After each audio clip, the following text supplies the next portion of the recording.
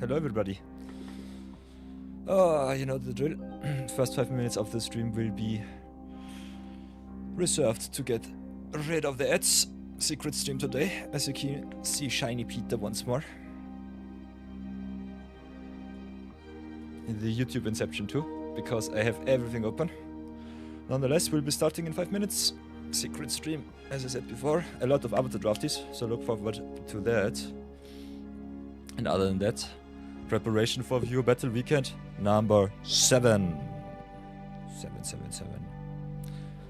So if you want to see me fail, if you want to see me succeed, definitely come by, say hello.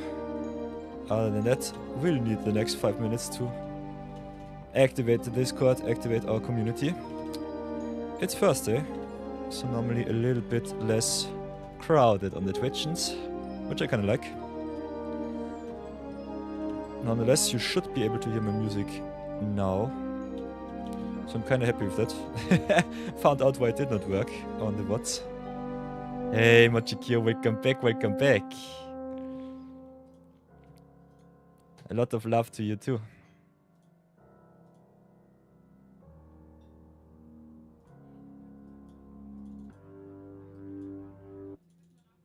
Wow, so many loves, so many hearts. Here you go, enjoy. By the way, kinda interested to see how loud the music really is in comparison to my voice, so that will be kinda fun. Yeah, pre-rolls are off. Should start right away in I think 30 seconds, something like this. So yeah, let's activate the Discord.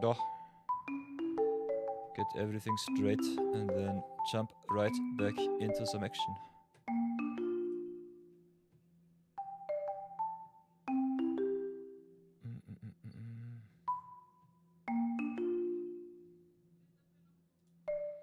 So copy text, copy pasta. And I think it's already day 116. So that's quite nice. Copy, paste, post, finito. Adios. Yeah, there is the ads. So I'm gonna get me some drinks. Protein shake is already at my leisure, but I have to get me a glass. So give me a second. Be right back.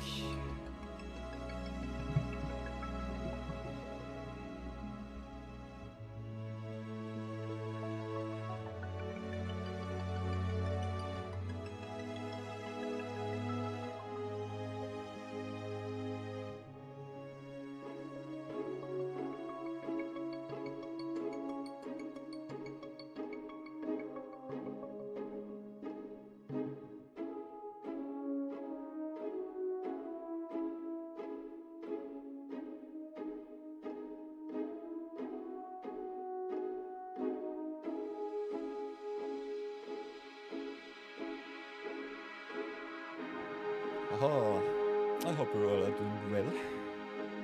Kinda love to see that the YouTube bots also get a little bit of love. Definitely have to update my video schedule, that's for sure. Sheesh. That has been something. Other than that, I think the lighting is okay. I will be a little bit dawdling with my voice running around. And yeah, Arena Client looking juicy today. At our announcement page.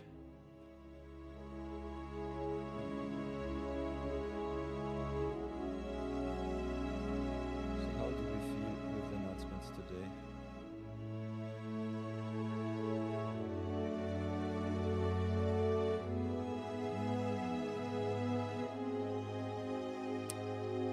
Kinda like what I see.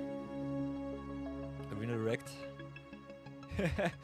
Right around my birthday, you'll love to see it. This will be a very busy weekend. Still 10 days ago. Perfectly.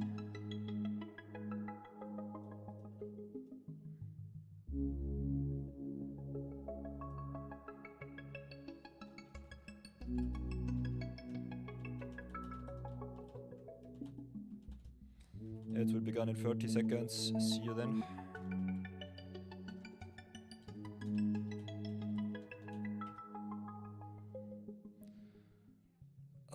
ay.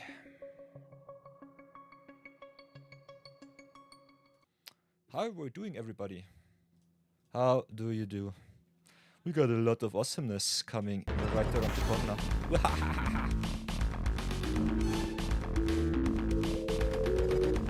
Ever so loud.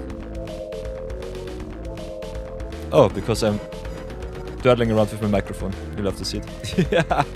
So yeah, it's over. Welcome back, everybody. Twitch always gets the stupid pre-roll ads out of the way after 5 minutes of streaming. So this is my leisure time where I can relax a little bit, get myself my glasses, my drinks, my snacks, prepare for stream. Oh, stage looking quite stacked, as you can see. We're still in midweek magic. Might do a little bit of zero budget brawling in the midweek magic queue to give you all the opportunity to smash my face.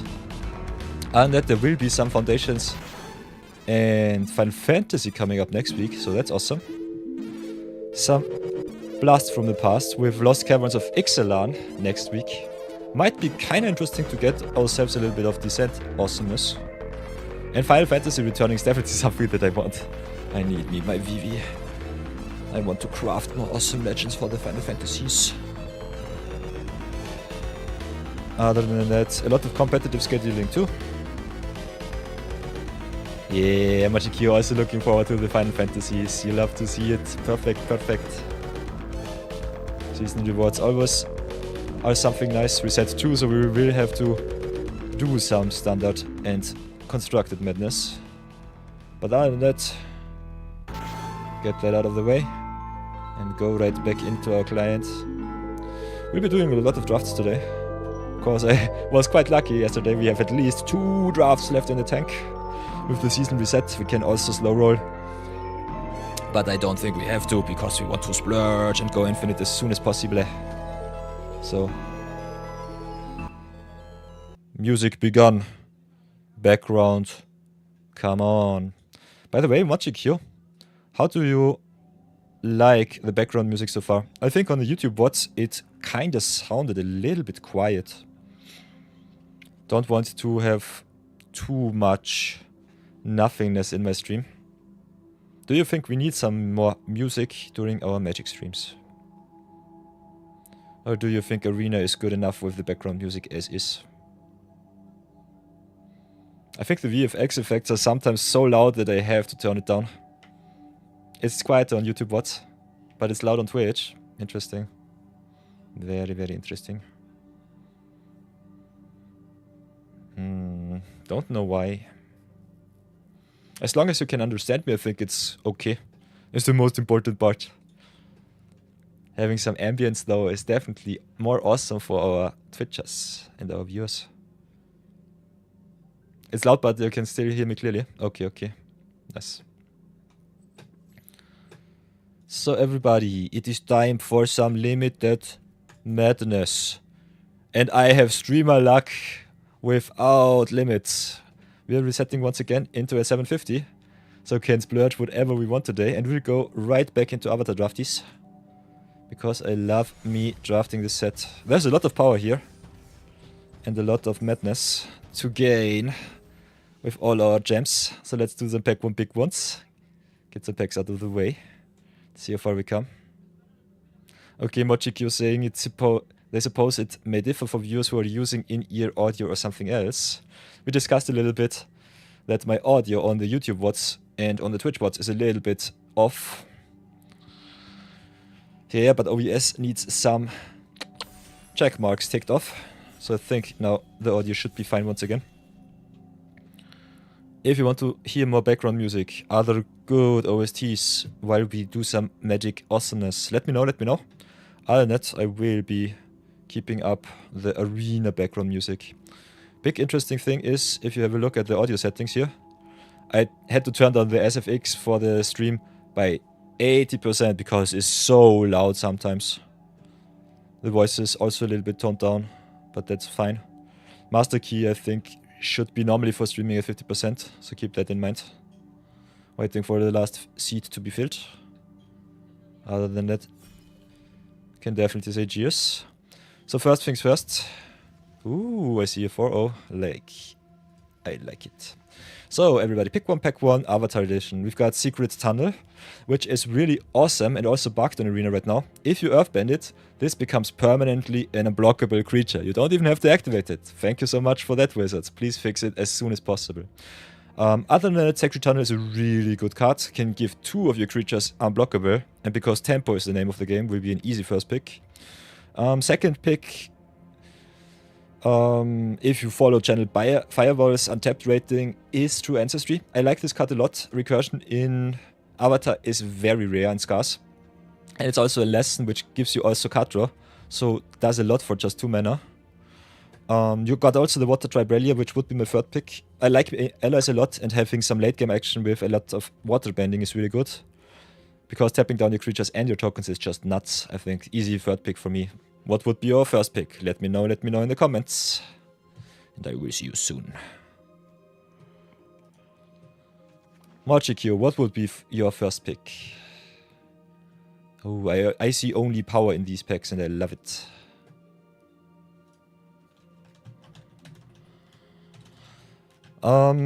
Pick 2 is kind of interesting. Pick 2 is really interesting. Kind of like me the Katara with the ability to grow a lot and also with the waterbending drawing some cards. Heibei on the other side is really good if you have some sacrifice shenanigans going on. Still not sure what is the better archetype if you are open. But other than that, I think it's either the Heibei or the Katara in this pack.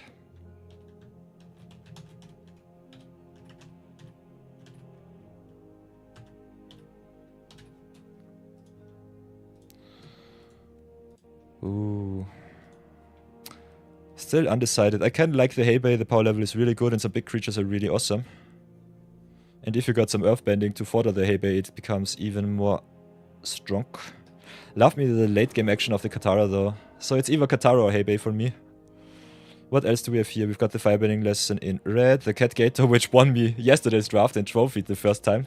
So big shoutouts to Cat Gator, I love this card. Being able to go to face, having lifelink too, is such a huge tempo swing. If you want to go aggro, I think Combustion Man is really solid. If you want to have more lesson synergies, Firebending Lesson is a card that will definitely not table.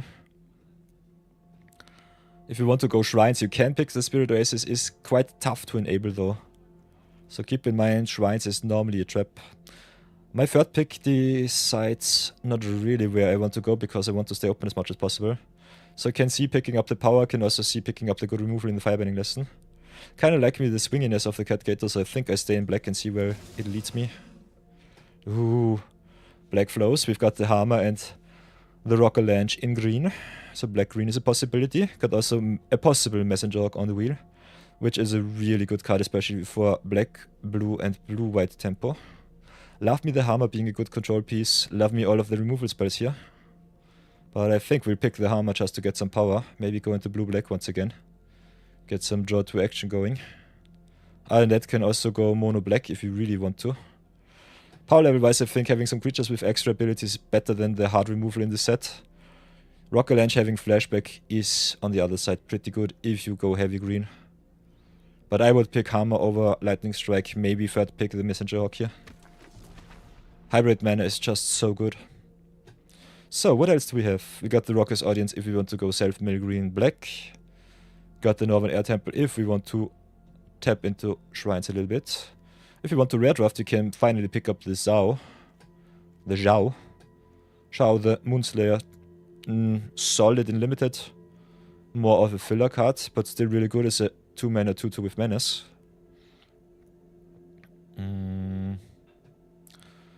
Find Razor Rings is solid, especially with the ability to give you life back. Hawk Monkey can be quite nice aggro piece, so a lot of power here. I think we just rare draft, because we will not miss too much. Love me Lo and Lee here, giving a lot of green to our opponents, but it still should be fine. I think Lo and Lee is definitely worth it with a lot of lessons and some nobility gaining lifelink. Some people think or say they don't like it. I think it's an awesome tempo piece, and there are some really aggressive decks. And if you can get some Azula or some Zuko action with some nobility, it's definitely awesome. This would be our third Lightning Strike, so that's kind of crazy to see that card go around so late. But yeah, I think I'll go low and lean instead, just stay in black, see what our second color will be next pack. And let the lightning strikes, battle molds, and the green cards go around. Ooh, now we've got the Earthen Ally. And the Sold Out. Both cards are quite nice. I'm a little bit of a rare drafter, so I inclined to pick the Earthen Ally. There are not too many allies though in black, so keep that in mind. If you're heavy black, you need some maybe good green cards to find the balance. Like the Sold Out, the Exile can be really important. Don't really think we need to go ultra competitive though. So I kinda like just picking the Earthen Ally for our collection. Ooh, and Judy. So yeah, black flows right around. We might be the only black drafter at the moment. Definitely take the Jody here. Awesome synergy piece for sacrifice shenanigans. Now we can decide if we want to stay in black, pick the Shao with more sacrifice, or the Wardrobe Sentries. Jody is an awesome sacrifice outlet, so Shao will definitely grow in value. So if we want to go black aggro, we definitely have the pieces here. I think Shao a little bit better than the Canyon Crawler, but still quite fine. Hey, Monomusa, welcome back. So yeah, stay in black, see what happens. Now I've got the Cycle of Renewal, or the Azula Always Lies. Like me the cycle a little bit more. If we go mono black, we can definitely just pick up the Azula and have some awesome early interaction. And a little bit of pump. Also is a nice target for the Luan Lee. So I think it's either the Azula or the Cycle, both are good. I stay in black and see what happens. Yeah, now we've got the Boiling Rock Prison and the Merchant of Many Heads. Merchant coming back is really good. So the black definitely where we want to be. This might be our mono black draft. Kinda interesting to see that.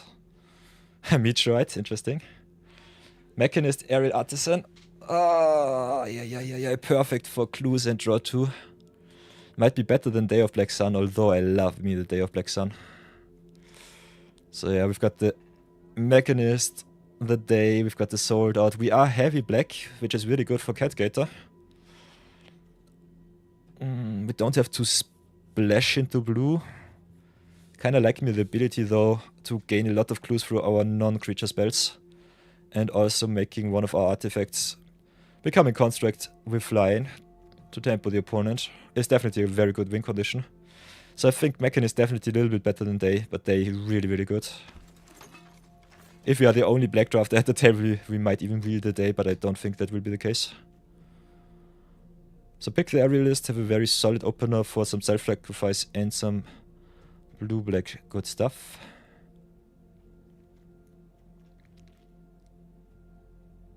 On the other hand, can definitely see us also just stay in mono black and go to town. We don't really have an incentive to go into any other color right now. Can pick the Fire and Heavy Trebuchet here. Mono black, by the way, makes Catgator also really good. Salutations, Monomusa. Other than that, best card in the pack, definitely the Zuko. Easiest card to splash. White Lotus reinforcements really strong if you have allies, but as you can see, our ally kind is not too big.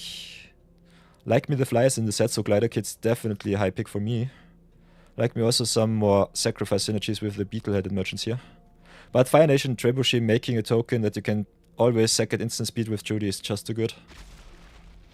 Still need a little bit more evasion though. So next pick will be between First Time Flyers, another Hammer, or the Deadly Precision. Hammer being able to yoink your opponent's stuff from the grave is kind of fun. Only downside is you need her on the board to play the cards. But you got some cheap interaction like Deadly Precision which you can yoink, or some cheap burn spells, so that is always good. So getting the yoinkage might be the way. She can also yoink, by the way, any non-creature spell. Our opponent yesterday yoinked my my Pursuit and burnt themselves to death with my enchantment, so that was kind of fun. So if you can get some permanents, some non-creatures, that is really awesome. We'll be picking up the Judy here. Other than that, First Time Flyer is nice. We don't have too many lessons right now, only the Zula Always Lies. And Judy is just busted. Like me the Buzzing Say as a very good late game card though too. But yeah, I think we just stay in black and see if we go mono black today. Okay, no black card for us. Got the Meteor Sword. If you got some blink, it's nice and white. Got the first time flyer if we want to go blue with the Mechanist. Jody, by the way, sacrificing clues and artifact tokens kinda nice with the Tolls of War or some blue token makers. Kinda like the Tolls here. Could definitely see us picking up the first time flyer or the Meteor Sword too. We have not too much hard removal, but already a little bit. I think we still stay in power, pick the Tolls here. Other than that, we also have the Firebending lesson for red. So can decide where we want to go now. Watery Grasp is solid, kind of like me the daily indoctrination a little bit more. We don't have too many good token makers, we got some very good sacrifice outlets. A little bit of recursion with the merchant, but sometimes you don't have the time to do so. So that's iffy. Having some earthbending is at least something.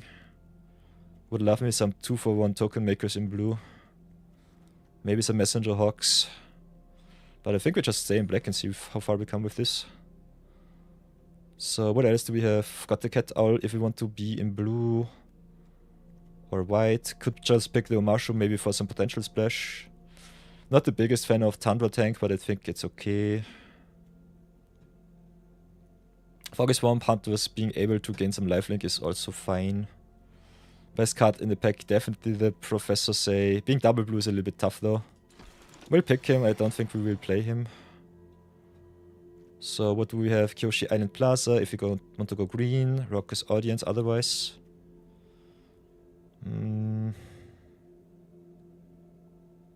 No card draw for us in pack 3, which sucks. We'll pick either the island or the audience, I guess. Ooh, another Shao is awesome. And now, this is what I'm talking about. Kyoshi Battle Fan is a 2-for-1. Nice sacrifice fodder to gain. Another Shao would be awesome. We have also some infinite sacrifice triggers with Jody already. So this is a little bit more of deciding if you want to go white or if you want to go just synergy. I think we'll take the Shao here. Pick the merchant here, just stay in black. Ooh, merchant coming back and also the little precision. I think we'll go for the precision here. We need some removal. Another Azula or merchant. We go for the merchant this time. Having one merchant is fine. Can still see us go maybe into green-black. Don't really have to. There's the Obsessive Pursuit. So yeah, got the Obsessive Pursuit, another token maker with the Trebuchet. We'll take the Pursuit here, making us a lot of clues is really nice. And blue-black still a possibility. So far removal-wise, we have the Precision, we have the Cat Gator.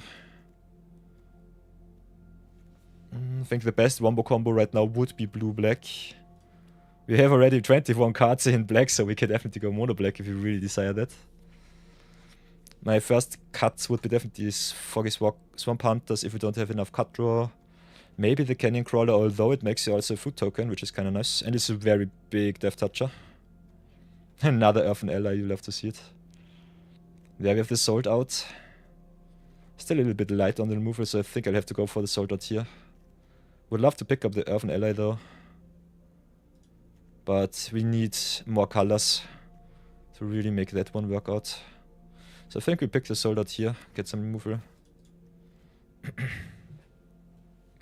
Could just splash the Mechanist.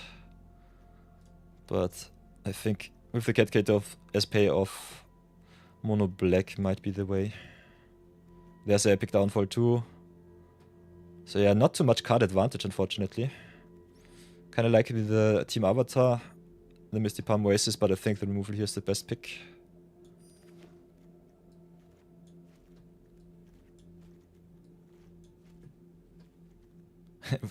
Don't really have a reason to go mono black. Oh, we've got the Tolls of War too, so we could splash the white.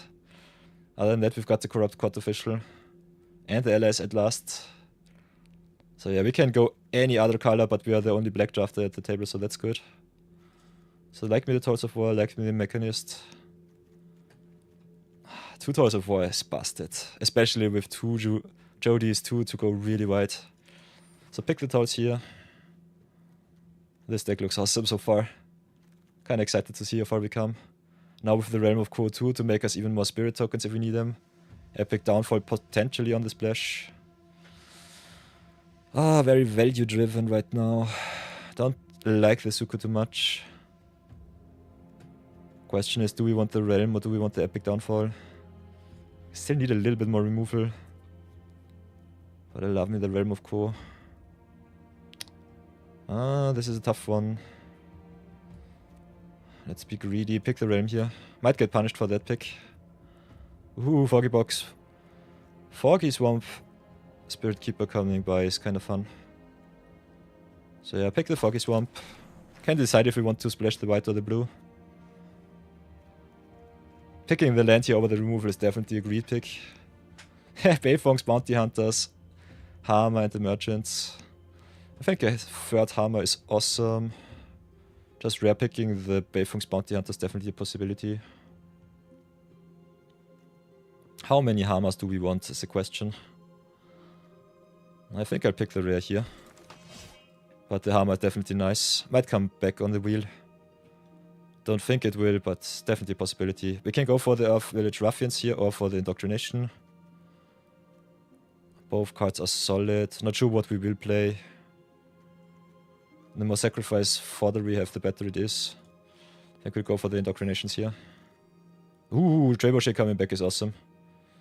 Also Vindictive Warden is kind of nice. But yeah, another Trebuchet is really good. So got the Monkey, got the Tank. Will not play any of those, I guess. So maybe just pick the Badger Mole. Can really play any color.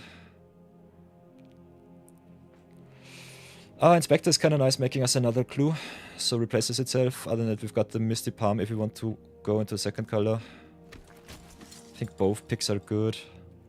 If we need more removal in white, yeah. Foggy Bottom coming back, and another Inspector. And the Village too. This draft was awesome. Mono black dot draft. Perfect. Simply perfect. So yeah, we can go mono black. Don't even have to think about it. Not getting back the Epic Downfall number 2 is a little bit tough. Can see us definitely play just mono black, go to town. If you want to go more value wise, I would definitely recommend you maybe go into white with the Tolls of War. I think Tolls of War are pretty solid. Pretty good. We're definitely lacking on the removal side, only having the precision, the downfall and the sold out might come back to bite me. Can cut one of the Dial Indoctrinations. Got the Possessive Pursuit to draw more cuts. Not sure about the Inspector though, or the Merchant. Might cut one of those. Question is, if we cut our black, go a little bit more into the white. Play the Tolls of War. I think it makes my Cat Gator way worse. The synergy with the Deadly Precision though is so good. Kinda like to try out the mono black first. I think we'll just leave it at this. Play the Merchants, play the Inspectors, go to town. See how far we come. If I think the deck lacks power, we'll definitely change it up to a dual color setup. But I think our mono black list looks awesome. So this will be our first deck. Can definitely see us also just go maybe a different direction with the white. Or the blue. Foggy Swamp is really good. As is the Mechanist. So can see us play the blue too. Play it like this. It's also really good with the two Hammers. So this might be the second way you could play the deck. And we also have the white Wombo combo. With the Trollolol. So you can definitely see you also play maybe the Tolls of War.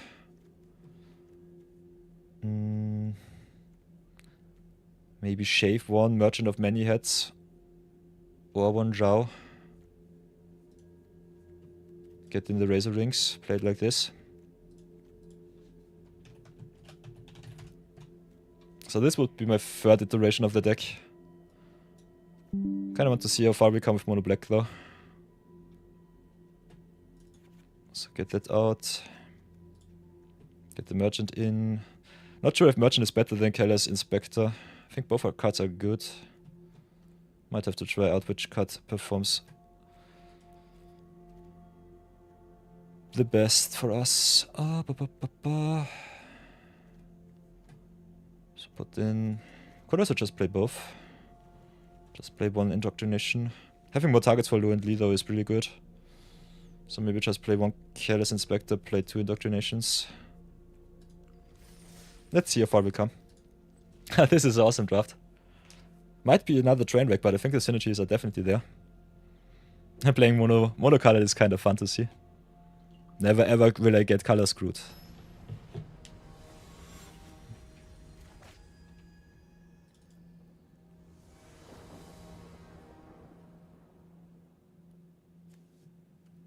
Okay, perfect curve out 1, 2, 3. Into potential Hebei on 4.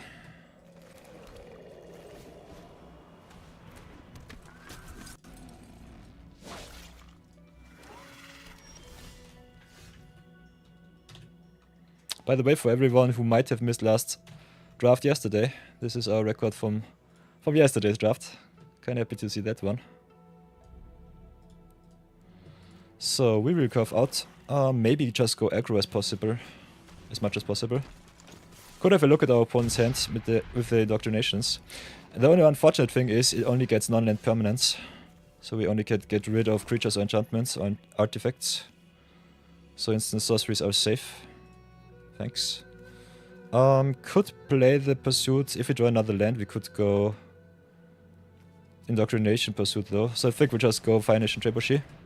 Maybe our opponent is also playing mono black. So let's see how far we come. Hebei with Fire Nation Trebuchet, by the way, also really awesome. Stacking it right, you can make the token first and then just sacrifice it with the Hebei. Okay, there's a downfall. Nice. I think we go for a land here. Go Canyon Crawler for land. Swamp it up. Play the Pursuit. Make a clue and go to town. Yeah, target whatever. And the cool thing with Pursuit is it only needs you to see that you sacrifice something. So cards like Heavy entering and sacrificing right away is perfectly fine. Okay, opponent goes white.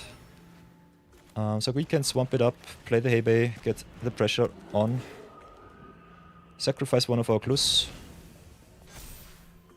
Then go to attack with the Careless Inspector, give it another counter. Could have also attacked with the Merchant here, getting it up to 3. Might have been the better play. Still can do that next turn, so I think it's fine.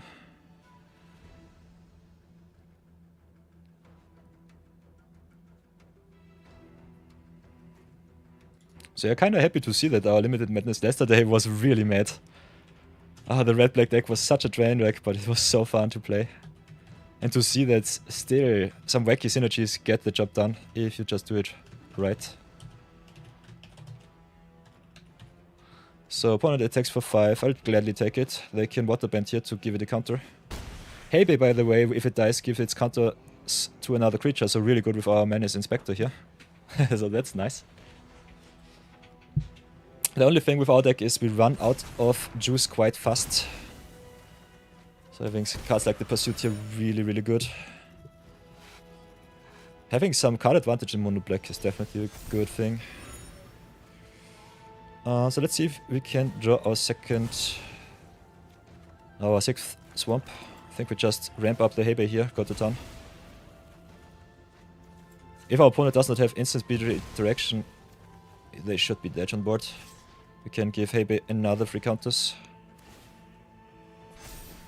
Get them down to 1.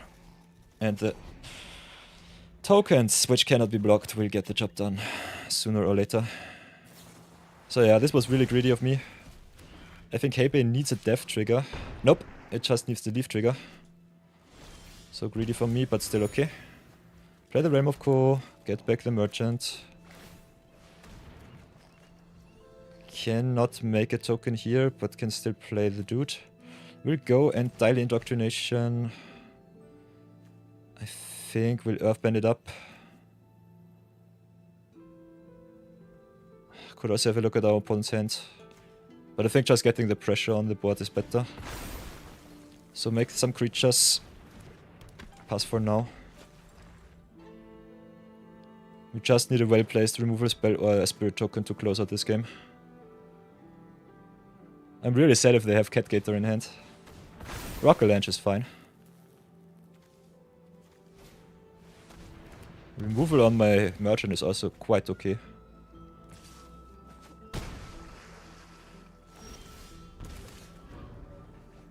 Okay, what can we do? Can definitely play the swamp, that's for sure. Can sacrifice one clue. Could sacrifice another one. Could just make an unblockable token with the Realm of Ko here. We have to be a little bit careful that we don't die on the crackback. Our opponent has a lot of removal in grave, so I'm kinda happy to see that with the hammer.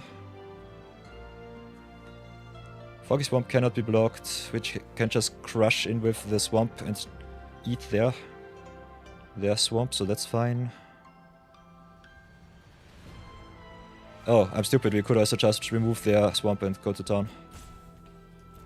So play Deadly Precision for 5, get rid of the swamp and that should be game.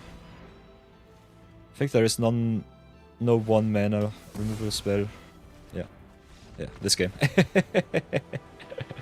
So many plays, easy 1-0. This was a stomping. Mono black going the distance. Love to see it. Mono B going to town, perfect.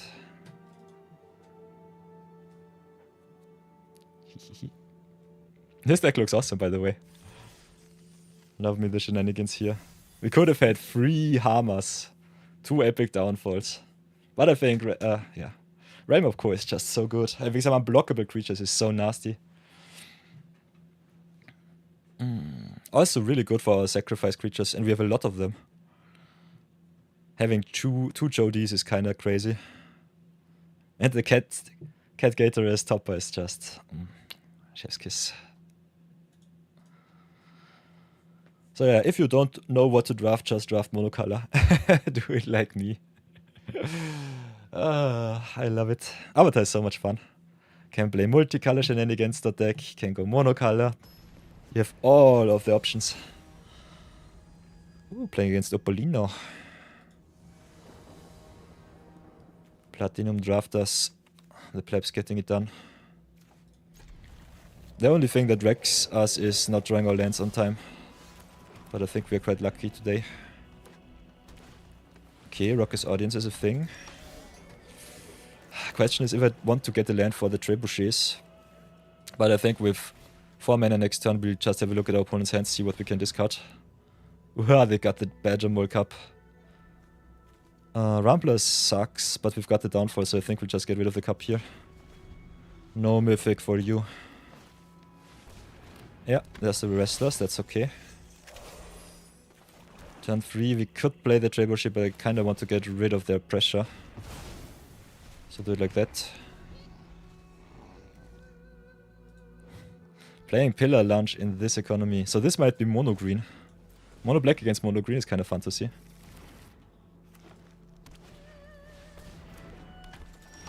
So okay, we draw our lands like champions. Do I want to play the trebuchet into a Heibei or just play the Heibei right away? I think I'll just play him. Next time we can stack the trebuchet triggers and grow our spirit into infinity. So I think that should be fine. Yeah, no blocks here. Opponent attacks for 5, I guess. Can be even more. Pillar Lunge also untaps, which sucks. So I think my Heibei might be a little bit too small. Okay, they tap down, that's fine. Cannot block with the small creatures, which sucks a little bit for me. Might fall a little bit too much behind with the Turtle Duck also growing into the stratosphere. We'll still have to try to raise them, or at least get the Heibei to size. So make the token first, then sacrifice it with the Heibei.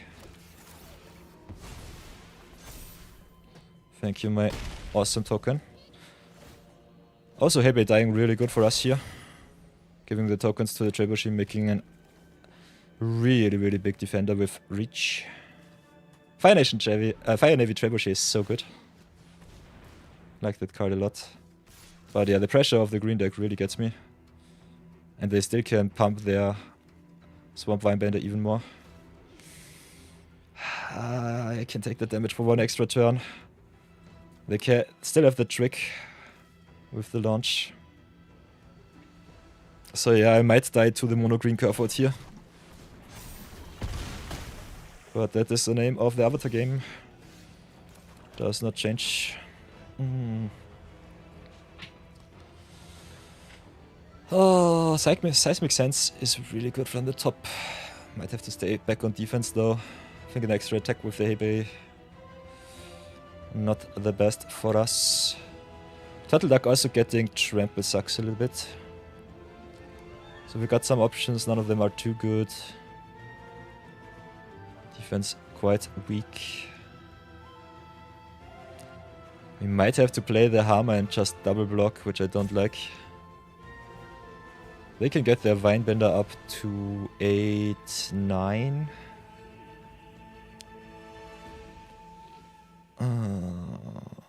So yeah, they can eat all of my stuff. Can play the Hammer. We'll have to trade Trebuchet with jump the Turtle Duck with the Trebuchet. This is a tough one. I need the big Hebei here. One extra attack should be giving me a good defender.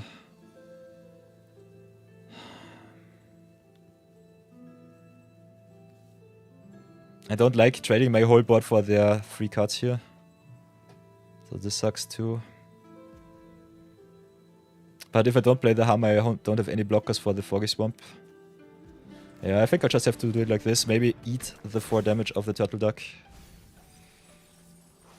Yoink their Seismic Sense. Oh, okay, why can I... because I can Water Bend, okay. Yeah, but I need all of my blockers, so I'll pass for now. Could also Water Bend for some creature. I think I need the Trebuchet as block, so pass for now. Otherwise we might die to nasty stuff. Turtle Duck can go up to 6, which is lethal if I don't block it. So I think we'll have to do it like this. Double block here, they eat everything. Could just block with the Hammer. Maybe grow the Trebuchet.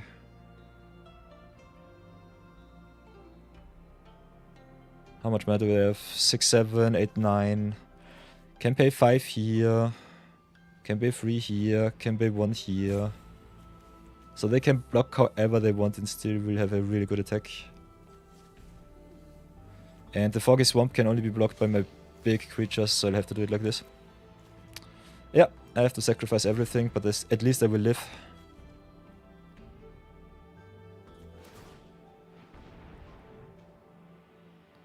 Could have also not exiled the Seismic Sense right here. But this is a tough decision. They will eat my whole board. I will trade with the Foggy Swamp and the Vinebender. The stupid thing here is that I don't get the counters on the Trebuchet because Duck. So quite a sad Hebei.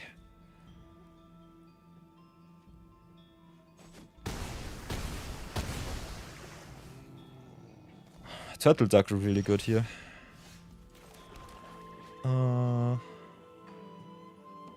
Target opponent mills, then we can exile. Could get ourselves a Pillar Lunch. Can only play the cards during our turn though.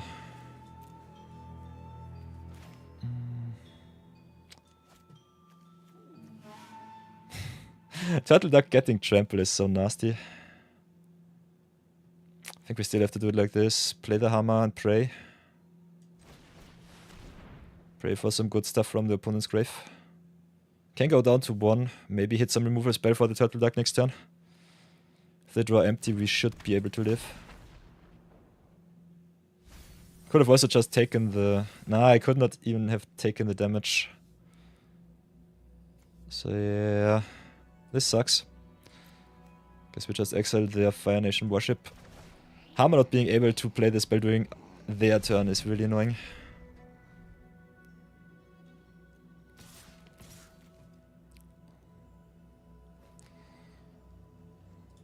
Yeah, I have to black here.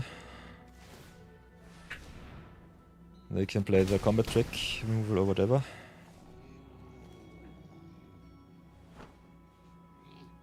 Ah, this is so nasty.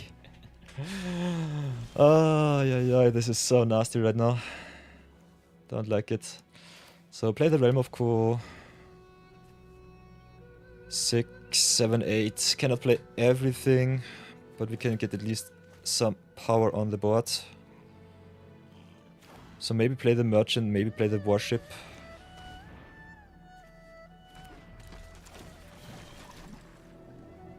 Could also water band with the hammer.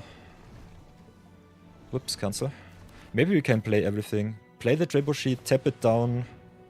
Then play the warship, tap down the trebuchet. I think that's fine.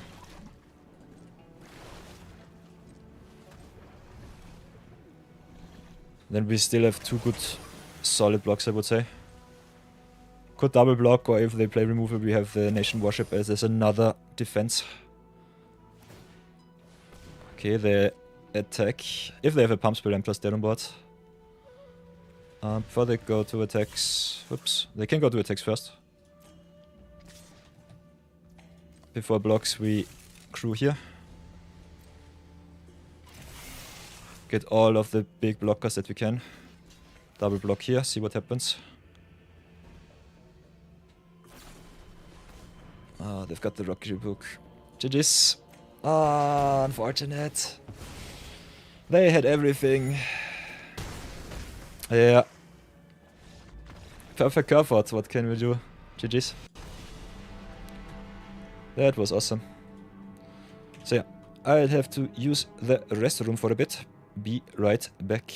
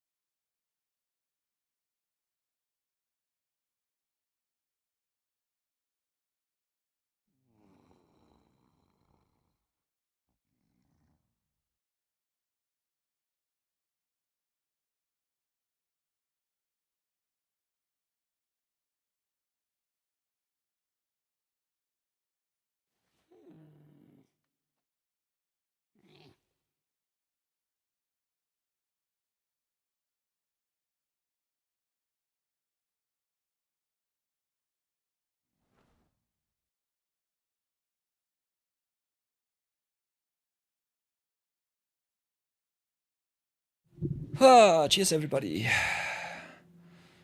I am so back. Look at this board state. Turtle duck wrecking me. We are really unlucky with the hammer here. Nonetheless, we go again. This is the name of the game. Cheers, by the way. Rehydrate yourself on a regular basis. Important.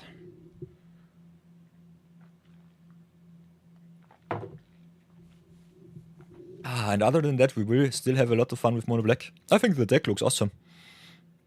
Don't even have to splash into another color. It got the Cat Gator as a nice finisher.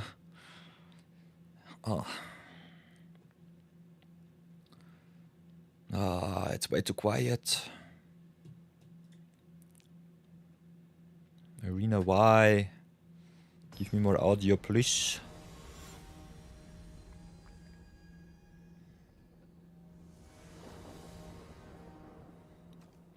So we're on the play again with a Pursuit on turn 2 and a Trebuchet on turn 3. Kinda like what I see. Could also just curve out Daily Indoctrination, make it tap 2-2. Go aggro. Which I think is also solid.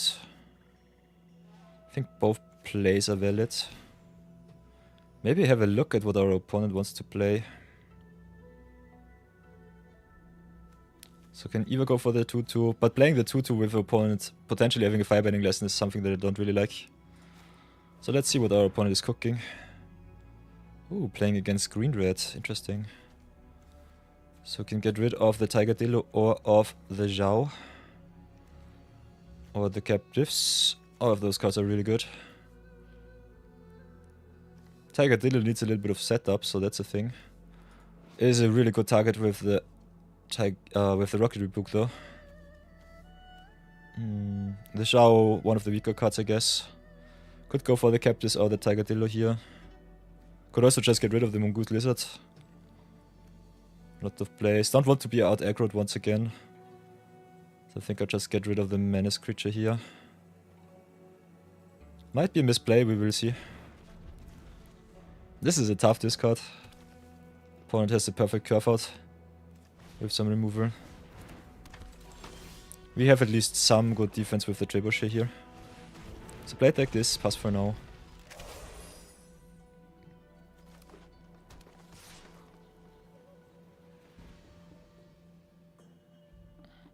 They can trade Rebuke into Trebuchet, which is fine. Kinda want to blow them out with the Zula Always Lies though. So I think I'll keep it as is.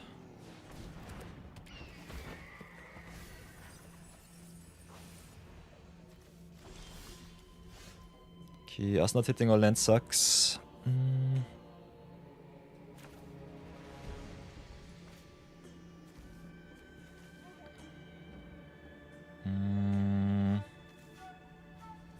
I want to hit my land drops. Kinda want to give a counter to the Trebuchet though. How do we play this? I think we'll pass for now, see what happens.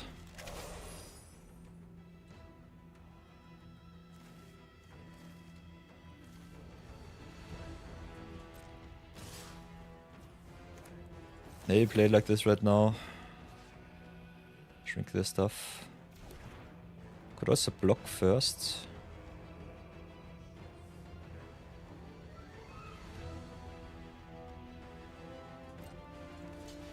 Maybe block like this.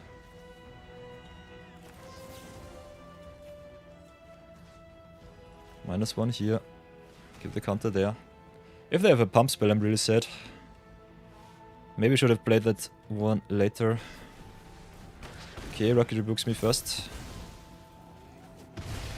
Whoops. So yeah, getting punished quite hard here.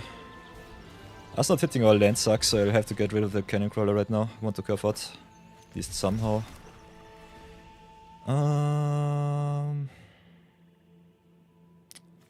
Yeah, Jody's a thing.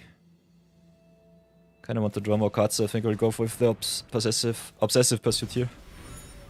Could also see us play the Jody to sacrifice the Clue, make more Jodies. So this might have been a misplay. Maybe play the creature first. Of course we get out aggroed quite hard. And Pursuit pings me for a lot of damage. They can activate their Captives next turn if they hit their land untapped.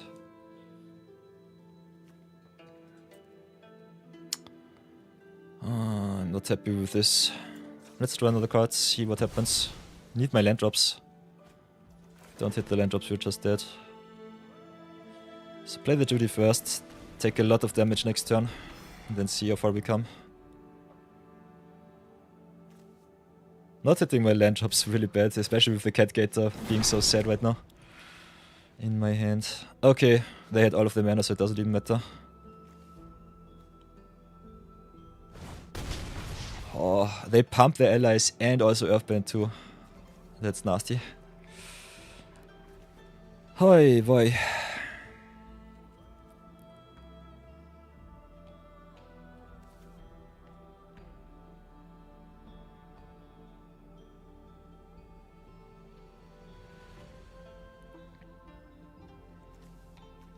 So yeah, that missed land drop here really bad for us.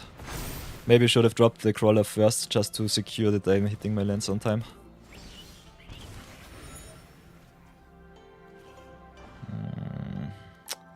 Sold out a little bit too late.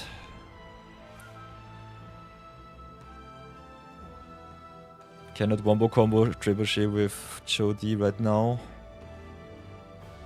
Going to get the pressure off board. Suko is their value piece. We have to jump block next turn either way. Draw another card, I would say.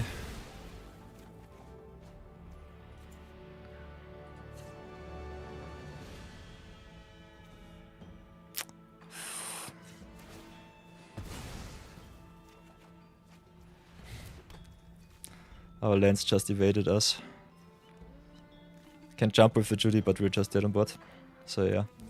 There are some plays where you can jump block, get rid of the Suko and still live for another turn, but we are so far behind. So I have to concede that one. So yeah, as you can see, not curving out an avatar, losing your land drops definitely easy. Easy loses you the game if the opponent just have the perfect curve. Even with our value. So yeah, it is what it is. You win some, you lose some. Still think that our mono blacklist looks quite juicy. Our deck does not have any pathetic cards. It just needs to hit its lands and go to town.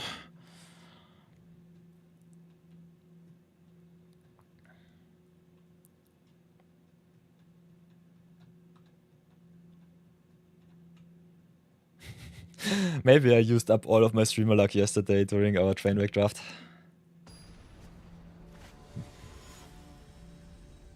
Let's see what happens next. So, I like what I see. Just hit your lands and play Catgator on curve. Play El Swamp. Uno, dos. Could drop the crawler, but so far I think with the lands we are quite happy.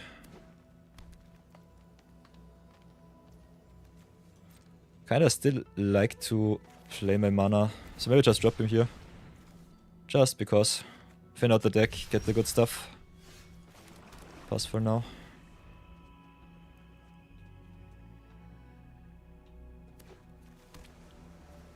Losing the big creature might be bad for us. I think it's still okay-ish. So play around the Quench, play the Judy here. Pass for now. Okay, opponent with the Tai Li. Which we can exile, so that's okay.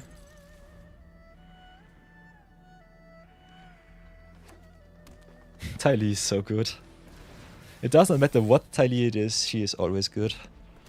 Let's see if our opponent just wants to quench us. Play a million instant speed spells. Looks a little bit like it. And I kind of want to open up our Jody once more, so I think we'll exile the Tai Li here. Just play around the quench, don't care. See if they tap out, and if they do, we just go to town with a Catgator.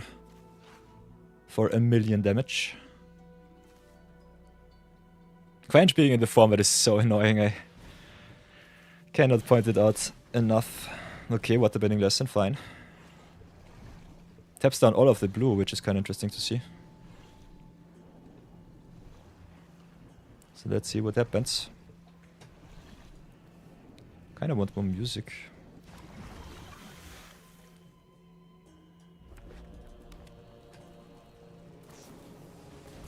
Lightning Strike, okay. There's a tap down. So Lu and Lee quite nice now.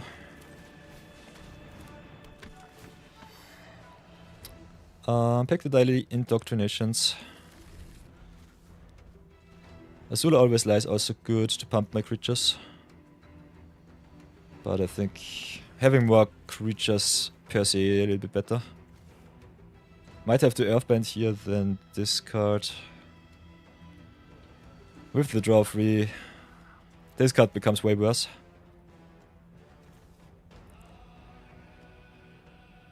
Still in search for my synergy pieces here.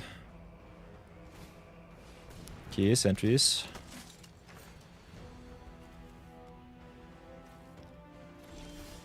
So let's have a look at our opponent's hands and see what they are cooking with. I'm definitely playing around the quench here. I know that they have it in hand. The way they tap down, they definitely have it. Okay, Serpent of the Pass. Is this their last creature? Ah, there it is! I told you. Soccer is everywhere. Question is, do we want to get rid of the Chong or the Sages?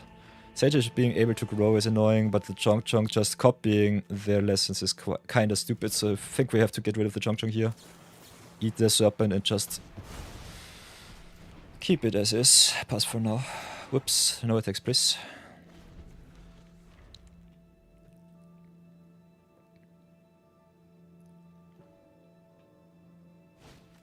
Haha.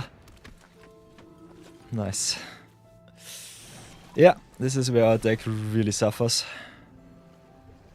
I hate it. Do we still have some removal? Yeah, we've got the Deadly Precision. They tapped out, we can also play the Catgate to get rid of the Iron now. So I think we're not totally dead. But this is a blow. Hit them for 2 pass for now.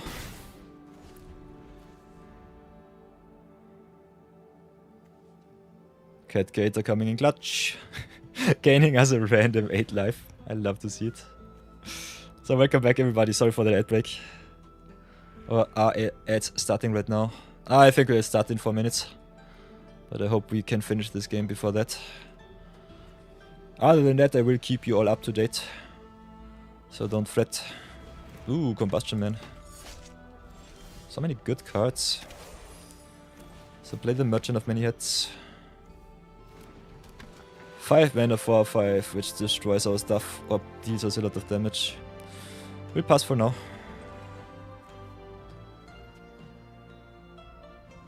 Still in dire need of our synergy pieces. Would love to hit our second Judy or maybe the Heybei. Hammer would be also really awesome. Hammer would be really good. Okay, they fight our Catgator. Gator down. I will gladly double block the Combustion Man here. Cannot give them too much value. Okay, they stay back on defense, that's fine for me. Yeah, and there are the ads.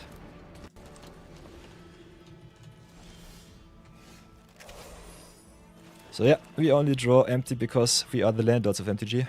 Pass for now. And might be just dead against the opponent's pressure.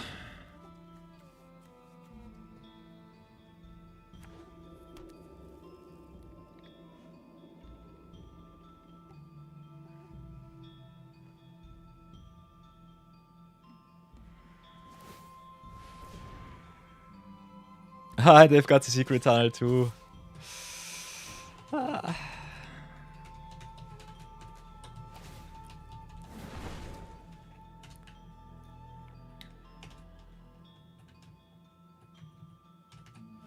Oops.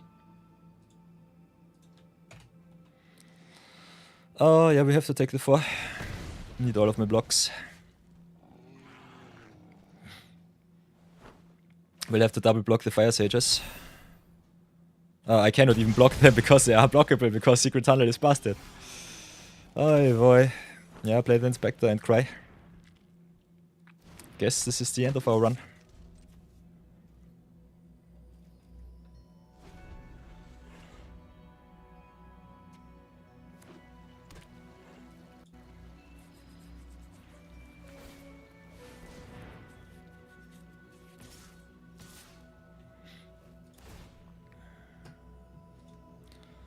So whatever will it be? I'll have to take the 4. It sucks. Cannot even block. So taking the 4 here with their blockability might just kill me right away.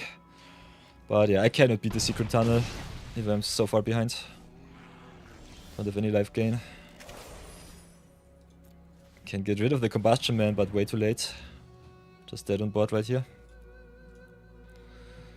So yeah, take our loss like a champion.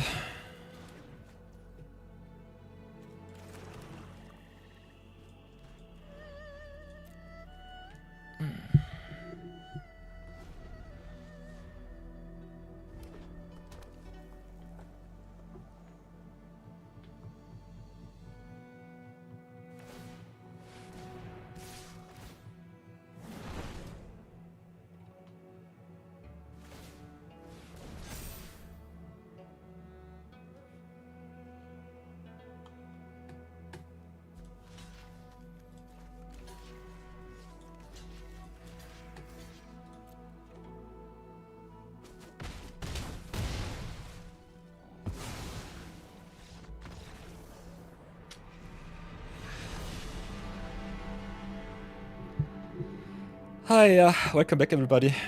That was a beating. Opponent top deck secret tunnel and just got to town with the combustion man. We got the answer for the arrow, but it wasn't good enough. So yeah, you win some, you lose some. Avatar is really tough. I think we had an awesome deck, but yeah, got wrecked by the value. So, a short little deck review. What did I like, what did I not like? If you have a look at our rares and mythics, you can draft a lot of rares in Premier Draft, which is kind of fun. I think overall we drafted... how many rares? Oops, rarity, rare. 1, 2, 3, 4...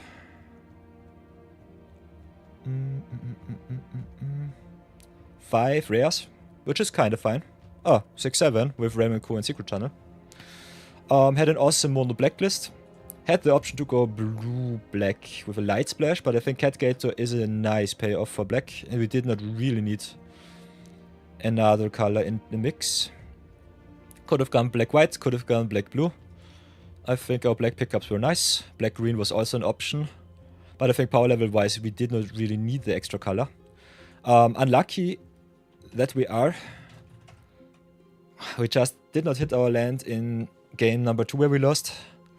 And also got wrecked by a very awesome beatdown curve in game 1 and 3 against the mono green deck and also the Lessons deck.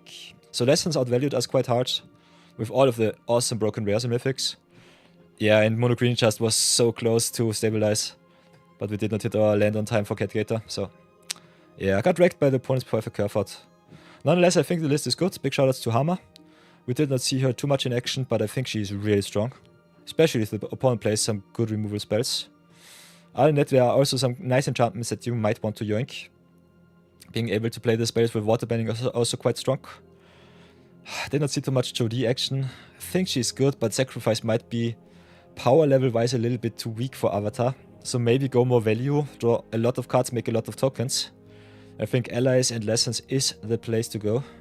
Monocolor is fun from time to time, but sometimes it's just too weak. Although this deck in any other format would be awesome, would be really strong. We have some nice little rares with value, but the tempo is the name of the game. If you don't get the tempo, you just die. So I salute you, my deck. Let's cash in the pity packs. Get me the pity gems after a nice trophy draft. This time we just get wrecked and go 0-in. Not even 0-in 3, 1-in 3. Had one perfect curve out, but then got just stumped. So thank you so much. And go again. See you soon. Oi, boy.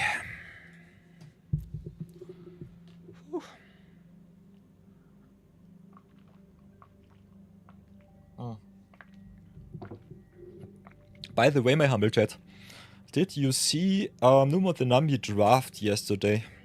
Kenji Higashira tried the fun thing and switched to quick drafts. Don't think that you can go infinite with quick drafts, because the bots pick the rares still quite high, but I think the win percentage might be a little bit better because you can go into more drafts. I think there is the juice hidden.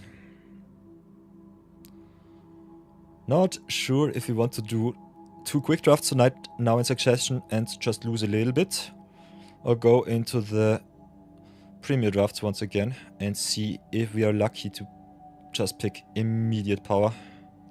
Avatar is really tough to draft. You can draft everything and it still might not be good enough. So I love this set. I love to pick up a lot of awesome rares. I think we still try at least another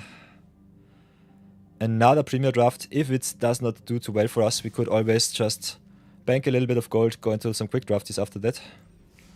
So I think we give the premier draft one extra chance. I think so far my records have been quite well distributed. If you have a look, Night of Yore, where are we? Whoops, sorry for that. Cannot dox my customers. No, this is just viewer battle. Give me a second. If we have a look at my editing notes, where is it?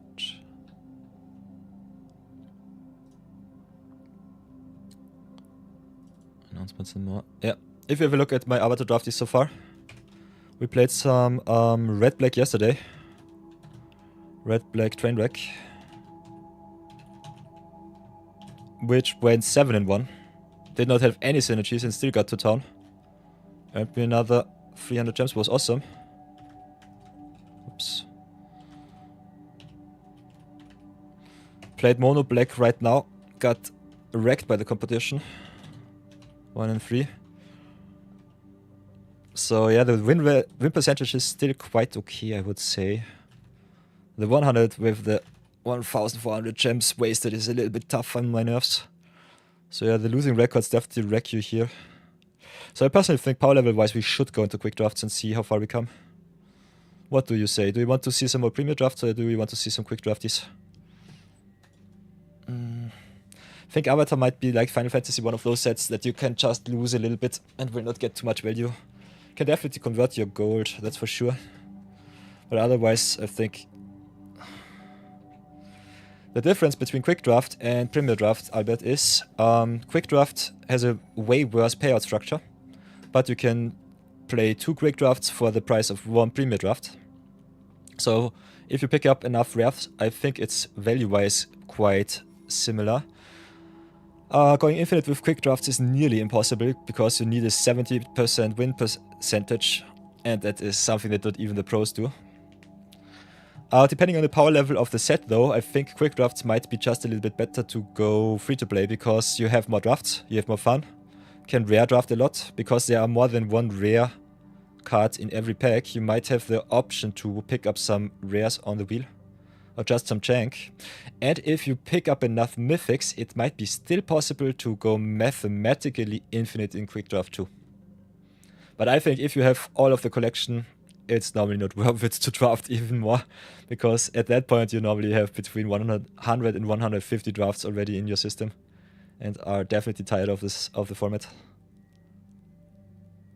You believe in my consistency, so quick draft is probably better. I don't know. We could try it. Last time I did some quick drafties with you all. I think we went a little bit not so nice. This was off stream. This was on my other account. So I would have to watch the VODs with the stream drafties. Stream drafts.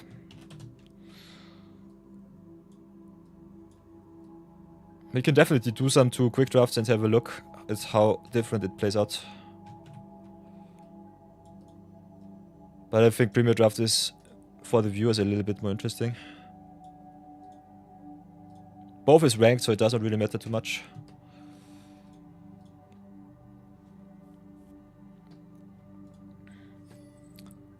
What we can definitely do is also compare our rare picks. This was 7 rares. 7 rares premier. Maybe do some little experiment. This was also, I think, 4 rares with... I think it was 4 rares, 1 mythic, something like that.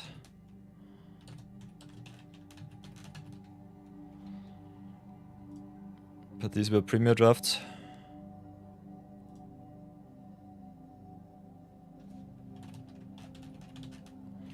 Can definitely try it out. I'm definitely in the mood to draft some more. So everybody, I think we do some little experimenting. Let's go into some quick drafties, as you can see behind me. Boink boink.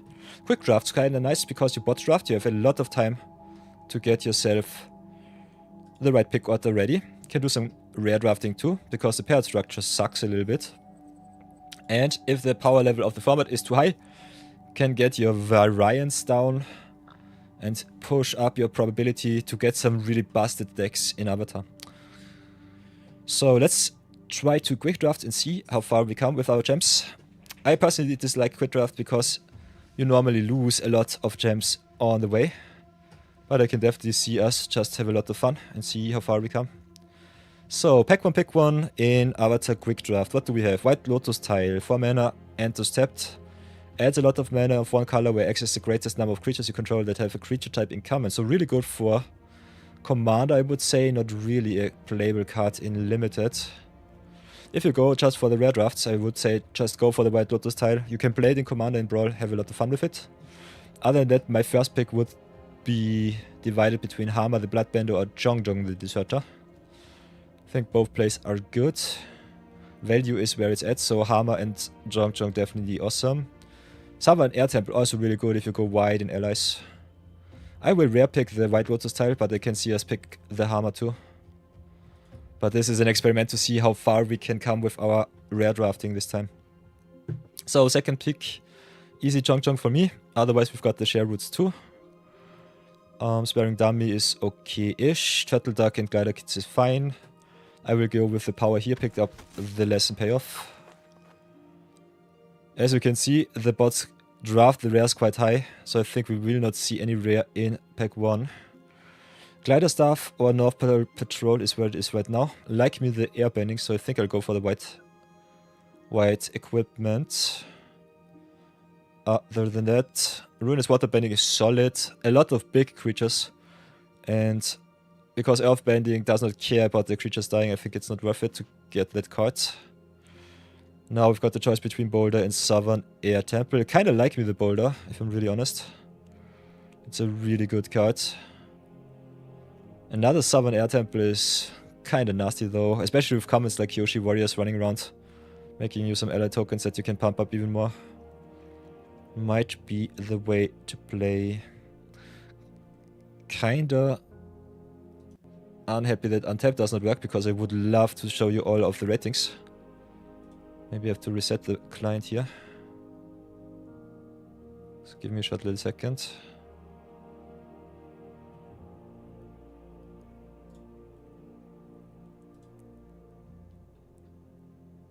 But Untapped should work.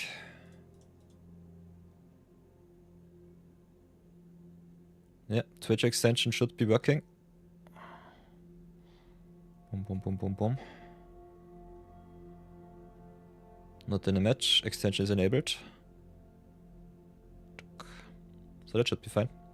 So yeah, third 5 pick between Boulder and Southern Air Temple, I would say. If you want to pick power and a lot of value, I think the Boulder might be better. So let's pick him here. Now we've got the Katara for allies. Is also really good if you have some water bending going on. And she also enables it herself. So I think the next pick is between the water bending lesson and the Katara here. I want to play some value today. So I think I'll just pick the Katara. Ooh, Humble Defector is kinda nice. Draw 2 cards and target opponent gets control of this creature. Really nice value piece. I hate the full art cards. But I think Humble Defector is also a rare in this set. Let's have a look. I hate it that you cannot even see the rarity. Is it a rare or is it an uncommon? Don't even know. So yeah, I think Humble Defector is okay-ish. Not the best card, but still solid. Drawing your opponent a lot of cards, normally not where I want to be. Other than that, we've got the North Pole Patrol, which is really good. Can tap some creatures down. Got the Ground Crown or the Water Tribe Captain, so blue looks quite awesome.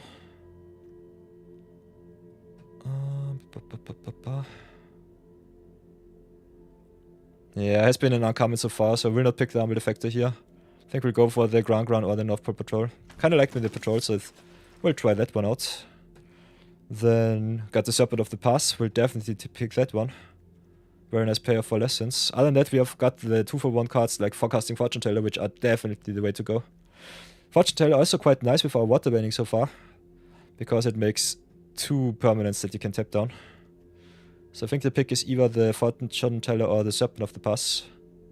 Serpent can become really, really cheap to cast though. I like with cheap big spells or just some value. I think I'll try and go for the Serpent maybe. We need to pick up a lot of lessons though for it. But we also have the Jongjong already, so might be the way. Sundial of the Infinite, interesting. Yeah, blue definitely the way, so Air Nomad Legacy is busted. This card coming around is kinda strange. Then we have Lost Days, the Meditation Pools, or the Fortune Teller. Cadets and Ostrich was also good, but I kinda like me the Fortune Teller here, so I think I'll go for it. Could also just pick the lands to get our fixing going, which we do with the Kyoshi village. Flexible Waterbender is mediocre filler at best. We'll pick the Sandbender Storm, not a good card, but still solid one. Cat Owl is also more fillerish. Kyoshi Warriors would have been awesome with 2 temples. Kinda like me the Flyers though for the Air Noble Legacy. So yeah, I think I'll go with the Evasive Creature. Warriors giving us tokens for the waterbending though is also quite nice. And it's an ally. I think synergy wise the Warriors might be better here. Pick the Battle Fan. Get the Swamp away. Ooh. There's our next rare to pick up. Rare number 2. Other than that we've got the Cat Gator in black, which is solid. We still don't really know if we want to play white, but I think it looks quite nice. Got some potential Razor Rings. Ograngram on the splash. Giant Koi is also solid, but we are here to rare pick. Rare drafted up. Now we've got the Hammer or the Firebender Ascension if you want to rare draft even more. Hammer is really good, kinda like her, especially if you're heavy blue. She's definitely playable. Snowball is good tempo card. Fortune Teller just a nice little payoff. So with what we have, the Hammer definitely better. I will rare draft the Ascension here though. I don't trust the bots. Get all of the rares for my effort. If we are heavy blue, we can go Waterbending Scroll. If we want to forgo blue, we can go White Lotus Reinforcements. We could also go 3 color allies. I think Waterbending Scroll is pretty good if you have a lot of islands. The extra draw is really nice. We have some allies already, so the White Lotus Reinforcements might be better though. I think I'll pick the power over the value here. Kyoshi Island Plaza can fix us. Got also the North Pole Gates and the Messenger Hawk. Also Avatar Enthusiasts, really nice wombo combo with the Kyoshi Warriors. Growing ever so fast. Don't see the Junk right now. But otherwise the draft is I think okay. Best card in the pack by a mile is Tylee, that's for sure. I think allies is definitely where we want to be. So we'll go white or blue here. Maybe pull the North Pole Gates. Just to get us more fixing. Daily Agents is also quite nice. Got the Waterbending Lesson here, the Crushing Wave. Crushing Wave with tokens is really awesome. Can only distribute 3 stun counters among creatures. But I think tempo wise is still good. Kinda like with the Daily Agents, might still go blue, green and splash the black. So power level wise I think we'll go for the Agents over the Crushing Wave and the Waterbending Lesson. But this is a very fringe pick here. Angst Journey would have been nice if we picked up all of the shrines. So we get a little bit punished here. Fortune Teller and Tribe Captain is good though. I will take the Tribe Captain over the Fortune Teller. The Yip Yip is a fine combat trick. Also another lesson. Lost Day is really expensive. Making you a clue though is definitely nice. Best card in this pack is definitely the Captives. In what we have so far in our colors. If we want to stay in blue-white, I think we should pick the Lost Days. Having some cheap lessons though is pretty nice too. Yeah, but we need some removal. So maybe pick the Captives or the Lost Days. Kinda like the allies. I'm not sure if this is the right pick, but we'll try it. Ember Island production is not where it is. I hate Zuko's Exile, will not pick that. So I think it's an easy Kyoshi Warriors here. Cat Gator coming back is kinda crazy to see. Can pick the Koi for some more fixing. Or just as a very good late game closer. Pick the Koi here. Maybe get the agents out of the way. Meteor Sword is solid. If you want to stay on tempo, I think the Fortune Teller might be better. It's also an ally. Yeah, but I guess we need the removal spell here, so pick the Meteor Sword. Nothing that I want to play here. Maybe Yip Yip if we want to go a little bit more lesson heavy. Pillar Launch, Fire Nation Raiders, nothing really playable.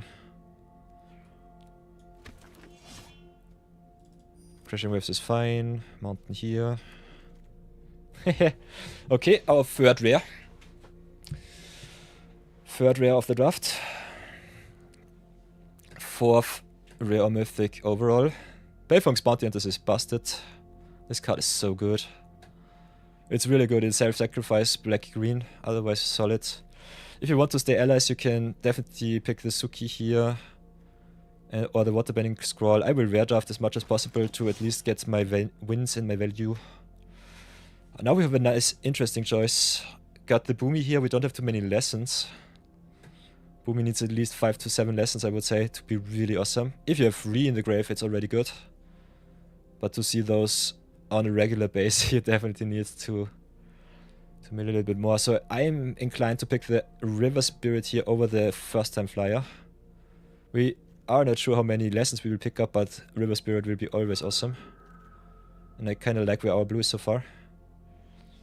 Now, tempo-wise, we've got the Octopus form. If you want to go wide with allies and maybe splash the White Lotus reinforcements, I can definitely see you pick the Kyoshi Warriors. Kinda like the Earth Kingdom Protectors, but we don't have any good rare and mythic bombs to protect. So I think Protectors is solid, but I kinda like me the value, so I think I go for the Quench or the Warriors here. I think having enough Warriors is kinda fun. First time flyer really good with the Ornament Legacy. Fancy Footwork also a nightmare for your opponent to block. If you want to pick up removal, Rocky Rebuke is where it is. So we've got some choices here. We are in dire need of removal spells. So I think we might have to splash maybe the Rocky Rebuke. This is a little bit awkward. Could still drop. Most of our white cards go green-blue. Or green, blue, black. We have some options here. This is one of the reasons why I love me quick draft, because you have got so much time to just have a look at that. Let's choose a pick order and definitely analyze what is the best for you. So if we had more lessons, I would definitely say Serpent. With the Air Nomad Legacy, I'm inclined to pick the first time flyer. If you want to stay open, color-wise, can pick the Rocky Rebuke. We are already mid-pack 3, so we will have to decide rather soonish. How many flyers do we really have? 1. Yeah, 1 flyer so far, so the Air Nomad Legacy not really good. Could pick the first time flyer. If we pick up more lessons, it's nice. Other than that, I think the power rests in our green cards here. The splash is in white though, so big oof. Base green might have been a little bit better. Also another cat gator, kind of fun to see. So it's either the Rocky Rebuke, the Fancy Footwork, or the Serpent of the Pass. Nah, I think Serpent of the Pass might be the worst card. Maybe the first time flyer instead. Just having a cheap flyer is so good. Kinda like me the green cards here though. I think we'll go for the Rebuke and see how far we come. Let's get maximum punished. Foggy Swamp, Waterbending Lesson, another Water Tribe Captain. More lessons, more cheap lessons are really good. Octopus Form is a solid combat trick. Water Tribe Captain rewards us for our Kyoshi Warriors here.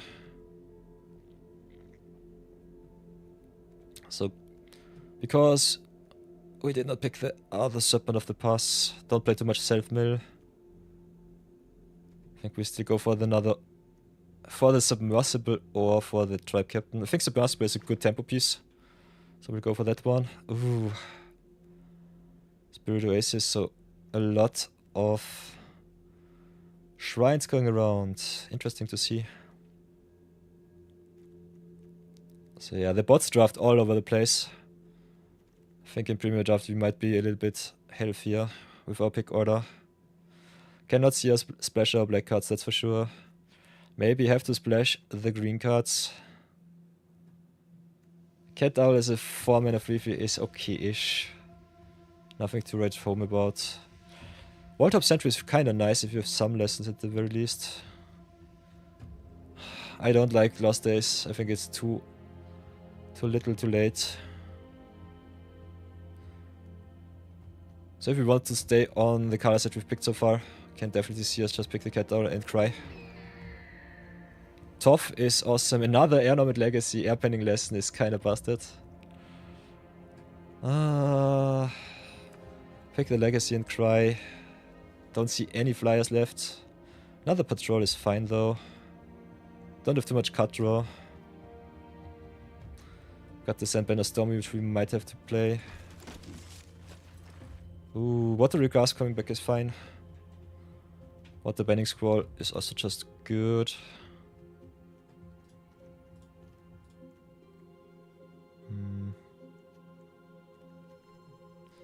So if we want to be as effective as possible, I think the scroll might be the way. Otherwise, if you want some more removal, you can definitely pick up the Watery Grasp. Playing it for 6 though is tough, and it only gets creatures which are tapped, so that sucks. So another Sandbender Storm is at least something. Octopus Form or Quench. Quench is really good, so I'll pick the Quench here. Footwork for some Combat Trickery, which we definitely need. And I think we'll pick the... Could pick the Confrontation. I think it's a trap though. Pick the Octopus Form here. And yeah, this was our quick draft. As you can see, not many rares going around, so I think Premier Draft might be the better way to also rare draft. I think the bots pick the rares quite high, and I hate it. Bots rare drafting you out of quick draft is something that I despise. So that's a little bit of a scam. Water Bending Scroll needs at least 8 to 9 islands, so that's fine. Got some non-creature spells here. So I think the Serpent of the Past definitely happy. If you have a lesson by chance, can flash it in, otherwise it's still just a very good card. Water Spirit might come down in our deck on turn 4. Cannot cut any creatures, that's for sure. Because we don't have too many creatures, I think the Yip Yip also definitely less awesome. The Fancy Footwork too. Might cut also the Octopus Form, just get all of the lessons out. Yeah, this deck is not what I want to see. Don't have anything with flying. You only have the Glider Staff and the Cat Owl and the River Spirit, so our Air Nomad Legacy really bad. Would have loved me more of the 2-drops.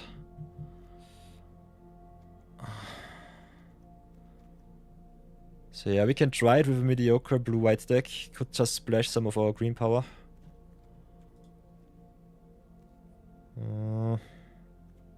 If you draft around the rares, could have definitely seen us pick more green, but it was not really open. White Lotus tile kinda interesting with the mana for the allies, but it's not really playable in limited, it's way too slow.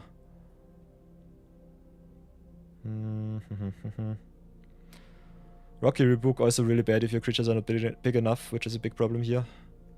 Kinda like the White Lotus reinforcements on the splash maybe.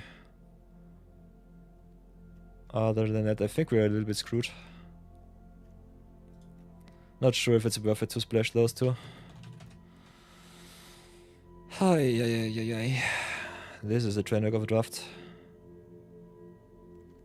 Might need the Quench. Could cut the Battle Fan.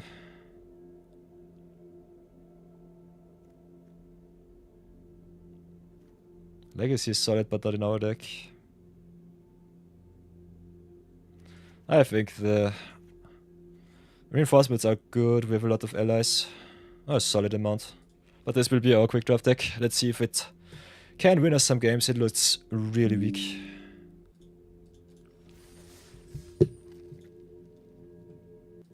And we picked up 3 rares and 1 mythic, so that was also kind of nasty.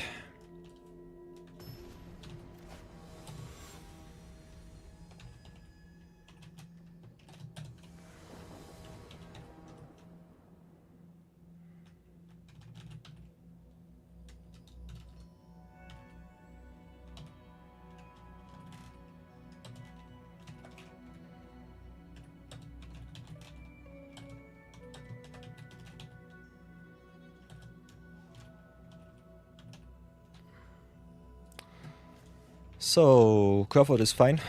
Got the scroll on 2. Got the Submersible to bounce. So that's okay-ish. Got the warriors on 4 if we can curve out. So let's see how far we come.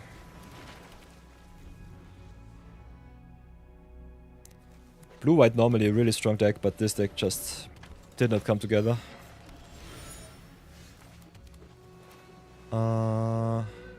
We turn up to non-target, non-land permanent, so we can bounce their clue. At least get some value off the board. Playing against the mirror match. So let's see how bad it will be. If we hit our land drop, it would be awesome. Curve out into warriors. Other than that, we still have to just keep our mana open. We've got also the quench, which is fine.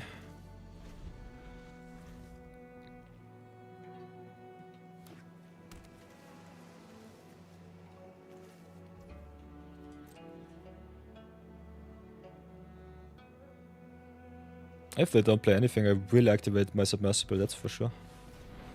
Paku is okay.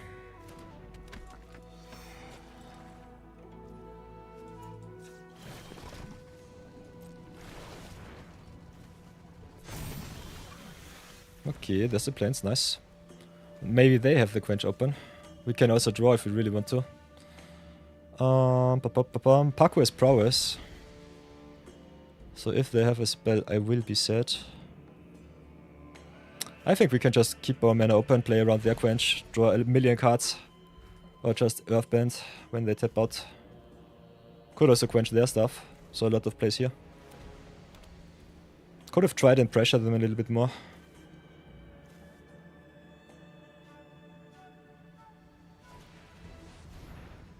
Okay, there's Katara, that's fine. So opponent also drawing a million cards.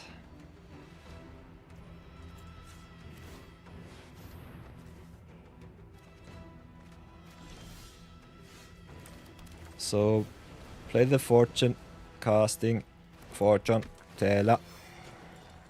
Make some card draw pass for now.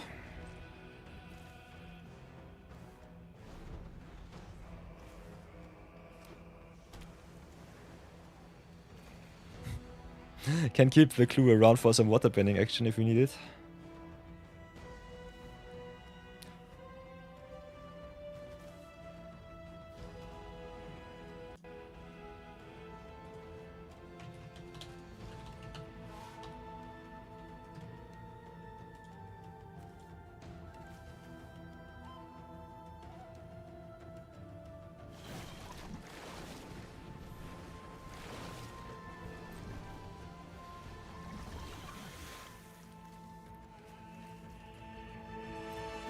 Quench is such a stupid card, I love it. So let's draw another card.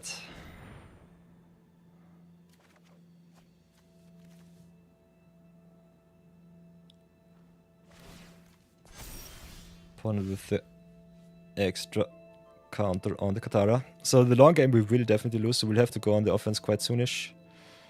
Could drop Koi, kinda want to keep it as a win condition. They sure as hell have the quench. I kinda want to draw my land though, so I think we'll go for the clue here. See what happens. Would love to hit my 6th land. Perfect. So drop the plains, go to attacks. Smack in with the submersible. If Katara grows big enough, we can Sandbender Storm, so that's a thing. Other than that, can tap down for free, draw another card, so I think we just keep our removal and our counter spells open. Just play a little bit blue-white control. Mirror match.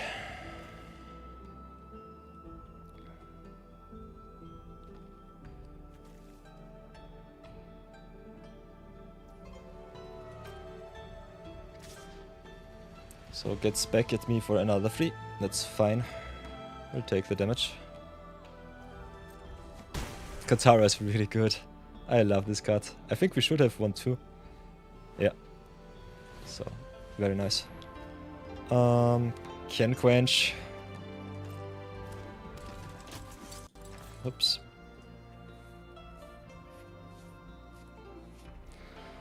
But I think we might just want to get rid of their quench end of turn. Maybe just play the Sandbender Storm. Could also just draw more cards. I love drawing cards. I will just do it like this. We have to commit more to the board. So this is a spot where our deck definitely shows its weakness. Play the Kyoshi Warriors. Get some jump blocks. Maybe some double blocks. Pass for now.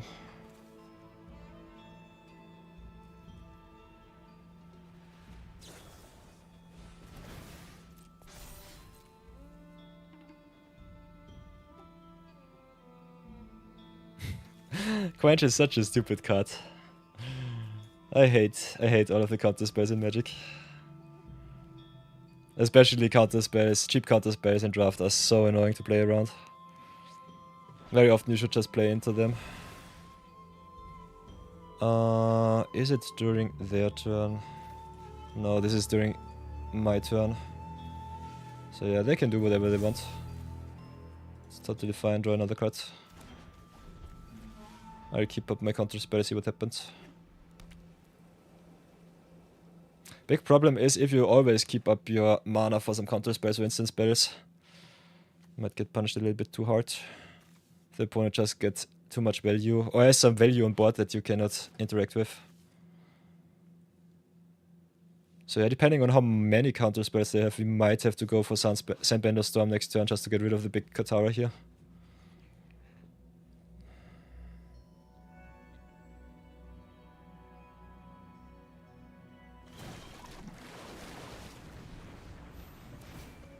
Paku also being able to mill us with the tap down really sucks.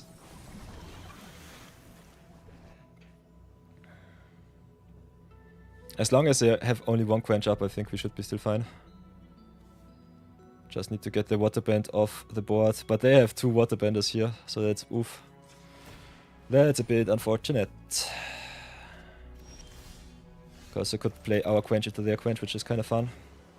So play the Sandbender Storm first, get rid of the Katara, open up some attacks, and then see how far we come. Yeah, okay, Octopus form it is instead. This sucks real bad. This I did not expect. We can play the River Spirit though, so that's fine. Keep up our quench for their quench, play our big flyer. Pray that it's good enough. So tap down everything.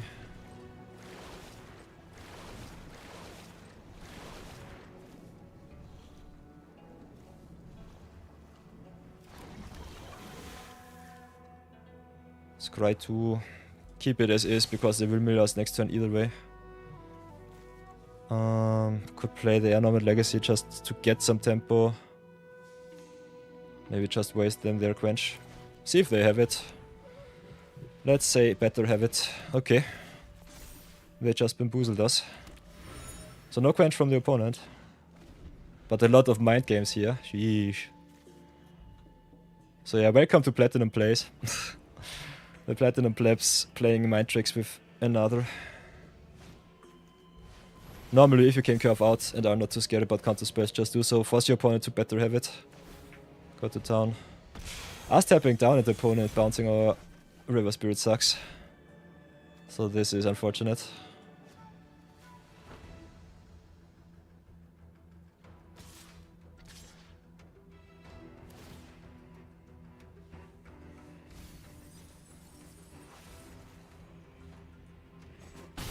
I hate it so much that Paku is their win condition right now. This sucks really bad. They did not have the quench the last turn. Next turn we can protect our quench. So we'll definitely get rid of the Paku this time. Okay, Watery Grasp, that's fine. Katara sucks and I would love to get rid of her, but Paku just mills us out of the game. We still have another Sandbender Storm, so we should have at least have some answers for the big creature. We play the land, play the Meteor Sword. Pay 7. They tapped out of their blue, so I think the jig is up. Get rid of the Paku here. They can draw a million cards, which is a thing. Don't really want to stay on defense, but I definitely have to pressure them at least a little bit. But I don't really... can... Oh yeah, so if he tapped down a little bit different, could have played the Benevolent River Spirit once again. Like this, I just keep up the water bending scroll. Oh, and they've got another Paku. Come on, this sucks. So do they really play mono, blue-white, mill dot deck? Ally mill, lesson mill. This is really unfortunate. Yeah, I guess we just die to the shenanigans here. Don't have enough pressure.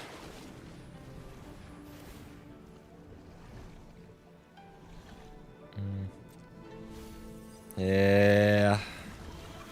This sucks real bad. Dying to shenanigans is always a feels bad.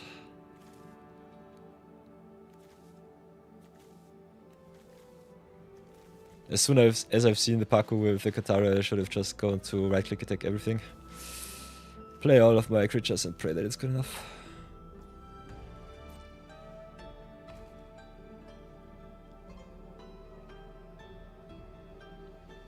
I think we have to slow roll our draw right now. Just...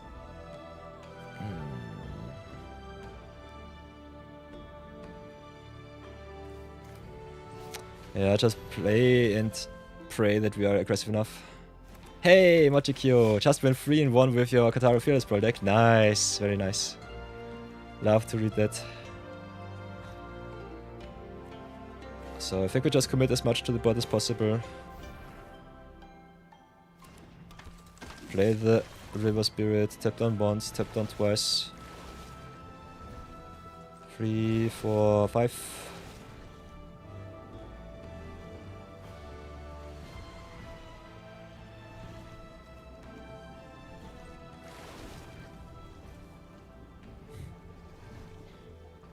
If they have the quench now, I will riot. Could have earned ourselves another turn with the crashing waves without getting milled. But I think we just have to commit to board and go attack as much as possible.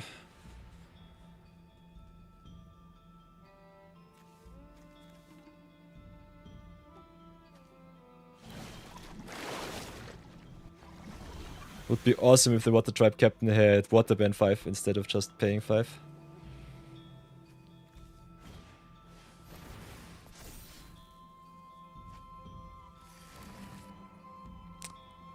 If they don't have a counter, we should be at least able to live. Maybe outrace them. But this is a tough game. This is really tough. Us not being able to pressure them at any point really makes me sad.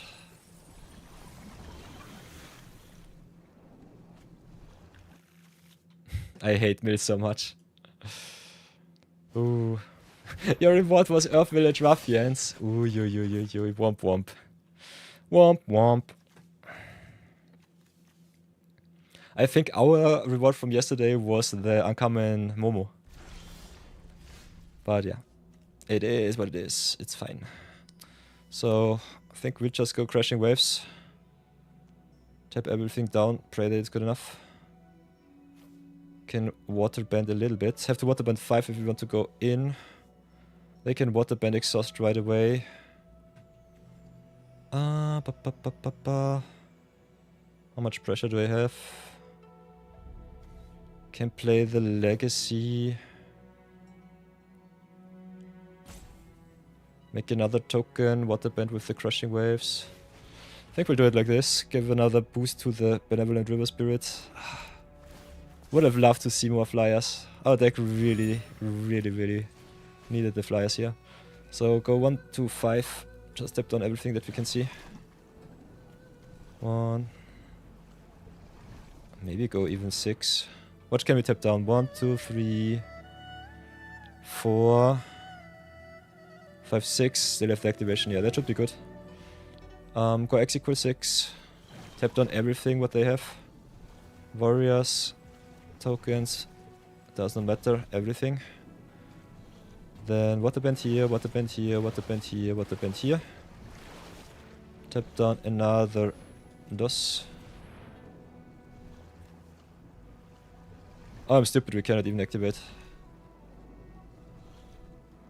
We'll try it like this. And then tap down their Paku, their Katara for sure. Maybe tap down their Kyoshi warriors too. Then water bending and not triggering the submersible might be our win condition here. So stun the 3 biggest creatures. Just go smack into town. Okay, that's good enough. Ah, nice. Ah, ever so close. Ever so close. If they have a pump spell on the crackback, we might be dead. But yeah, this sucks. Getting them down to 1 was really unfortunate. And I could have equipped the Meteor Sword, so this is a punt. We should have won. Big oops. Yeah.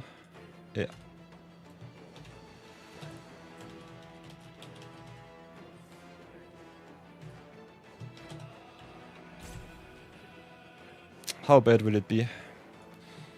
Patik is able to give them creatures whenever they cast a lesson. They can boost. I think I'll just quench them now. Get rid of much mana as they have.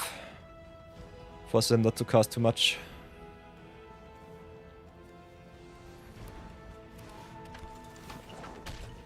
Maybe just cast 1 lesson. Zuko's Exile is okay-ish. River Spirit will be safe. They need the answer for the Spirit, otherwise they're dead. They have 4 blockers right now, 5 with the Submersible.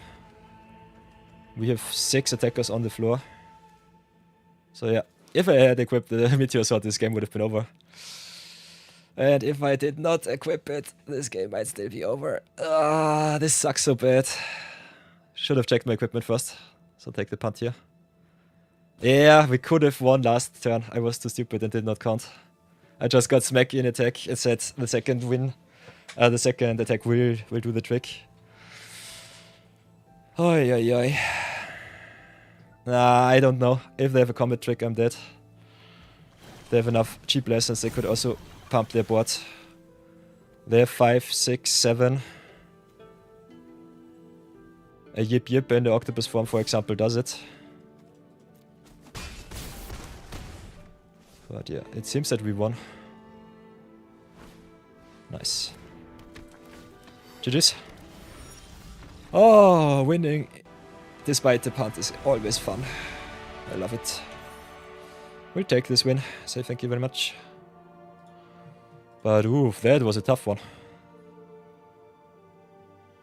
Oi, boy.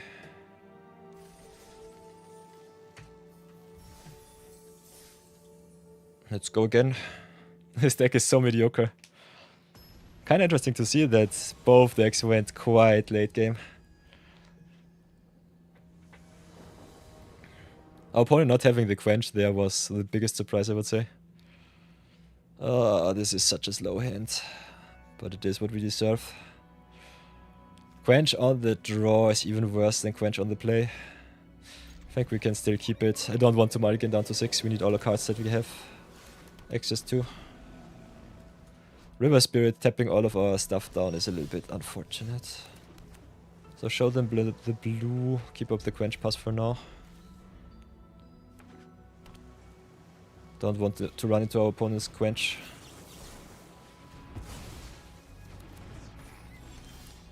So play the planes, play the Katara, I would say. Just use our mana as much as possible. Then set up for some water bending action with Fortune Teller.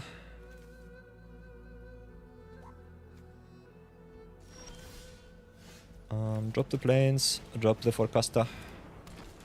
Fortune Teller. I think we'll attack here. We need to water bend 6, so we are missing 1 extra card. And the extra cards are really good for Katara against some burn spells. I think we'll keep the clue for 1 extra turn around just to curve out play the Benevolent River Spirit.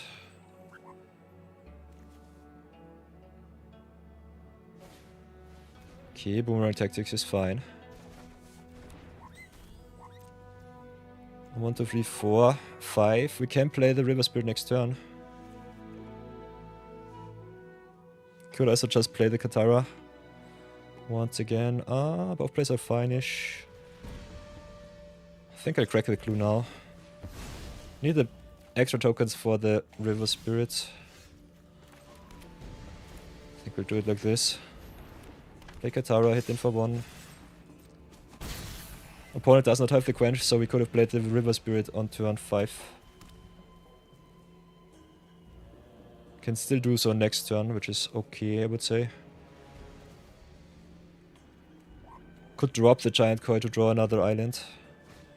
Kinda want all of my creatures on board though. So play this Plains. Can drop the Koi right now. Could also just drop the River Spirit. Kinda like the flyer with this Cry here. So I think we'll do it like this. What can be Scry? Captain is nice. Don't think we need the land. I think I want... land is also good with the Crushing Waves. So I think I will keep it as is. Need the land drop, so I think we'll go like this. Draw the land, play the Giant Koi. Pick up the Captain. I think this should be fine. Pass for now. Just grow our Katara.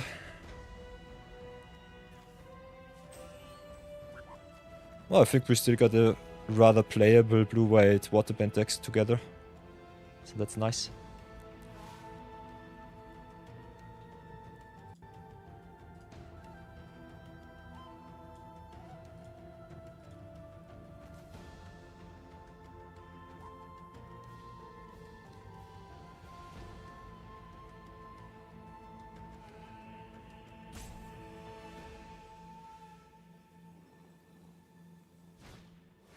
Okay, Aang. Aang is nasty, so Katara goes back where she belongs, into the ether. We'll play the Plains. Can unfortunately a double spell. I kinda want to play the Katara though. I think the Giant Koi is better. Just having a big boy on board, with the opponent not being able to quench it, is good. Then we can waterbend to make it unblockable, pressure the opponent even more.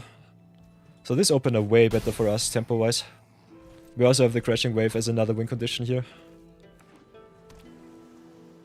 So as long as there is no stupid shenanigans, this seems like... Yeah, of course, I had to say it, there's the soccer. So forget our tempo, we might be screwed. If they play a non-creature spell, make a token grow the soccer. Should be kinda nice. Giving all of their creatures prowess too is kinda busted. So hits in. What the Tribe Captain it is. We can Crushing Wave, tap down their stuff, and pray that it's good enough. I think this might be the way. We got a 2-turn clock, can play around Quench, so we'll do it like this. 1, 2, 3, 4. Tap down, tap down, tap down, tap down. Tap down the Forecaster too. Tap down like this. Counter here, counter here, counter here.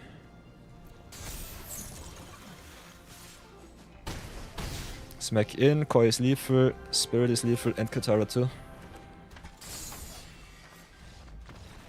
Haha! Tempo is the name of the game, we did it once again. I love to see it.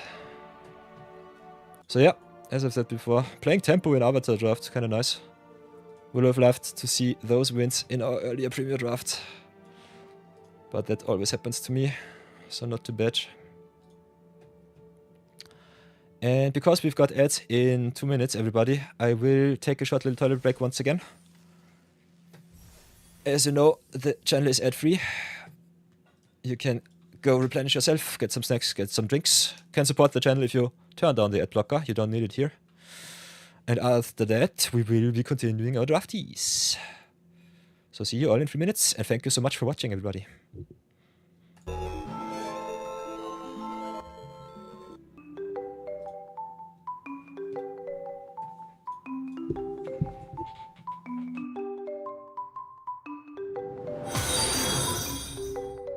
Obsidian Elf joined the order. Thank you so much for the follow, Obsidian Elf. Thank you very much.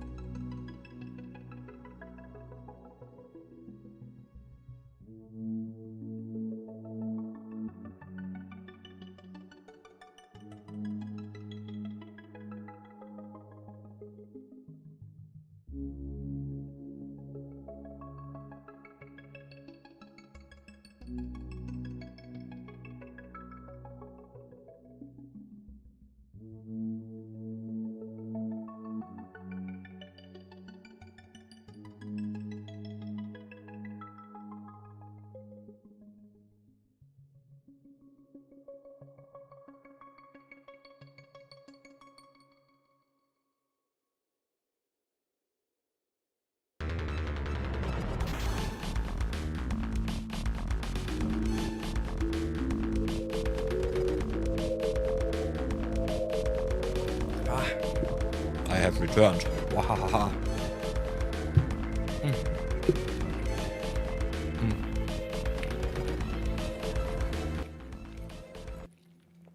Nom nom nom nom. Munching sounds. Thanks again for the follow, Obsidian Elf. Have a good night. See you soon. Hope you had a lot of fun and get yourself some good rest. Be good, be brave. Okay. What ores of rares do I have? Good question. I have a lot. Let's make a short little excursion in my collection. MochiQ asking, and I will deliver.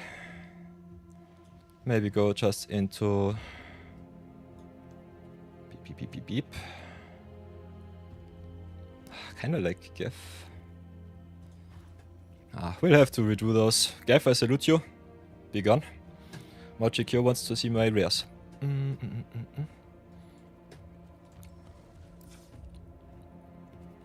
So, if you want to show off your rares, that you have or not have. You can go into Timeless, go here to Rares and Mythics, sort it out, go here to White and Black, and these are all of my rares in Timeless.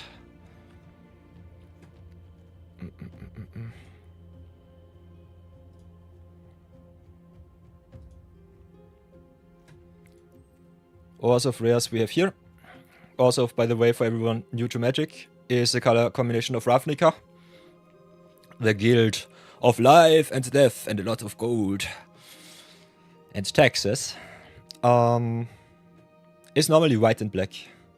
So if someone asks you what is your Orzhov collection, they normally mean white and black. Multicolored permanents, I would say. So yeah, in our Orzhov collection right now with the rares here, we've got those Moshikyo. Are you asking for a specific card?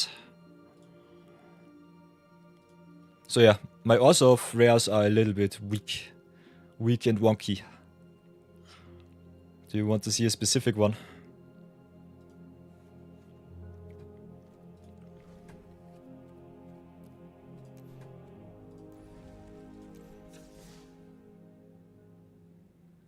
You were planning on making me craft something? Nice. So yeah, you can always redeem your channel points for everyone new to the channel. If you go down here in the chat section, you've got the laurels. And because this is free to play series zero budget magic from scratch, I'm not allowed to craft anything. So everything that you see in my collection is something that I've drafted up or opened in our many packs that we earned so far during the series. Still have to open a lot of power from Avatar too. So always keep that in mind. I do normally 1, 2, 3 pack one pick ones during the day. Other than that, I slow roll my packs for some YouTube shorts. We could also do a mass opening if you really want to see me pack a lot of power in the collection to get ready for the View Battle weekend. Which I might have to do, so that's also a thing. If you want to craft something specific, see a certain commander being played, can also do that. And whenever I craft a card for you, you get a free shout out during YouTube, during other videos, and also during the live stream. So if you're into that, want to get some free advertisement, now's your chance. I don't have Tessa. I think we did that already. Did I not craft her? Give me a second. I think you redeemed her already. Or did you not?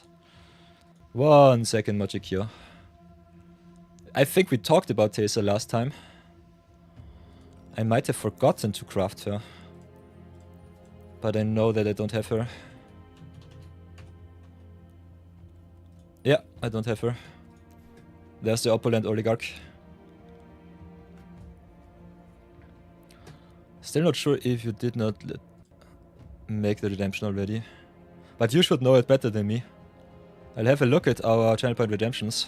For everyone new, I always keep the wall of fame quite strong. So if you make a channel point redemption, I normally see what card or what redemption is here. Card/redemption. And also, what follower did the redemption? So I see you. So yeah, Mochikyo, if you want me to play some Tessa Opulent Oligarch in the future, can definitely make me craft that one. I'm not the biggest fan of Murders at Call of Mana, so I will most likely not draft that set too much. Might open her in the future, but that's a very slim chance. So yeah, the contract has been sealed. Mochikyo wants to see the Tessa. So here we go. My Indian friend going strong. Picking only the power for me. So Tessa Opulent Oligarch it is.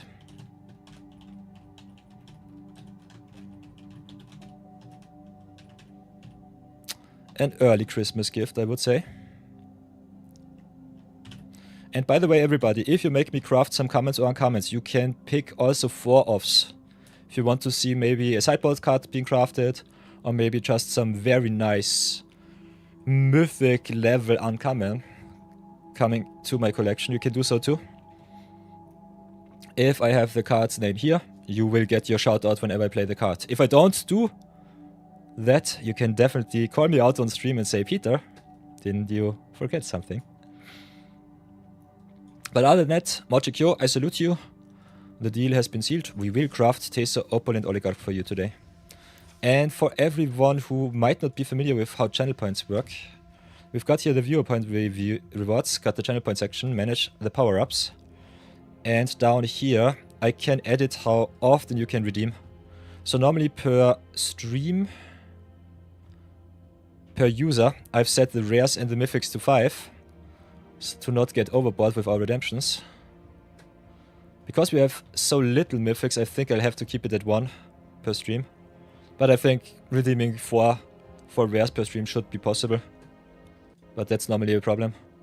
For future me, because when the stream grows, there might be more redemptions in the future. Other than that, you can definitely redeem yourself some rares, get some free shoutouts, and have a lot of fun with that. Enjoy, everybody, enjoy. So yeah, here we are. Get the taser going. Another awesome redemption for Mochikyo. I salute you. Taser, I summon ye. Come to my collection. Ha, nice. So I guess we have to play some Taser, Opal, and Oligarch in the future too. Maybe already during tomorrow's stream. Who knows? Who knows? I can call you Mochi. Nice. Ah, you don't have to redeem the build a commander. You can do that too. But I personally, if I see you want to see me play some cards or build some decks, I will definitely also go out of my way and build a commander for you too. The only thing is the builder commander is more like a deck builder for all of the cards that I also don't have. I cannot play it, but I will definitely make you a deck list that you can play, that you can copy paste and just go to town with very competitively. If you make me craft a rare or mythic commander and you want to see me play it, just do so. I think that's way easier and way better on your wallet too, because the channel points are quite expensive. I think 5,000 is something that you might not be able to redeem ever so often.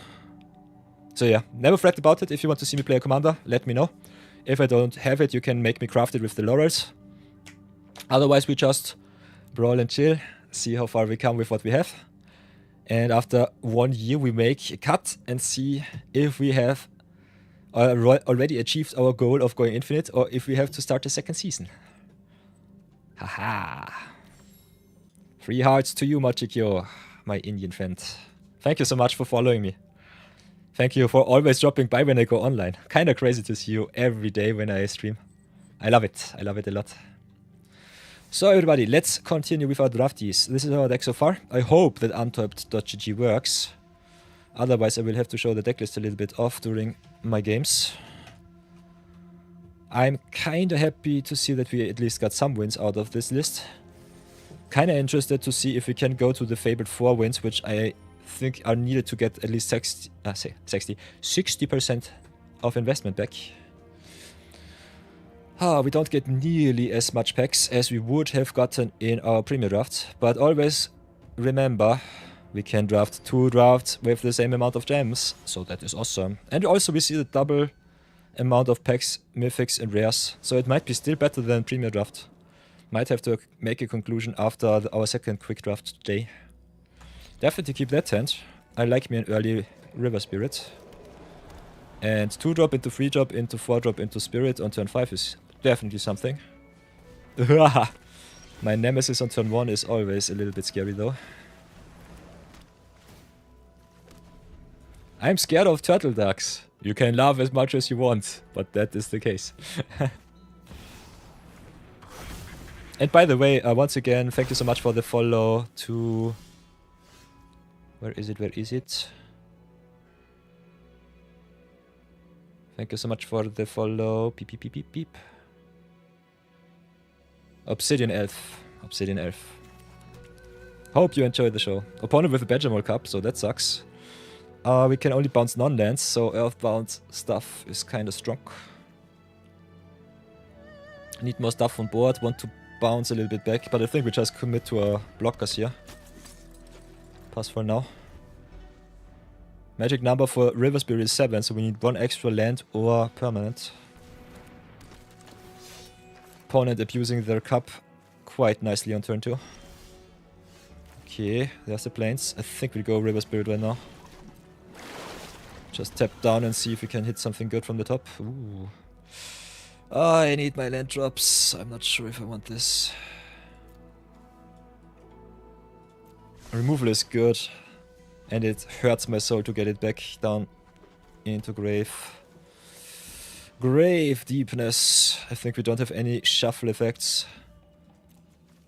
But yeah, not hitting our land drops is non-negotiable. We need all of the mana that we can get. Opponent not attacking is kind of fun. So go to attacks first, hit them with the River Spirit in the air, I would say. Could have re-equipped the Battle Fan, but I don't think it's necessary. Keeping extra mana up to tap down some threats from the opponent is definitely okay. So play the warriors here.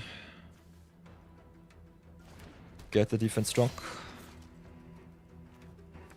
Need only to Mortar Band 3, so pass for now. Still have enough creatures to tap down. But having a wide board to tap to also eat the opponent's small stuff is definitely appreciated.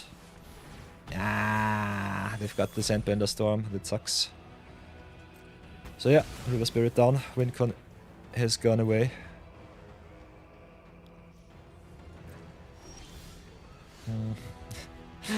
Ah, there's my Ornament Legacy, ever so sad.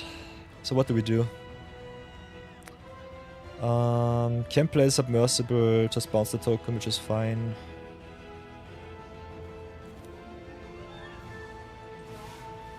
Could bounce the warriors, but I definitely am not happy to see them go even wider. How good would be my attack? It would be something at least. They have the Turtle Duck, so they can block infinitely.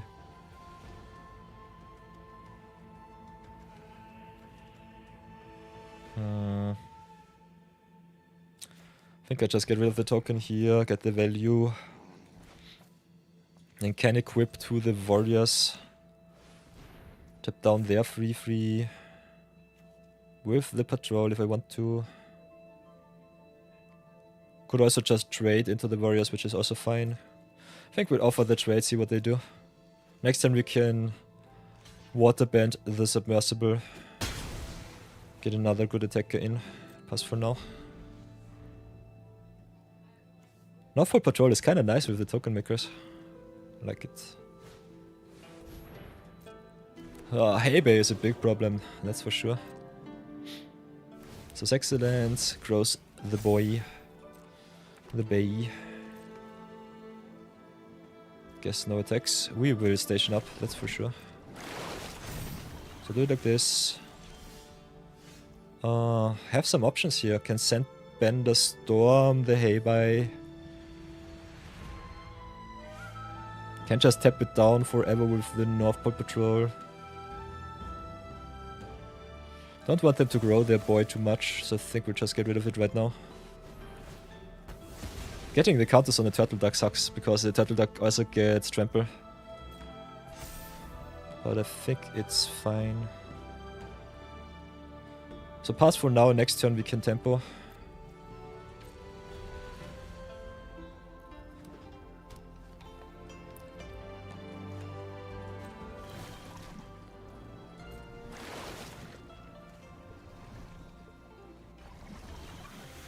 Let's see if we can come far with this strategy.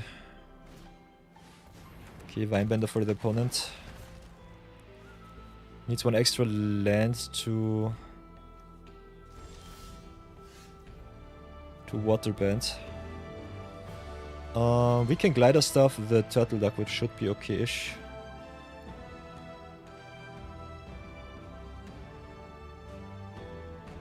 I think we'll do it like this. Play the glider stuff here.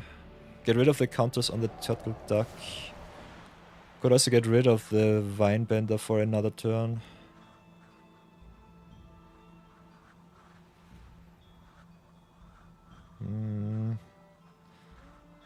Both plays are somehow okay, I would say.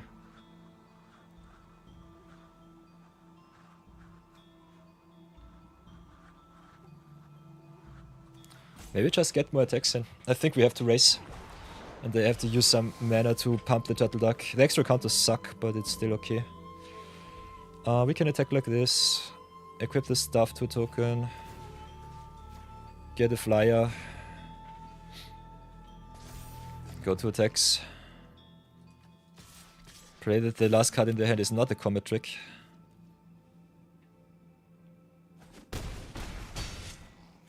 So that should be fine. Could have given the submersible flying. Another duck. I'm so scared right now. This is obnoxious. Yeah. They smack me at least for 6 here. Can't jump. Might have to jump here.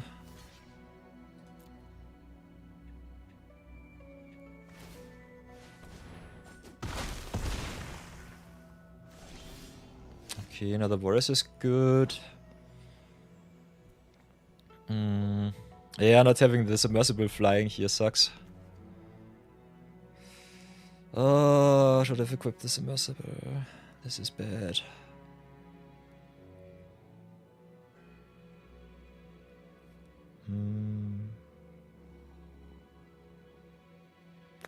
Whatever can I do? The turtles are annoying. This is at least 10 damage. This is 14. We are at 14, so we're dead to a lot of stuff.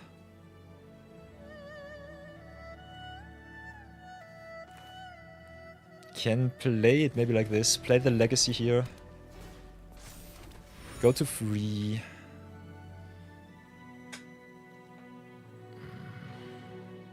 Equip the battle fan. For 2 have 1, 2, 3. For the North Pole to tap down. Equip the battle fan to the submersible. If the submersible would be a flyer, it would be so much easier. I think we'll have to do it like this. Force them to trade, I guess. Yeah, force them to trade here. Jump or trade, whatever they want.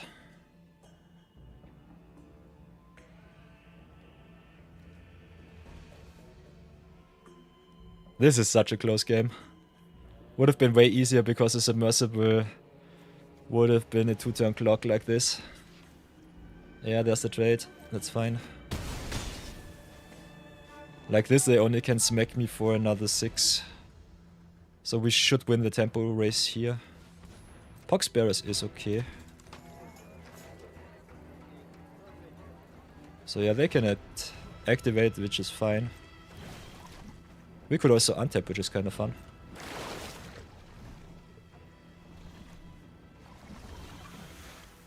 They can still smack us for 6.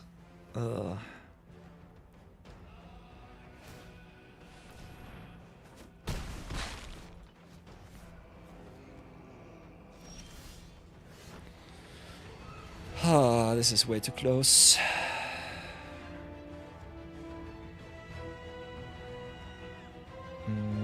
Can force them to block with the Poxbearers, but we need the patrol for some tempo. So I think what we will do is go and attack in with the flyer, put them down to 3, leave them dead in the air. Then play the Kyoshi Warriors, keep up water bending and all of the good blocks. And pray that it's good enough. Pass for now. This is such a close game. Hey, Brownie Man, welcome back. Welcome back. Nice to see you. How do you do? Hope you're doing fine. Oh, we are having our good games right now in Quick Draft instead of Premier Draft, so I'm a little bit sad. But I think it's still okay. So tap down here. No big trampler for you, opponent. Tap down all of the equipments and the clue. Keep up our blocks.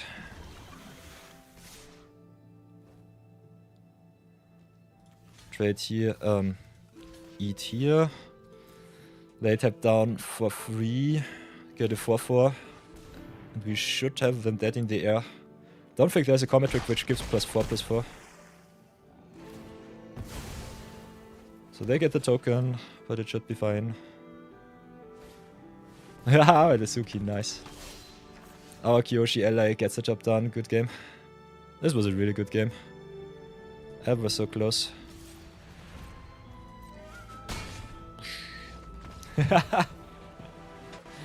Yeah, I cannot believe that this mediocre waterbending deck really gets the job done. Kinda crazy to see that.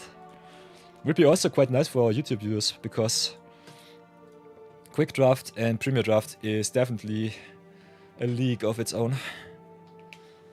Still sad. With a 3-0 we would have had not lost so many gems in our Premier Draft. We've been crushed with an awesome deck. Definitely have to look at the VODs afterwards. I think our mono blacklist was quite fun to see. Ay ay ay.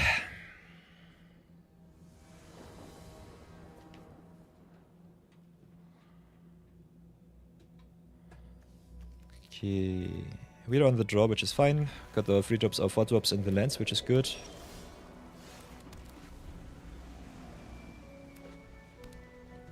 Have 50% of all of our flyers in the deck. Opponent on the white red aggro, so we might be dead on turn 5 or 6. So let's see how bad it will be.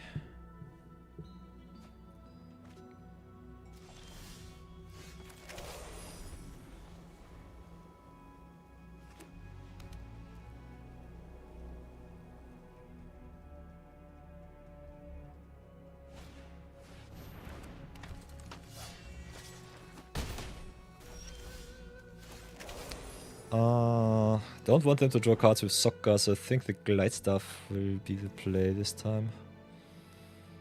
Then that...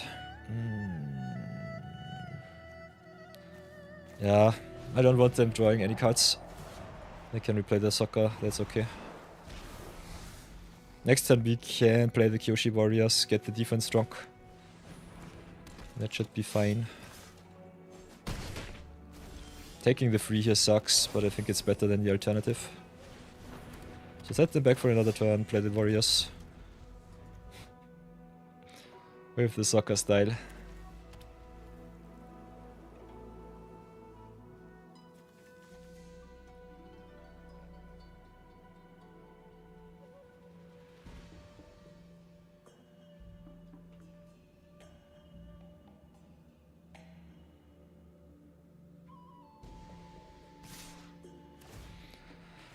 How far will we come? How good will it be?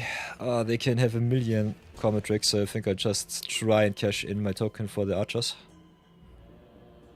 They have already drawn their card, so this trade is definitely equal. And if they want to waste a combat trick, even better. Sun Warrior sucks. This is definitely a real one. Sun Warriors is busted. So whatever will we do? Need to play off 3 drops. Kinda want some tempo. I think I'll equip here, pass for now.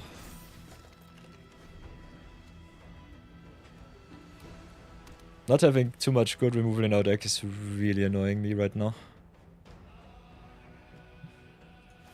But still happy that we have at least gotten 2 free wins. Kinda crazy.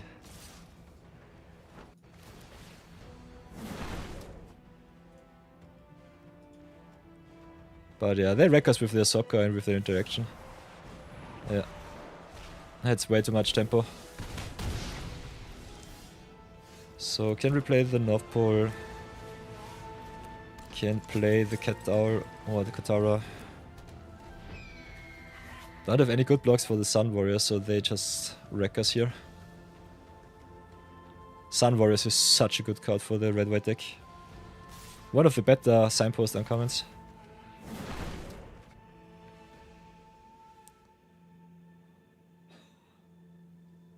6, 7, 8. 1 mana short for the Fire Nation attacks. As the Airbender lesson number 2. Soccer with all of the instant speed interaction is so good.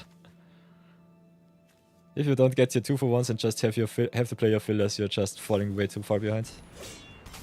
So yeah, we're just dead. Cannot see us win that one. Interesting to see that they get... yeah. That they get all of the good curve outs. But yeah, our deck is not really good, so I think it's still fine. Getting an even record is even more than I would have expected. And the fun thing, especially if you are not confident on your win percentage in draft, losing in draft is not in quick draft is not so bad as in premier draft. If you go in premier draft 3-3, you normally go 1,000 gems back, 1,500 invested, and that's 40% loss. If you go 3-3 in quick draft, it's 60% loss. So, and I think you get also one extra pack. Let's have a short little look. Don't want to say stupid stuff, but I think that's how it is. If you got premier draft, there you have it. 1,000, and then you get one extra pack. So if you want to get practice, get quick draft going, because you get way more games into your system. But if you want to go infinite, I think premier draft might be the way, because you have less variance. Because you can get one awesome draft and one terrible draft and still lose a lot of gems. Or just have one awesome draft in premier draft and go to town. Could be also a terrible draft like ours before, where we lost 1,400 gems. So pros and cons everywhere. I think rare and mythic wise, you might be better off with the premier draftees. But I'm still not sure. I think the decks we've drafted so far were quite weak. Definitely way heavier into the common and uncommon synergies than in just the straight up rare value. And I'm still not sure if the arena algorithm pairs you with some premier drafters too, or if you just play against other quick drafters. It would be way fairer if it was a quick draft queue and a premier draft queue, that's for sure. Because the bots love to starve you on your rares and mythics.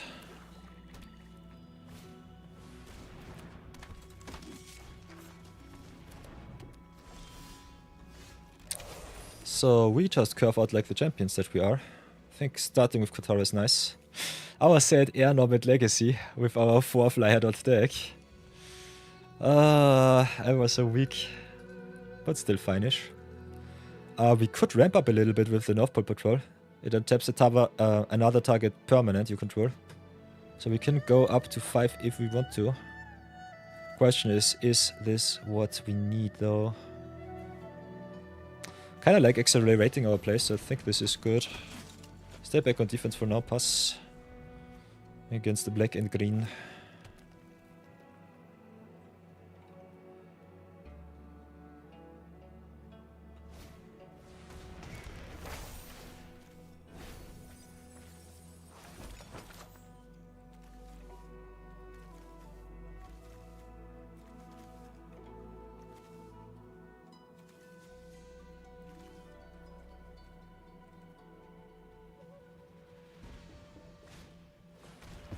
Ah, opponent saw the power.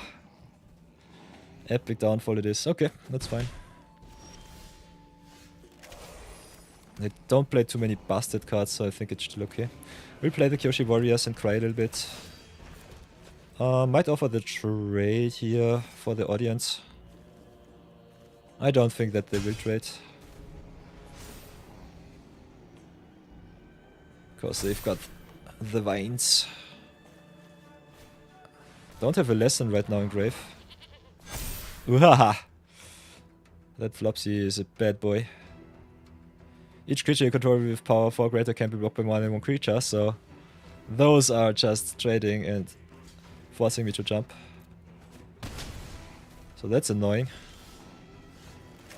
I have been punished really bad right now. So play my 2 for 1s, get the Fortune Teller online, get the Katara on win 2. Have exactly 6 permanents so that I can tap down. Need to jump block a little bit, so I will do that end of turn. Or during combat.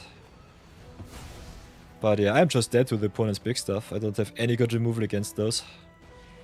Our best removal is Sandbender's Storm, we don't have it in hand, and it costs 4 mana to just remove 1 creature. So yeah. If you don't have downfalls, you might just be dead to the tempo. But yeah, kinda interested to see how far we come with this draft and how good our rare count will be after the second quick draft, because we still have another draft to cash in, so that will be fun and awesome. Okay, opponent with the Earth Rumble, so I'm just as dead as I can be. They will definitely get rid of my Katara here, that's for sure.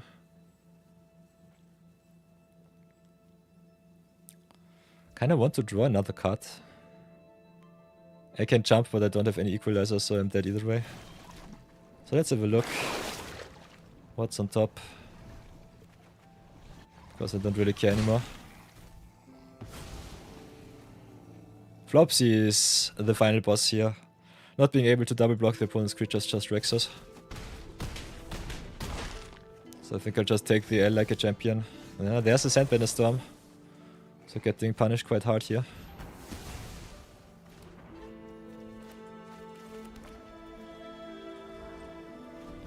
But I would not have drawn in that one if I did not tap down my creatures for the water ban, so would have come one turn too late.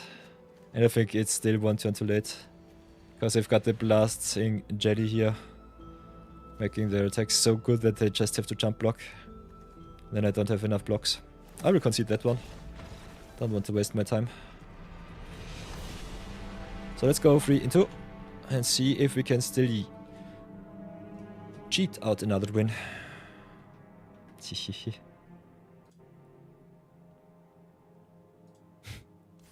Brownie man with the hey guys. Global emote, I love it. So let's go again. See how far we come. How far will we go?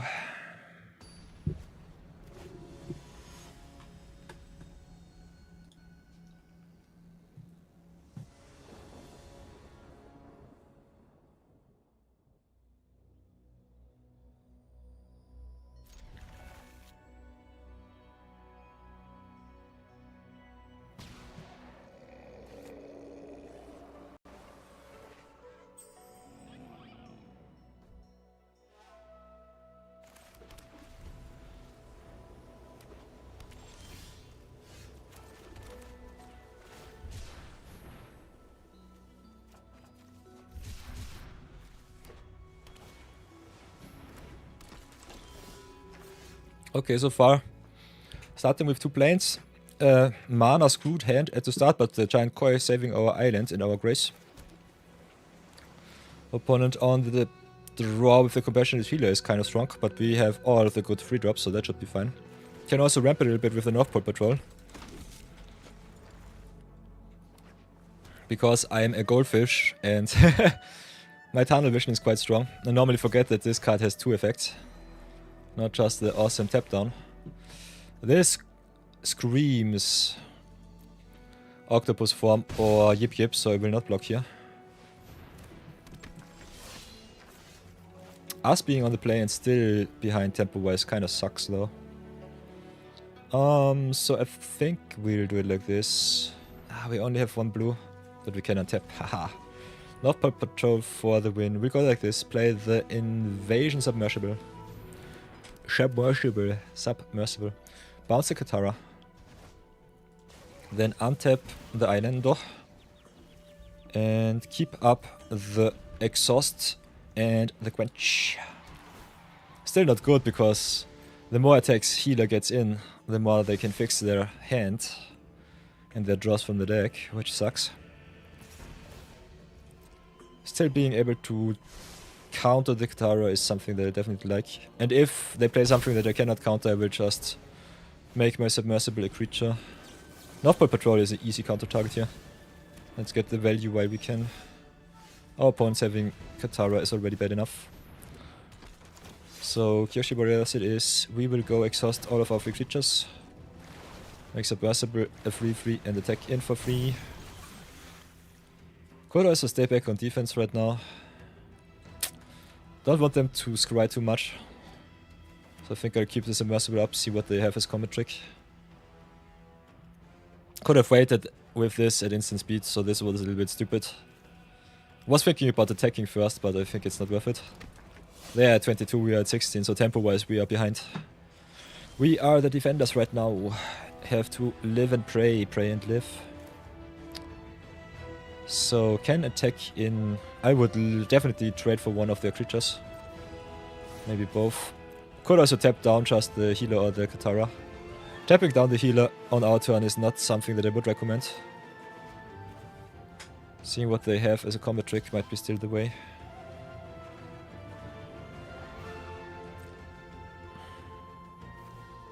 Try it like this, see what the trick is. Okay, they don't have anything, that's good for us. That's really good to know. So play the Kyoshi Warriors and pass. They have no tricks, they have no tricks, no quench, so that's nice.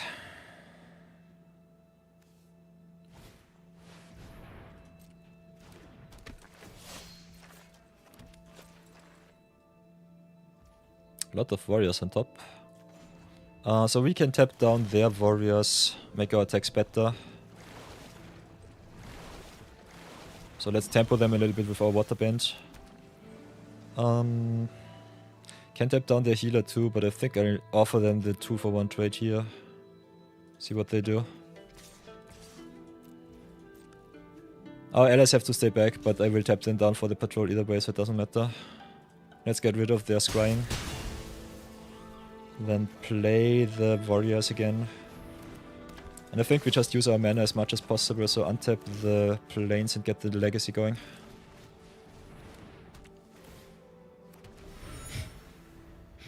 North Pole Patrol is awesome. I love this card. It's fun. Very good tempo piece in both directions is very nice. Ally having a favorable creature type is good. The only thing that I hate about our deck is that we have 2 Airman legacies and no flyers. Speaking of flyers, Cat Owl for the win. So what now? I think we just tap down. Question is how we do it. Can play the Cat Owl here, just tap down everything that is not able to attack.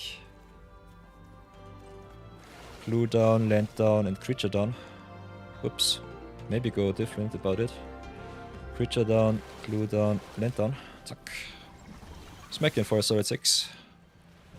They have the octopus form, I guess. Okay, instead it's Razor Wings. Razor Wings, that's fine. Ooh, 4-4 flyer for 4, I love it. Air Nomad Legacy is such a good card.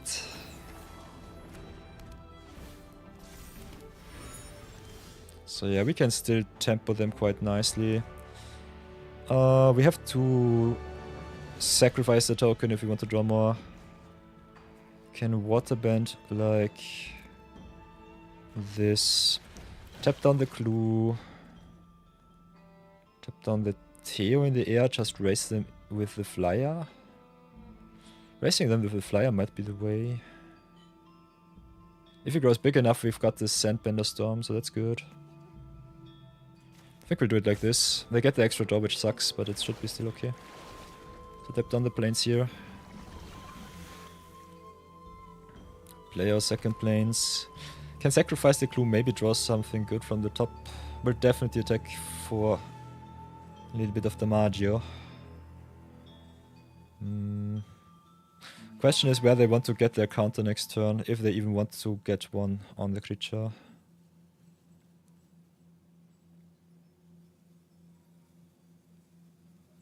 So I think we'll keep up the Sandbender Storm, just hit them with the Cat Owl. Can untap our North Pole Patrol, which is busted. Could have also untapped our Cat Owl to stay back on defense, so that was a little bit strange. I think it's still fine. Untapping the tapper is really good for us, so if they don't attack, we can get the pressure. If they do wanna be attacking, can pressure them quite well. So tap down the Theo, I would say. Tap down the tokens. See what they do. Maybe Sandbender Storm their Kyoshi Warriors with the land animated. I think I'll try it like this. Might be a misplay here, not sure about it. The Iguana Parrot definitely sucks. Removing some of their pressure is definitely nice. And like this we can also attack with our tokens next turn, so that's awesome. Knight of yours, control. Okay, opponent with the clue. What will it be, opponente? Okay. Katara Bending Prodigy is nice. So we can tap down the Iguana Parrotto. Pressure them. Tap down the Katara, tap down the clue. Tap down the Kyoshi Warriors, keep up the mana. Then go to attacks. Hit in for a solid 7. Untap our North Pole Patrol. Ever so many lethal creatures. Throwing the Katara. Tapping down their stuff even more. Cat Owl plus the water bands. You'll love to see it. No extra draw for you, opponente.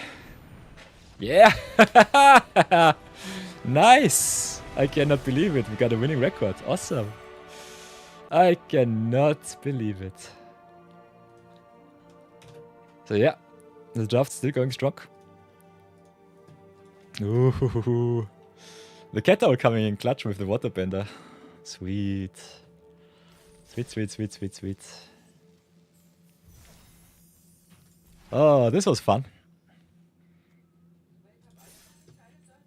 I think this is the first wildcard of the day. Sage of the Fang is good. Like me the Dragon Storm uncommons with some graveyard shenanigans. Oh, yeah.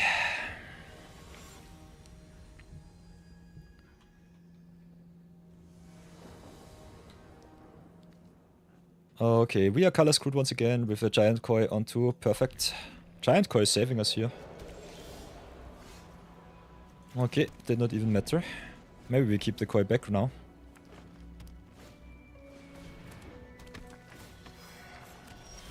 Yeah. With the 4th land from the top, I think keeping the Koi might be better. Not having the double blue though sucks. I think it's still worth it, so let's try it like this.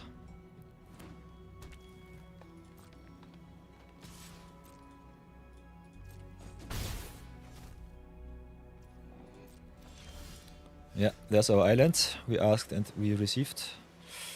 Do I want to play Katara or the patrol? Kind of want to ramp with the patrol, see if they have the quench. If they don't, I'm happy, but yeah, there it is. We cannot play around quench with this hand. So I think getting the tap out of the way might have been a misplay. Let's see how bad it will be. I think Katara might be a little bit weaker. Can draw us a million cards though. So I think her ability a little bit stronger.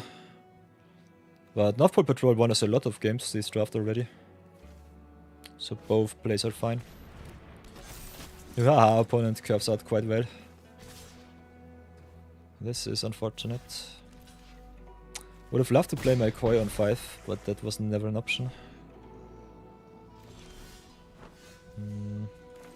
Can get rid of the Katara though if I'm really fancy. Try it like this. See what happens. Do they have another quench? I salute them if they have another quench. That would be awesome. Okay, no Katara is good. That's at least something. Attack with our Bending Prodigy. We'll take a lot of damage, but we have to grow her a little bit at least. Tempo wise, I'm not sure if this was the best play. We are on the defense, we should not be attacking. Yeah, and they've got cards like the Other Penguin here. So this might kill me.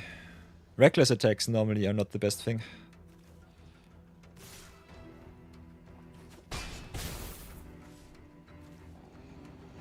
But yeah. The game was rigged from the start, did not even matter. They had everything. I love me tempo plays. Blue is such an obnoxious color in this format. So many strong blue cards. Next time we can double spell, so I think we just drop the Giant Koi and pray that it stays.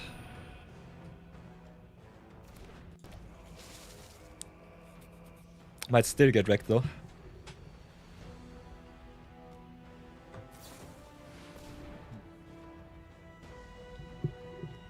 Does not even matter. They have everything. Perfect.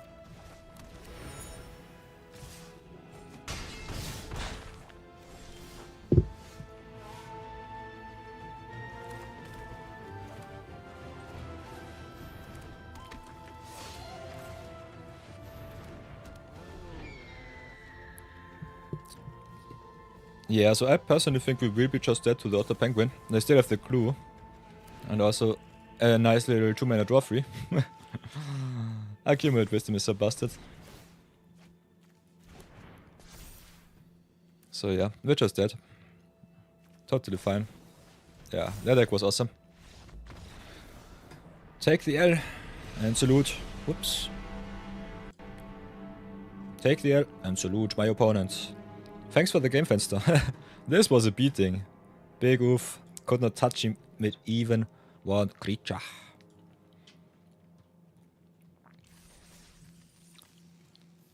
But nonetheless, we've got a winning record. I love it.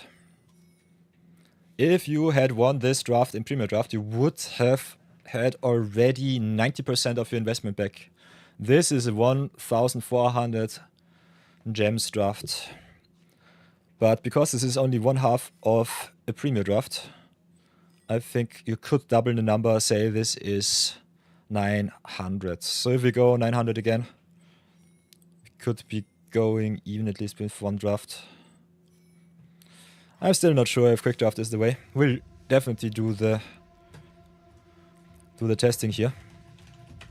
So, short little deck review. How do I feel about the deck? I think the deck was quite nice.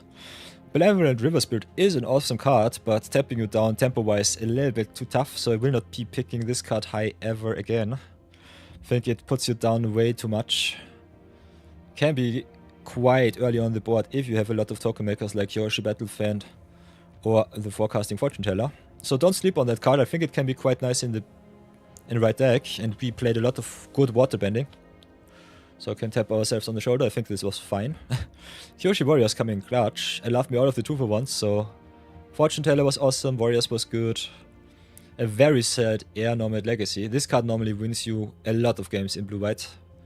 But I have forgone the cheap flyers and tried to play a little bit more big stuff, which definitely punished me.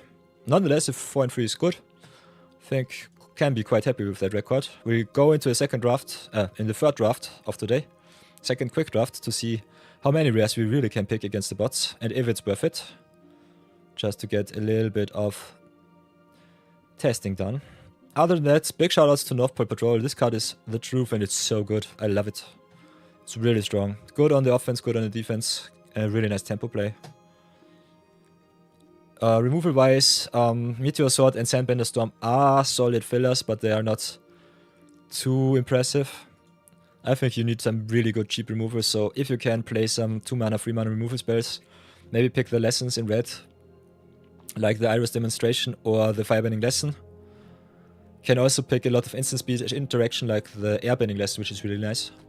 But other than that, just pick what you get. As you can see, even with a mediocre deck, you can go trophy, you can go winning record. So I salute my awesome deck. Let's cash in the gems and go again. I will see my YouTubers in the next draft.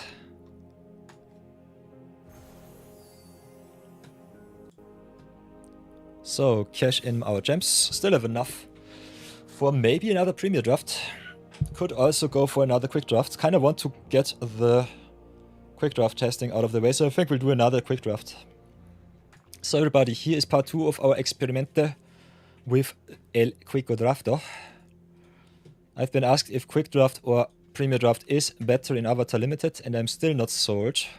I think you can pick up a lot of power and a lot of off-color Mythic and Rares in Premier Draft. But because you can draft 2 whole drafties, I think the Quick Draft definitely has also a lot of potential power to give. We've got the option between the Earth King and the Mechanist Aerial Artisan. Both are good.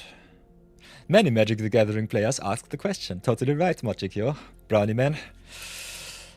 Asking the questions at the right time. Brownie Man knows the truth.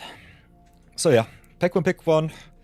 Avatar Quick Draft. We've got the Mechanist. Solid 4 and 5 in Channel Fireball. Awesome cards. Really good payoff for blue-white and blue-black. Earth King is a solid card as is. If you go 4-power dot deck, which is normally red-green but can be also red black-green, it's one of the best cards that you can play. Still not sure about the ratings, so we might have to go and have a look at our draft sim here. Give me a second. Beep beep. If you don't have the untapped open because it's stupid, just do it like me. Open up here. Because we are in quick draft, we have all of the time in the world. So let's go Earth King. The Earth King, there it was. This is solid 7 and 6. And then we've got the Mechanist. Let's see what the draft thing says to that one. Is a solid 5 in 10. No, this is the wrong one. Is a solid 8 in 10. So you can pick either the Mechanist or the Earth King and still be pretty happy with the pick. It makes flyers out of your clues, which is my personal favorite. Earth King ramps you up a lot, which thins your deck and gets you even closer to power, so both plays are quite strong. I love both cards, so I'm not sure what I want to pick. For our collection per se, we already picked the Mechanist, so we can definitely pick the Earth King here. Kinda like the Mechanist a little bit more though. Just having some evasion is so good, although the ramp is quite powerful. Also fixes you quite nicely. So I think we can go shenanigans and just pick the Earth King here, see how far we come. Other than that, whatever do we have? We've got the Earth Rumble for some removal, which is good in green. Got the Cruel Administrator for the aggressive red-black deck. And also the Raucous Audience for some Rampy Pamp. So yeah, I think we'll pick Earth King here over the Mechanist. Might be my undoing though. I think blue is pretty strong in this format. Might get punished quite bad. But if you want to play fun, Earth King is definitely the pick here. Just fix yourself in any color you can. There we have a special guest. Brought back unplayable in limited. Jasmine Dragon T-Shop wrecked me in draft once, so I think I will just pick the rare once again. Got the Guru Patik and the Toys of War. Also the Sold Out in black, so a lot of good stuff, but we are here to rare draft and see how far we come. Then True Ancestry and Glider Stuff, easy pickups here. If you want to pick as many rares as possible, Iroh Team Master is also solid. You can gift a lot of tokens to your opponent, make yourself some allies and put some counters on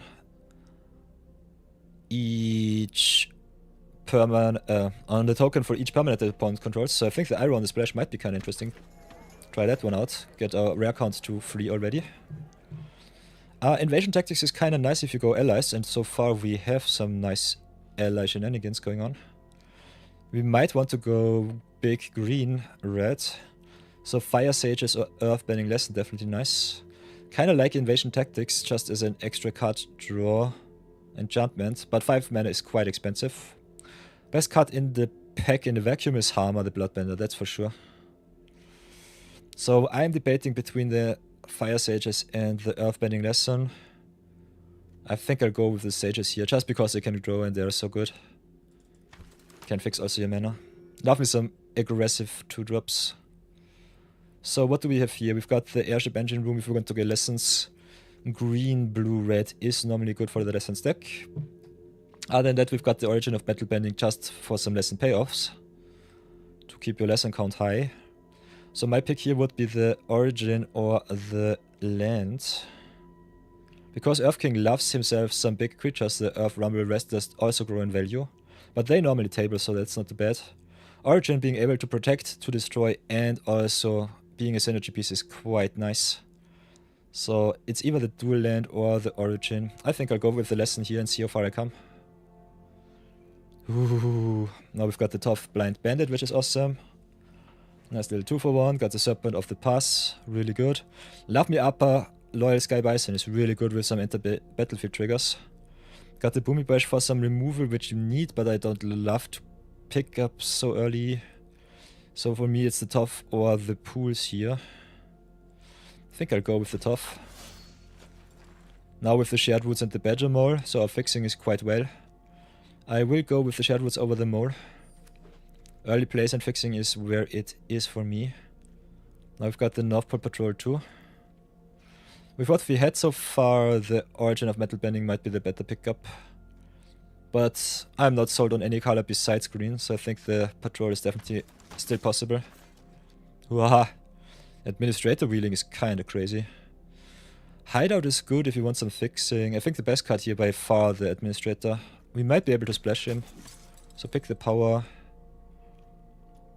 Now I've got the Snowballers, the War Balloon. Oh, look, War Balloon is pretty nice. 3 mana, which can fly over the opponent's head, is really good. This Serta's Disciple is nice, so the red flows.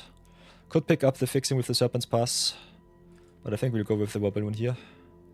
It's also 4-power creature for our Earth King. Tempo-wise, we've got the Penguins and the Grass. We'll go with the Kyoshi Village here. And because we have ads in 2 minutes, I will be pausing the stream after that. Here we've got the Quench for the lessons. Got the Waterbender for El Cybordo. Because we have some ads, I will take a short little ad break right now. Good thing about the draftees in the quick drafts, you can pause. So that's awesome. So 3 minutes ads, you don't miss anything. I pause. Stream is paused. So cheers everybody.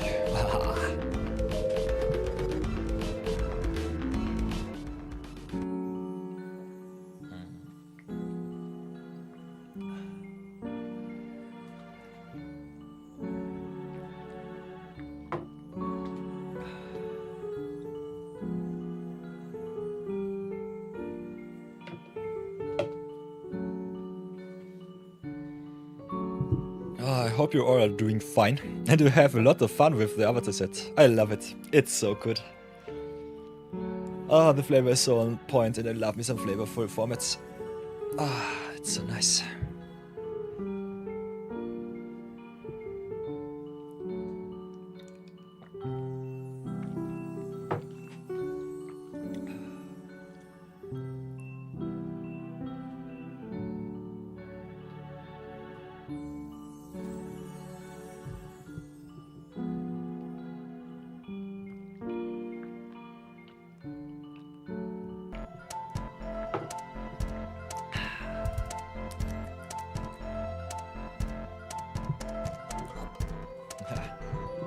Let's munch a little bit on some food. I'm hungry.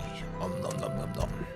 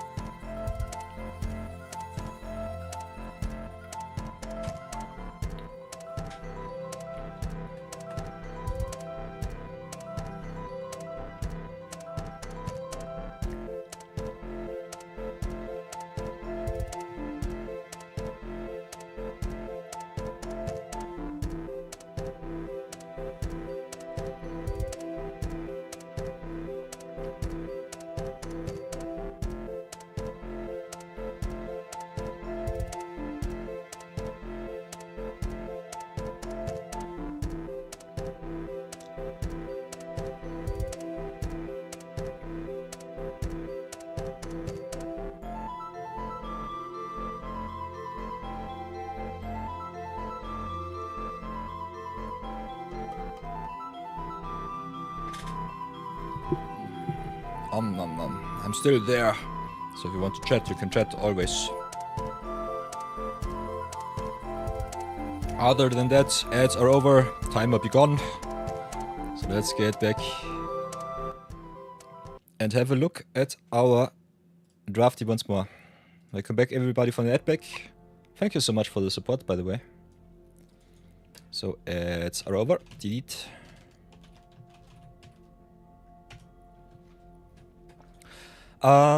Yeah, I did pause the stream during the ad break so you don't miss anything while the ads are playing. If you dodged some ads, let me know in chat. If you had the full 3 minutes, let me know too, because we need a little bit of insight how the ads work on Twitch. Because some people don't have any ads, some people have all of them. It's always a little bit crazy for me that Twitch does it like this. But yeah, it is what it is. So, pack 2 everybody. That's a kinda interesting pack. We've got the Wartime Protesters, which is one of the best red allies that you have so far. Got also the Earth King's Lieutenant. So if you are not sure, you can always go here to the Internet Explorer, go to Draft Sim, Avatar. There you have the Ultimate Sealed Guide with all of the good cards. Maybe go Protesters. Allies may potentially leave the green whites. Protesters being great. Got also the Lieutenant, which is a build around but still excellent. If you are not sure, you can go also to the pick order list, which is normally pack 1 pick 1. So that's a thing. Earth King, by the way, one of the pick ones. So we picked him quite high. Other than that, we definitely have the Mechanist here also. So if you go to Wartime Protesters, would be first pick number 38. If you go to the Lieutenant, it's 33, so power level wise the Lieutenant a little bit higher valued than the Protesters, because what we have drafted so far, on the other hand, don't marry this list, because with our red cards so far, I think the Wartime Protesters with the 7 and 2 versus the Lieutenant. I cannot write, sorry for that. They are both 7, so both are good. We will not see one or the other. So with what we have so far, we can go green-white, we can still go red-green. Both colors are open. I like both color combinations. We've got the QC Village and the Jasmine Dragon Tea Shop to fix us in any direction, so we can decide what we want to pick. Because the Wartime Protesters gives us counters whenever another ally enters, I can definitely see the wombo combo with the Earth King. It also gives them haste, which is kind of nice to outrun the opponent. Other than that, the Earth King's Lieutenant also has +1/+1 counter synergies and grows with every ally that we make, which is really nice in white-green tokens. I will go with the Protesters here. We could go with the Lieutenant just to flesh out our collection, but I think with what we have so far, the Protesters might be a little bit better. So there we have another rare, Elemental Teachings. Other than that, Flopsy, Boomy's Body is awesome. Rocky Rebuke is really busted, as is Heartless Act. So a lot of power to pick up here. Elemental Teachings is not really a playable card, and it's not really impactful. If you just want to rare draft, you can pick it. I will pick the power here, so I think I will go with the Flopsy, just play red, green, go big this time. Can definitely see you pick up the Rocky Rebuke too, but just having a lot of big creatures and smacking the opponent should be good enough. There we have the Glider Staff, so white-green is definitely also open. But don't let yourself be confused too much. We might cut the blue for now, maybe splash the black if you feel like it. Another Tough is awesome, Ostrich Horse is good, Boomy Bash is solid. Kinda like the Bash growing with the game. So, can see us splash the Glider stuff. I kinda want to stay in base green, so Tough definitely good. So it's either the Tough or the Boomy Bash. Because we need removal, I will go with the Bash here. The more allies we have though, the better it will be in combination with the Protesters here. Then what else do we have? The Hay Bay for potential white. Tigadillo kinda good, if you can go big enough. So a very solid 2-drop. Not a very high pick or early pick, but good. Love me the Rebellious Captives though, so I think I'll go with the Captives over the Tactics and the Tigadillo. And another Elemental Teachings. This time we've got the Rocky Rebuke number 2 and the Boulder to Rumble. Forgoing all of the removal might be a little bit bad, but I kinda like me my synergy pieces, so I pick the Boulder here. Might come back to bite me, we'll see how bad it will be. Now we can pick up the Earthbending Lesson, or go with some splash for the Iroh. Iroh needs some tokens to be good. Got also the Seismic Sense, which can rummage through your deck quite easily. Got also the Deserter's Disciple, which is really awesome with some cheap creatures. Some weak creatures, just to get the final points of damage in. So I can pick either the Disciples or the Sunblazed Peak. I think both are good. Pardon me. I think with what we have so far, the Disciple might be better. So try it like this, then we have the Omashu and the Rumble Arena. If we go 2-color, it's fine. Herbalist coming around so late is kind of interesting to see what the bots prefer. Rumble Arena really good with Earthbending. We don't have too much Earthbending right now. We've got the Tough, we've got the Boulder. Other than that, we don't have too much. Omashu fixes us into red, which is good if we want to play 3 colors. Being red, green, splashing white is solid, I would say. Having some Vigilance land is good. I will take the Omashu over the Rumble Arena here. The extra Scry is also quite nice. Now we've got the Foggy Swamp Vinebender for the synergies. Also got the Boomy. Kinda left me the Boomy, so I will take that one. And then another Origin of Metal Bending or the Treetop Freedom Fighters. Freedom Fighters really good with Wartime Protesters. So I think I'll go with the allies here over the lesson. Pick another Disciple. Ostrich Horse here. Battle Fan is good. How to Start the Riot can win you some games easily.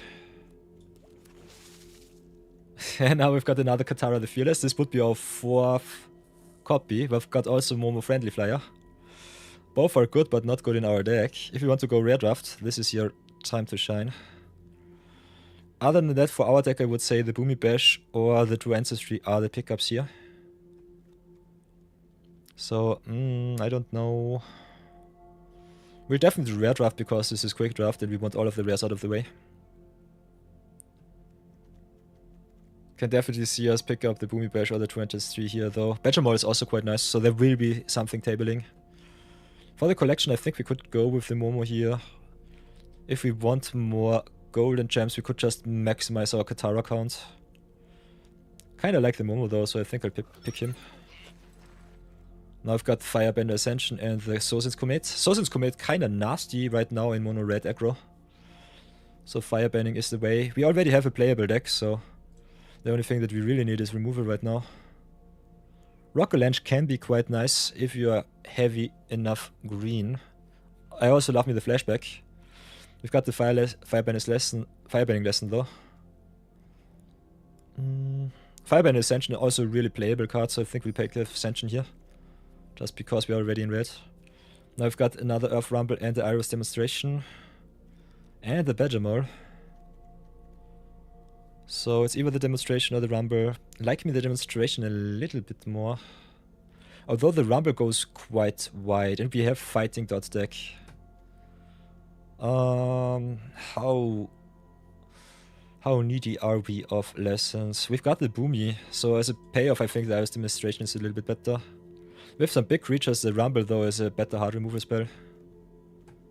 So both cards are playable. Cave of Two Lovers is just awesome value. Pick the cave here.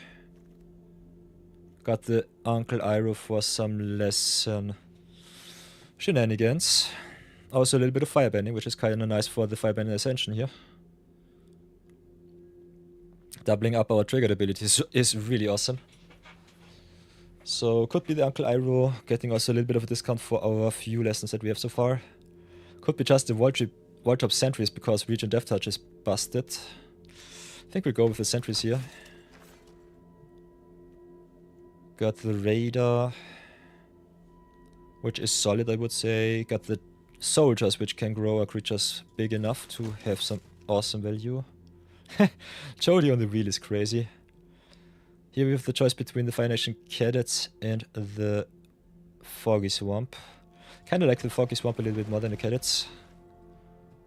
Pick the Ground here. I think we will not play the white, if I'm really honest.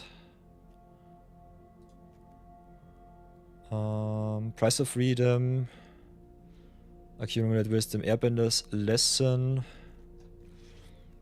Best card is the Wisdom here. Kinda like it for our constructed collection, so that's fine.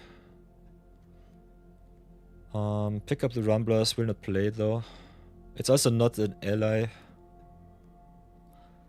Could pick up the Waterbending lesson otherwise. Yeah, these are just filler, doesn't really matter.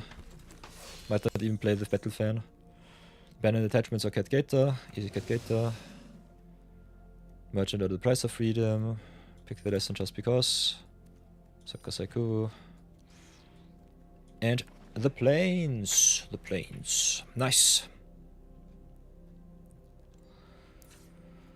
So, we've got a perfectly playable deck with what we have. How many rares did we draft? I did rare draft a little bit. So as you can see, none of our rares came back. We've got 2 in the sideboard and I think 4 in the main deck. So this is our red-green go big deck. Red-green for power. For power allies, I would say. Looks really playable. First time that I drafted red-green. So that's kind of fun to see. Last draft was 4 and 3, so kinda happy to see that.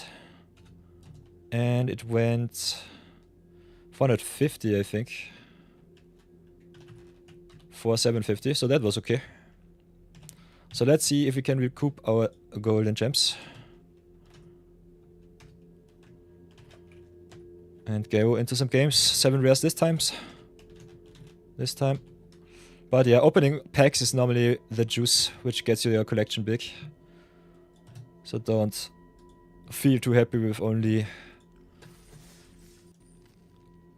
10 rares and 1 mythic in 2 quick drafts.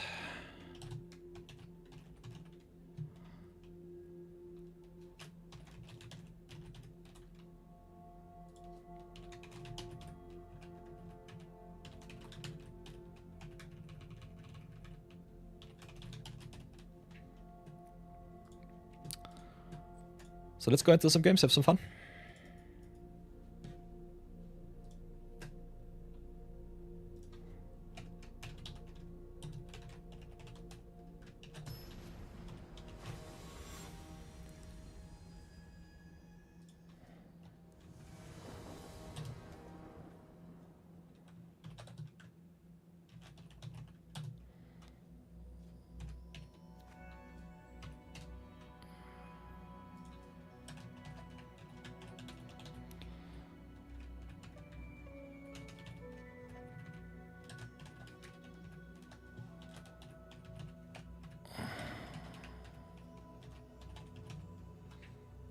So, we are on the draw with a color screwed hand, so I have the mulligan. I would love to hit our land for the Earth King, but we cannot bank on it.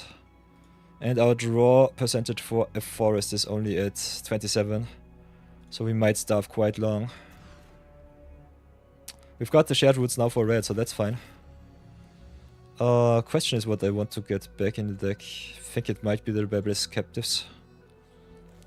Curve out into shared roots, get ourselves the mountain, and then just go to town. Playing some red and green allies right now. So ramp it up.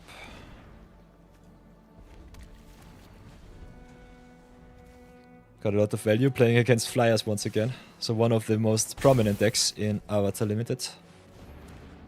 Blue-white flyers allies is really strong.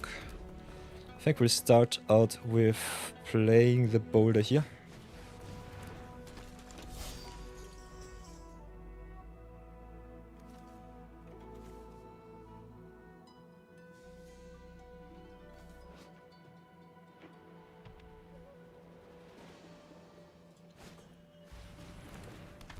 Not sure about the Firebander's Ascension, but even if it does not get all of the Ascension counters, it's still a nice 2-mana 2-2. Okay, opponent with the Enthusiast growing big. I think we'll have to trade here. Enthusiast growing infinitely is what I don't want to see. I think we'll go with the Protesters right now, because we've got a lot of ally makers here. Can also smack in for 4. Try to raise a little bit. Wartime Protesters is such a good card. It's really nice. Next time we can Firebander's Ascension into Treetop Freedom Fighters, which is good. Firebender Ascension would have been also awesome with the boulder here. But Enthusiast growing out of our grasp is a little bit annoying. So we can play the cave. If they don't have the quench, I'm happy. Would give us another land. Other than that, we can just play the Freedom Fighters and play around the quench. They might just crack their clues. But we'll definitely Can't find out. Okay, instead it's Sokka's Haiku, that's fine. Ooh, Avatar's rough. That's a nice little drop there. We just go aggro. Play the Disciples, give it a counter, haste them for 7. Of course, that is the name of the game. Next turn, the 2 lovers also can make 2 tokens, which can be 4 power for 4 mana, which is awesome. And draws another land from the top, so that's fun. That's really fun.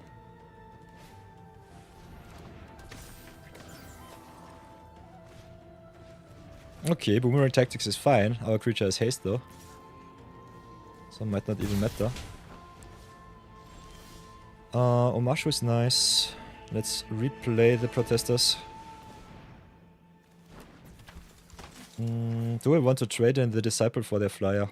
Kinda do. I think just getting their flying pressure out of the way is good. They could just yip.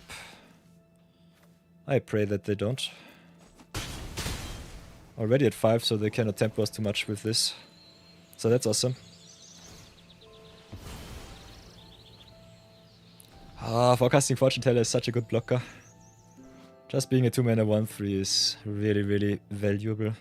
And giving our opponent some redraws with the clues is also busted.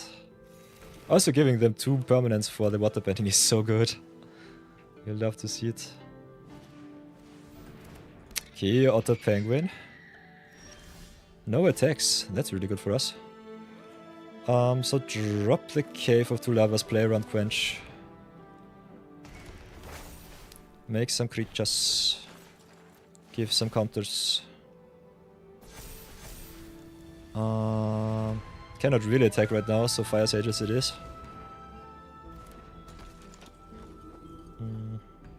Yeah, pass for now. Wartime Protesters is too good, I will not trade that one. Not if I have to.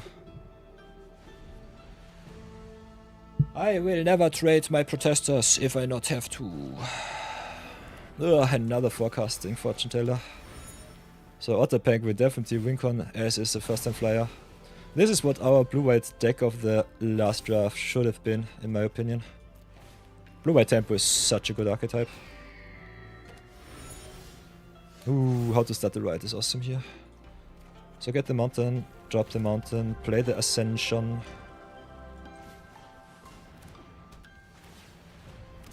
Yeah. Play Ascensione. Got the how to start the riot. Target creature gains menace until end of turn. Creatures get also a big boosty boost. So we can open some nice little trades here. So do it like this, give everything that we have Manache.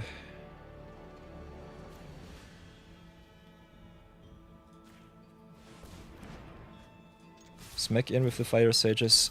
Trigger, get the counter and see what they do.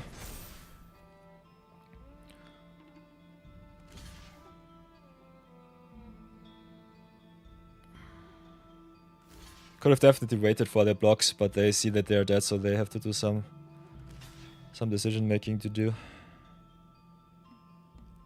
I will gladly take all of their creatures with me. We have Earthband 3 next turn and also the Omashu to draw another 2 cards. The sacrifice lands are so fun with Earthbending. This is such a nice flavor win. It's so good. So much fun.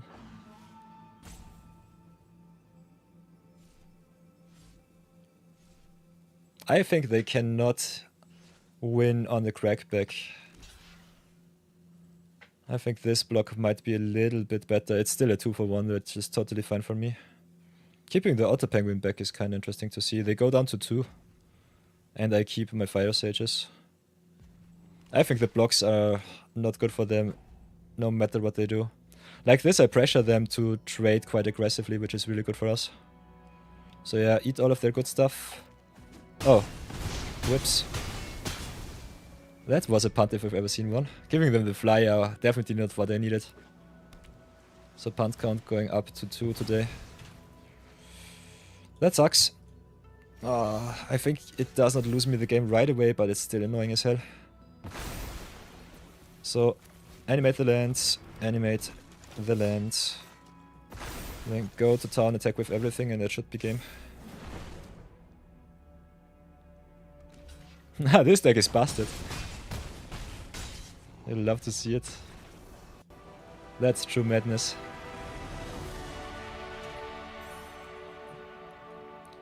So perfect. Perfect, perfect. 1-0 start for the Platinum Pleb. Kinda like it. Oh, so here we go. Here we go. Cashing in our daily reward. Let's see how far we come.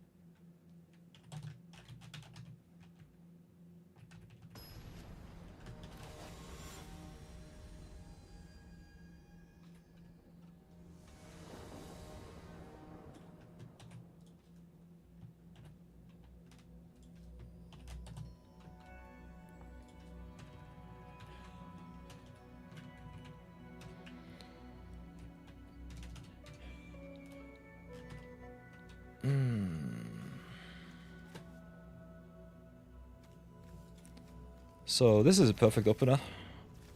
Got Disciple into Disciple. Got the shared roots to ramp us up into Earth Kingdom Soldier, playing against a Mythic player, you'll love to see it. So we've got the choice between ramping and just playing our aggressive creatures. Because we're on the play, I think playing the pressure here is a little bit more important. Could also ramp with the shared roots and go to double spell next turn. Both plays are good. Kinda like dropping the Wobbaloon here. Might just offer up the trade, see what they do. I think they will not trade here. Playing against blue-black. Could just drop the Wobbaloon, which I think is fine. Against blue-black, I'm not sure. We might get punished quite hard for not searching out the 4th land here. Let's see how bad it will be. If we drop and draw another land, it would be awesome. Ooh, nice. Redrawing with the boomerang tactics. Okay. Never have I ever been punished in my life. So drop the shared roots. Go for another green source. Play the Deserter's Disciples. Crew up for 3. For 4. And hit in for 4 in the air.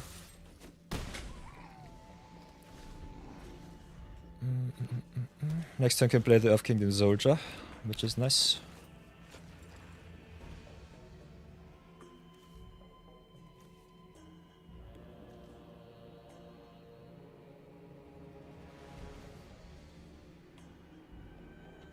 Boomerang tactics on your own creatures is kind of fun.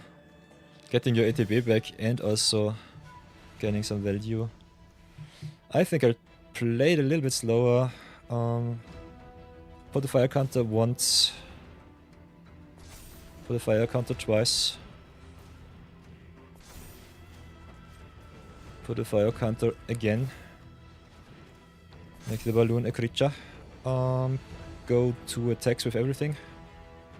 See what our opponent wants to do. Whatever will they play. Wobbaloon with the extra mana investment is a little bit tough, but I think it's fine. If they want to trade, it's okay. Heartless Act is totally solid. So yeah, becomes a vehicle once again. Can trade if he wants to. Takes it too. So tempo-wise, we are definitely very far ahead right now. Kinda like what I see. Next turn can play the Earth Kingdom Soldier, pump my board, crew with the Wobbaloon, go to town. So yeah, our curve out was really awesome. Boomerang tactics is fine. As long as they don't have a quench, I'm happy with my plays. Otherwise, I might have to play the captives. Let's see what they do. I think they have to tap out and commit to the board. Yeah, there's a fortune teller. Do they keep up the blue? Yeah, they keep it up. Okay, so I play around quench right now. Play the captives first.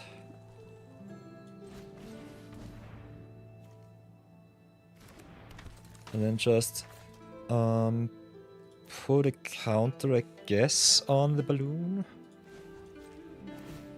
Just make it permanently good. Good and awesome. We are at 14, so we should live next turn. Should be still kind of fun. Can tap down, can just attack in. Kind of want to attack with everything. If they have a Zula always lies, I will get punished quite bad. Otherwise the attack doesn't really matter too much. Just smack in and pass for now. Their removal spell being exactly the hardest act was really awesome. Set me back one turn, but it didn't really matter too much. Kinda like the how to start the riot.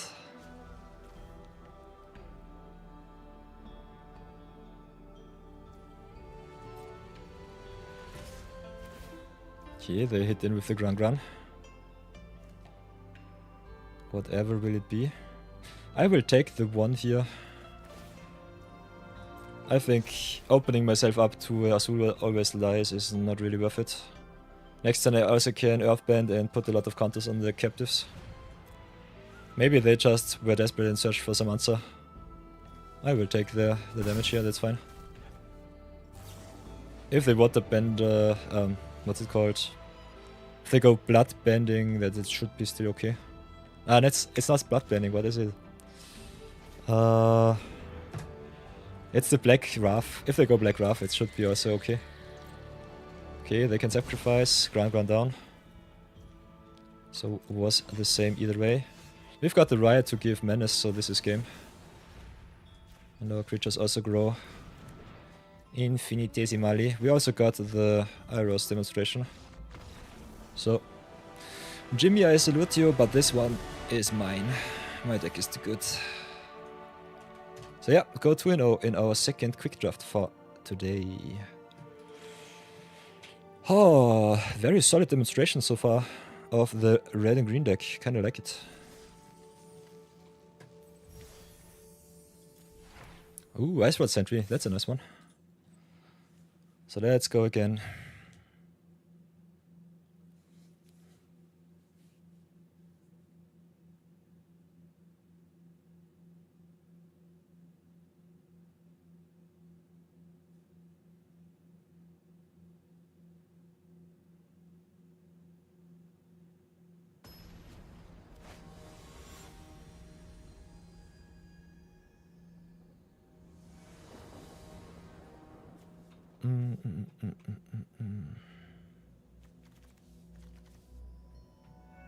We are on the play with a solid keep, I would say. Firebend Ascension is also a creature, so the pressure is on.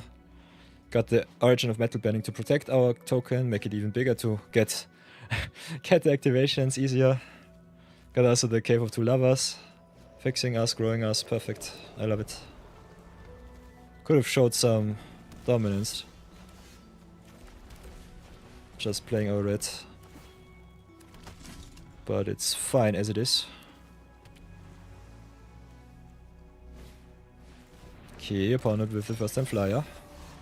We drop the mountain here. Go to attacks. Ascent 1. See what happens. Can go Origin of Metal Bending if I'm really greedy. Go Origin, go Demonstration, just use our mana. I think we are a little bit greedy today. Let's see if I get punished. Normally I want to slow roll my removal, but I think I'll pressure as much as possible. Especially with a Cave of Two Lovers next turn. Removing the North Pole Patrol might have been better, but we've got the G shop now. So let's go and attack in for free. Could also use the mana just to make some tokens, but the Cave is too good. We'll play the Cave here. Make 2 allies, go white. Search ourselves for another land, get some value. Opponent with the Rampy Pamp. Ooh. 2 North Pole Patrols is really good. That's a lot of untap and a lot of ramp.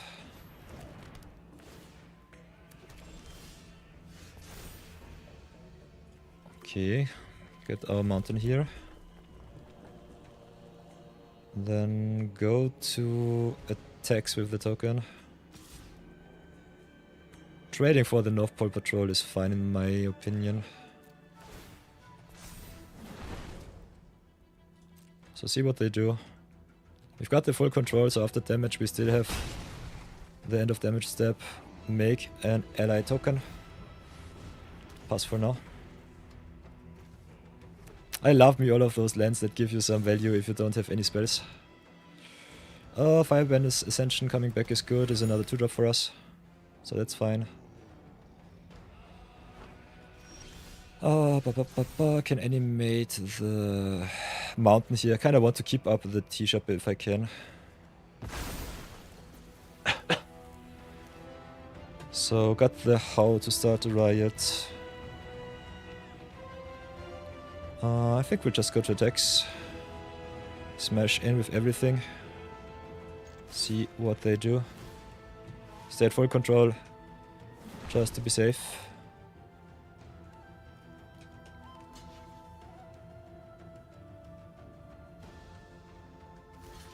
Because this attack will be nasty either way. So how to start the riot. Give whatever we have. Menace doesn't really matter. Pump our whole board. Pay the 3. Trade with their whole board. They can untap. But will it be good is the question. Do they have a comet trick? They concede. Oh, I'm stupid, they are dead on board. Watch this. Watch this, everybody. He's dead on board. He did not block right. He double blocked because he thought he was fancy and then he just was dead on board. Nice. That's how it goes. Ooh, Party of None. Nice.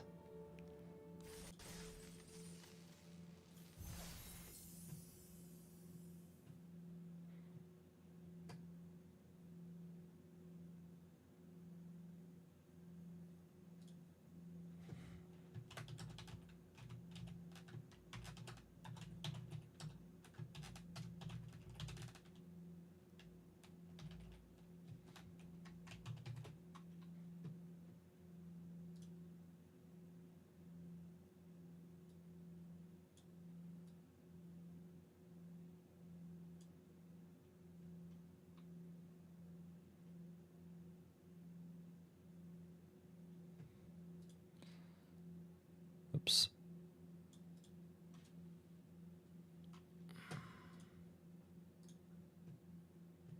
What? So yeah, quite nice to see that in our limited madness, quick draft number 2, we are already free now with a very awesome red-green deck. I love it. Would have loved to see me those awesome decks during our drafties. So for everyone new joining the stream, doing a little bit of experimenting with the quick drafts versus the premier drafts. For whatever reasons, my win percentage is always better during the quick draft. Don't know why. Because I think the draft consistency and deck performance is way more powerful during premier draft. But that is just my personal opinion. So let's see if we can trophy this one. Would love to get at least another trophy in before stream ends. We are already nearing our 4-hour mark, so that's also a thing.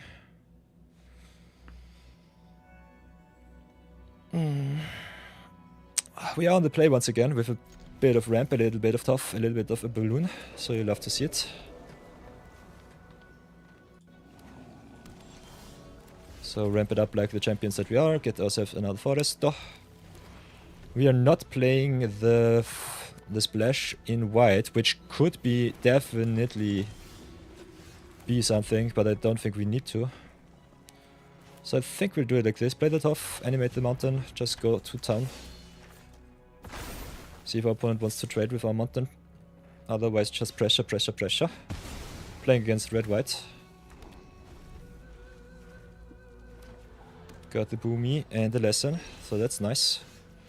Got also some water balloon, no? So play the balloon, opponent playing multicolor allies, I guess. Pass for now. We can put counters at instant speed. Tough will have to wait for another turn. Next turn we can boomy and earthband free. So Tough will become a 3/3 next turn, so that's good.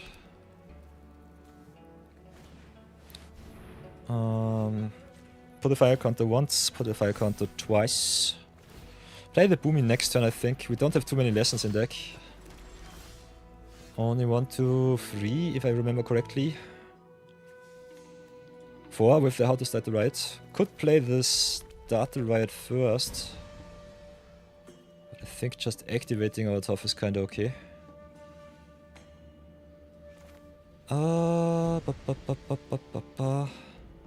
Kinda like me the extra versatility of the boomy though. This is a tough choice right now. I think it's still worth to play him right now and not wait. Earthband so that the Tough comes online. And I think we just crew in and go to attack as much as possible. Pressure some nice little blocks here and there. Making our ride a little bit worse, but I think it's still fine. Forcing our opponents to make mistakes just by being aggressive is normally the way to go in Avatar. You want to be as aggressive as possible. If the opponent can stabilize with their value, you normally lose against allies. And our attacks also don't get better with the riot only giving us a little bit of attack boost. Might be a nice surprise if the opponent doesn't block right. Can force him also in some not so nice blocks if you play it preemptively. Okay, opponent bounces the balloon now. Flicker, flicker it is. Aang is fine, can double block. But I kinda want to get rid of him. The extra land would have been awesome. So we've got some choices here. We've got 6 mana, we can still play the Boomy Bash, not attack with the mountain here. Play the Fire Sage, which I think is fine. Could just Boomy Bash and attack in, which is also cool.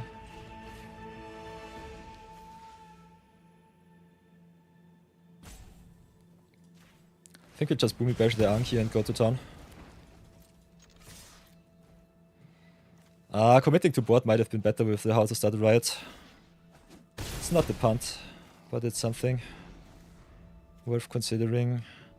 Depending on our opponent's plays, next turn we can War Balloon Fire Sages and just pump up. Yeah, there's the Sokka. Big oopsie. I'll gladly attack here, that's for sure. Just smack in, see what they do. If they don't block, are they dead? We attack for 7, attack for 13. Yeah, let's do it like this. Attack in, see if they block. How to start the riot.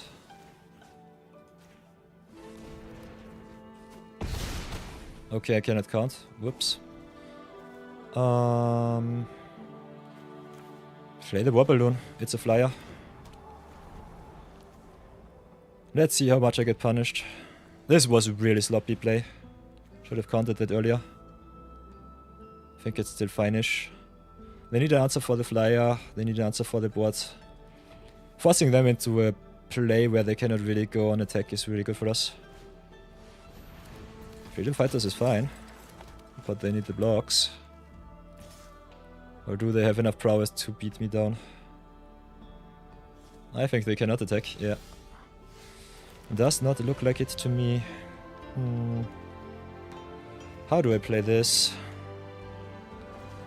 I think can play Fire Sages, pump it up, crew the War Balloon, attack with everything. Play around Quench, which I kinda like. Could also just pump the War Balloon. Both plays are okay. Got some options here.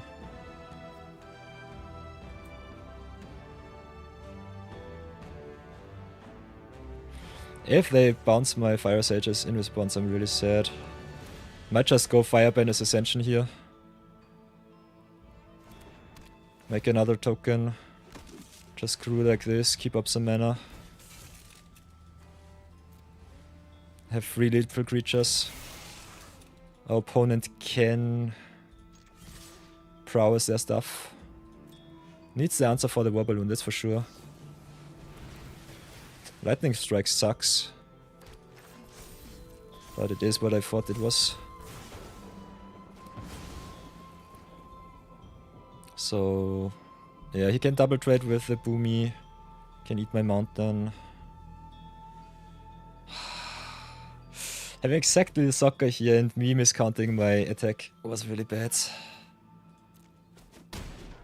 Yeah, I might lose to the soccer here. This sucks. This was really, really stupid of me. Let's see how bad it will be. Dragonfly Swarm is badish, but not too bad. My Fire Sages is big. So what do I do? Attack in for 8, can activate twice. Go to the 4/4. Trade with the soccer, which is fine. I think we just attack in and see what happens. They have to eat jump. I think they'll just have to jump here.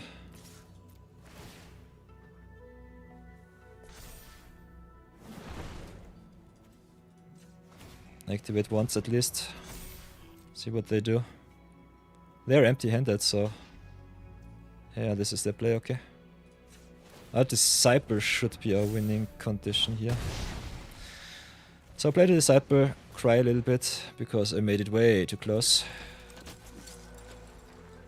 They can sacrifice, search for some answers. 2 cards, what will it be?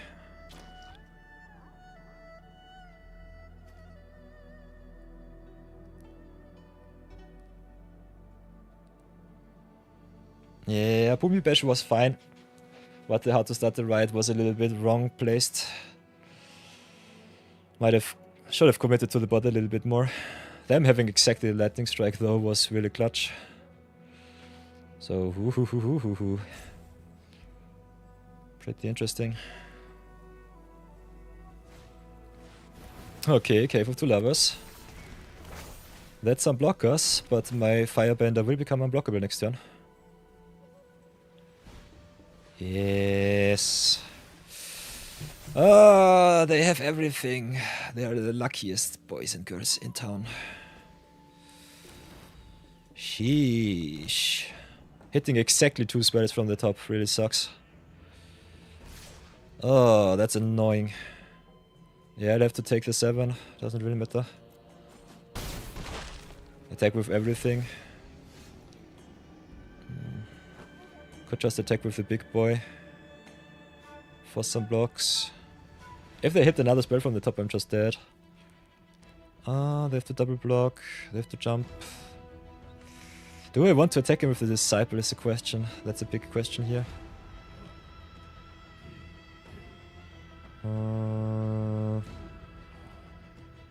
Them having so many tokens is kinda annoying me.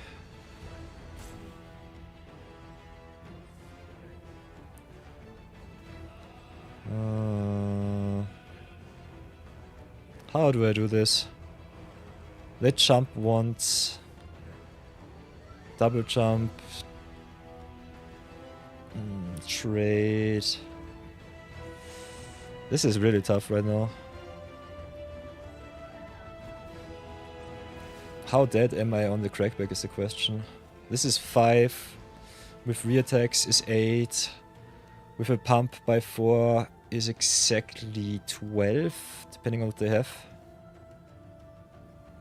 The question is if I want to offer the trades here. This is my win condition with the Disciple. I think I go unblockable with the Disciple. Just play it like this. Fireband once, Fireband twice. They have to jump, and if they hit something they can just kill me. Let's see what they do.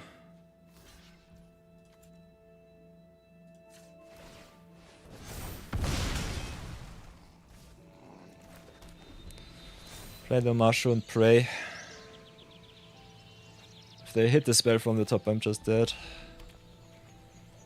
Maybe I should have attacked with the Disciple, I'm not sure. If it's a lesson, I'm dead. If it's not a lesson, I should live. Yeah.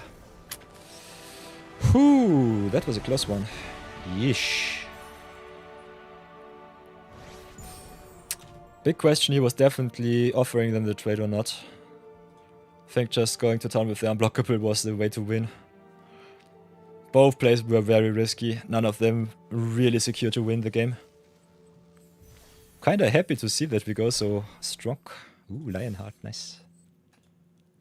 So yeah, last draft took forever and was a nail biter. This draft easy peasy.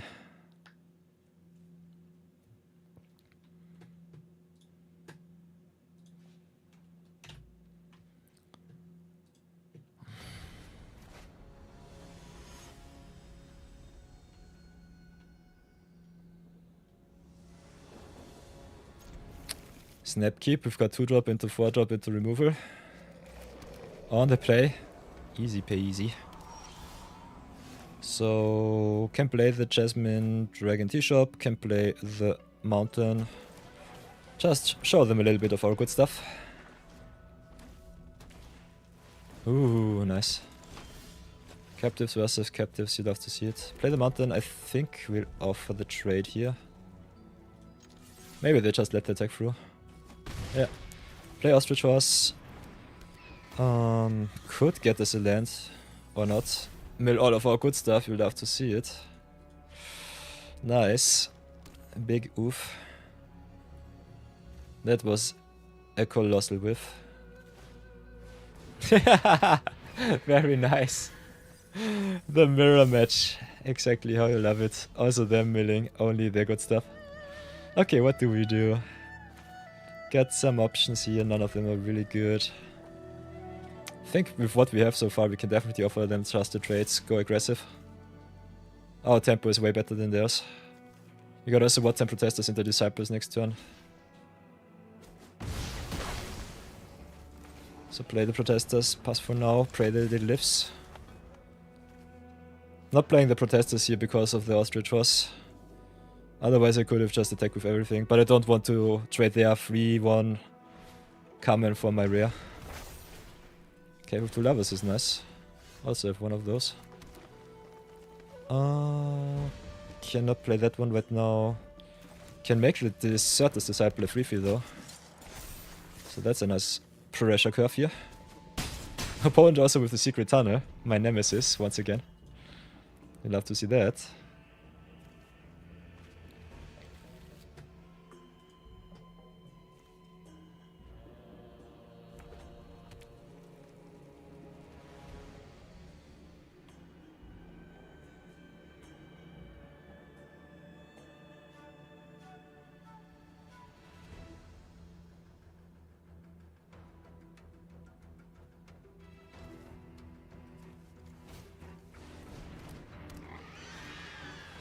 Okay, Porcupine is bad.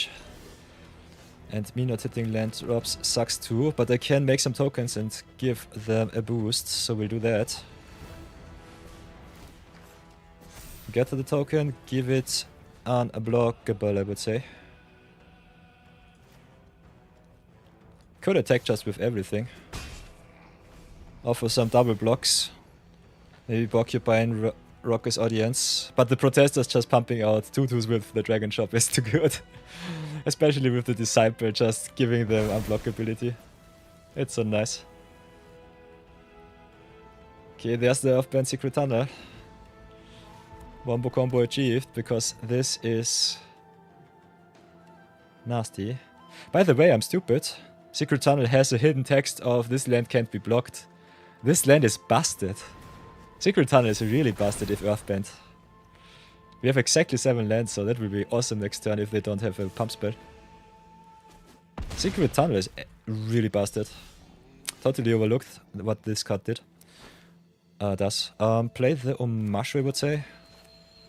Play the Boomy Bash, destroy target non-basic land. To play around some extra powers.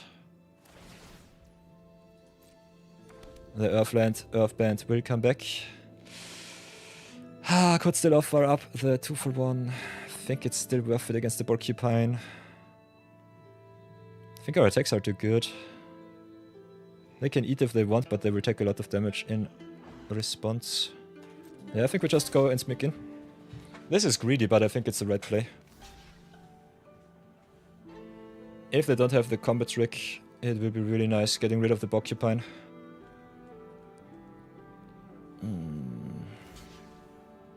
Disciple not being able to get in for more damage might kill me though. So this is really greedy. Not sure about it. Really not sure about it. If my protesters live, I'm really happy. Offering them my Disciple is my win con, so I'm not sure about that. But I still can go wide, can go big. So yeah, this attack is a little bit strange, I would say. Disciple living is good for me. But I have to pressure them because Secret Tunnel just kills me. Tempo-wise I fall behind way too much. This card is so busted. Might lose to the tunnel once again. Earthbending and then lesson 2. Oof. Big oof here.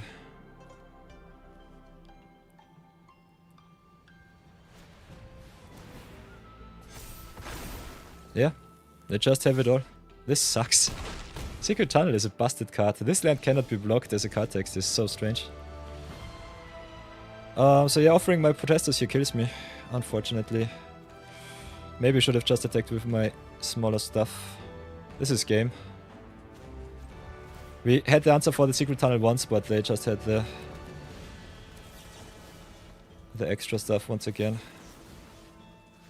So I can do it like this, but their card is unblockable.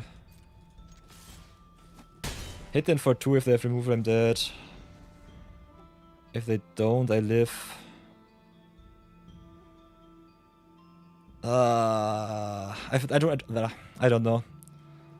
Yeah, I don't know. Should have definitely kept the Origin back. Tempo-wise, it does not change anything, and my token here might be the win condition. This is a close one. Token for jumps. Tunnel is a 2-turn clock.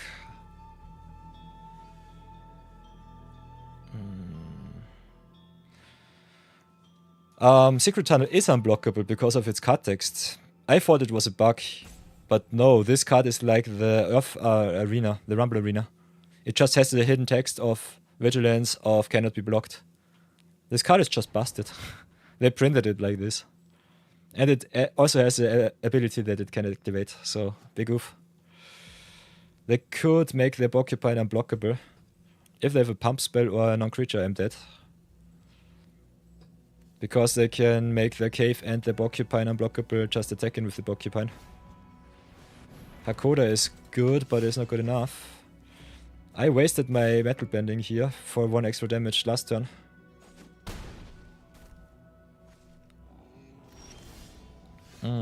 Question is, what can I draw as an out? The unblockable tunnel really sucks.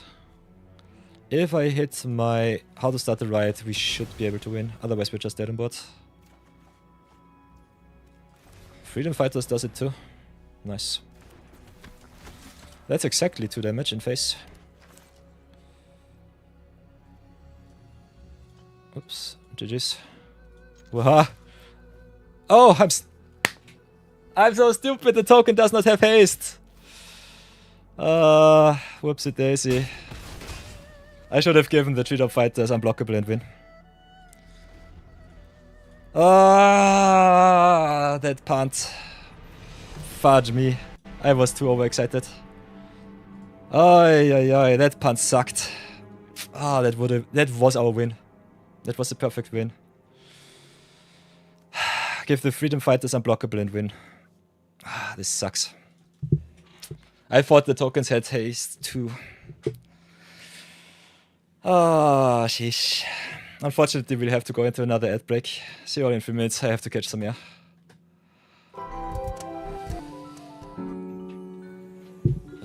This sucks.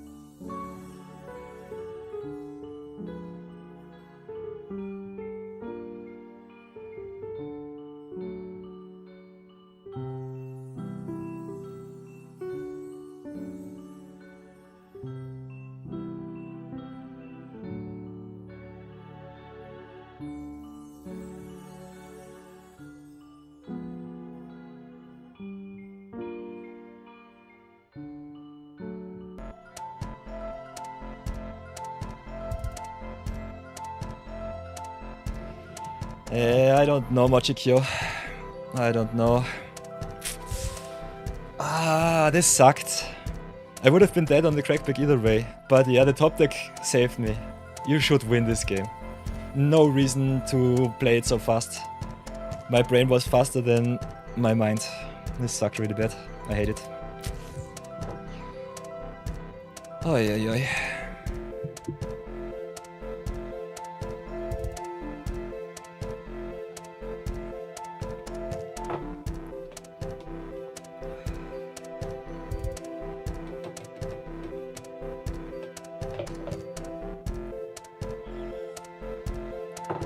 Especially losing against that stupid secret tunnel. I hate this card. I hate it so much with a passion. So stupid. Giving a land unblockable. What did Wizards think? You cannot remove that stuff. This is one of the hidden sleepers in Avatar.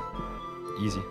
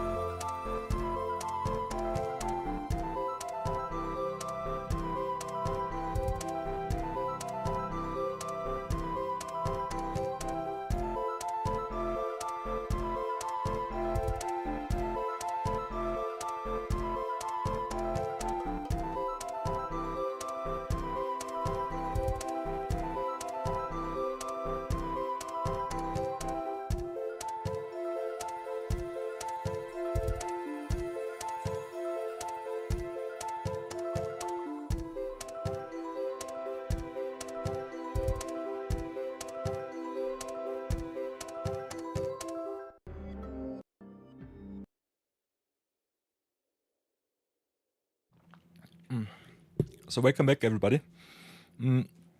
Magic I could have definitely won that game. As I said before, I overlooked the 3-drop Freedom Fighters, having self-haste, but not giving haste. The Deserter's Disciple gives 2 powered creatures unblockable, and they were exactly 2. So they would have been 100% dead if I had activated the ability instead of just going right-click attack everything. So yeah, that was stupid as hell. Would have been easy 4-0. That loss was so unnecessary. I'm so mad right now. And it's quite important, especially in quick draft, to get all of your wins. So yeah, we'll keep this one. Got the Ascension into the Fighters, into the Lovers. Or not, because I'm stupid. Don't can. We cannot play the Ascension, but we can play the Captive, so that's still okay. So drop the Forest. And cool our head. I'm so stupid right now. I hate it. So play the Captives. Pray for a mountain from the top. Please deck. Please. Arena, I learned my lesson. Give me the land. Give me all of the land. I want to curve out. I want to go big. And of course the Arena Gods hate me now. Ah, this sucks so bad. We would have been 5-0. Would have been awesome. No, we just lose and lose and lose.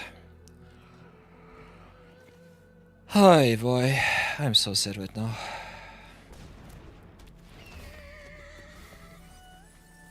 But other than that, this... Other than that, this deck is the truth.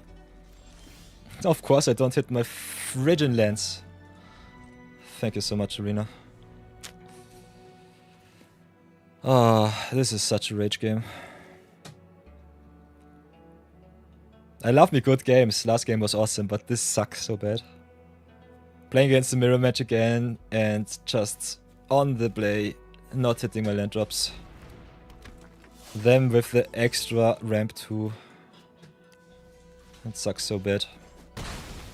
I hate it. Yeah, perfect.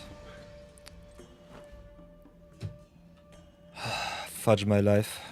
I think we'll drop the Ascension now. This sucks. This really sucks.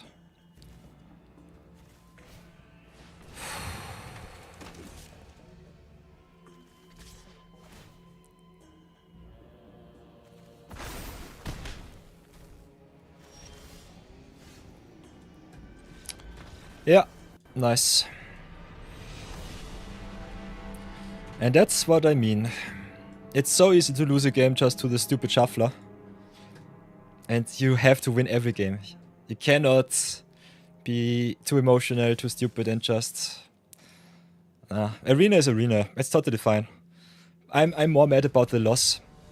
I hate to throw I hate it so much to throw away games.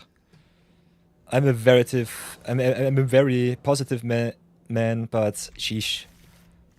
My competitive nature does not allow it to lose games that I win. It just feels bad. It feels wrong and I hate it. It hits so much. It hurts my soul. Because I'm a perfectionist, I love to play the game as good as possible, as best as possible. And those mistakes always show me how weak of a person I really am. Nonetheless, we still have 1 win to get, 1 loss to get, so 1 is all we need. Let's hit in and try our best. Calm our minds. See how far we come. Lot of aggro decks. That is kind of interesting to see. A lot of aggro decks. Opponent with the natural John, you'll love to see it. Nice. Kind of fun.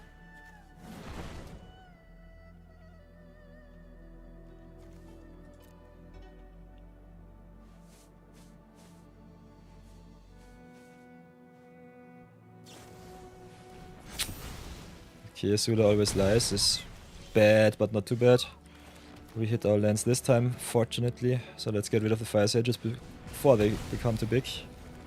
Also keep our pressure big and strong. Next turn can go Elf Kingdom Soldier. Pump whatever needs pump. Okay, opponent with the Zuko. So drop the mountain and I think we'll Soldier here. Give a counter to the captives and to the Soldier itself. Have a good blocker, have a good attacker. Smack in. Zuko having fire banning free is kinda nasty. If you can drop down the Flopsy next turn, it will be awesome. Flopsy is our win condition. If we curve out, our opponent is just dead. Kinda sad that we had the unfortunate 2 losses here. Because I think this deck is definitely trophy worthy. It's really solid.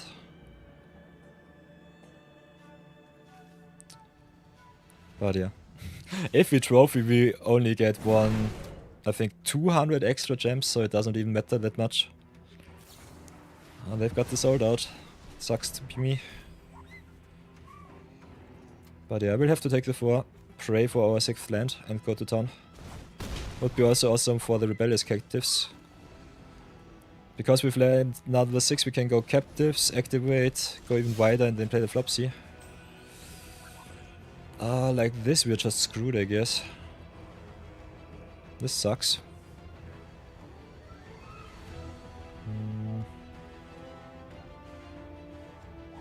I think we'll have to stay back right now. They can make a million tokens like this. This is really unfortunate. This was the turn where I definitely needed a 6th land to grow. Missing land drops is unfortunate.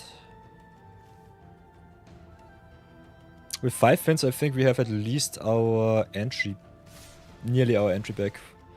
650. The 6th win is where it gets positive. So yeah, the payout structure a little bit strange on Quick Draft. Not the biggest fan of it. Punishes you if you're not too good of a player. We'll double block here. Don't want them to have any more value. Sucks with Flopsy in hand, but I cannot do anything against that. We are already at 13. If we go down to 6, we're just dead.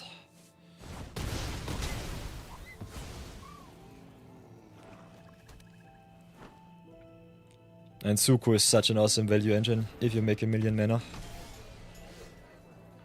So yeah, drop the Disciple here, I would say. Pass for now. Can 2 for 1 us again with the how to start the ride into the Disciple. If they don't sacrifice anything. It was kind of strange to see that they did not make a million tokens with the Sun Warriors here.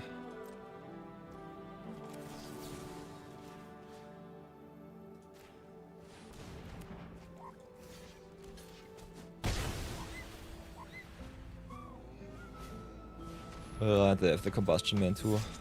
And another Fire Sage, come on. At least we hit our Flopsy here, but it's really bad. Pass for now.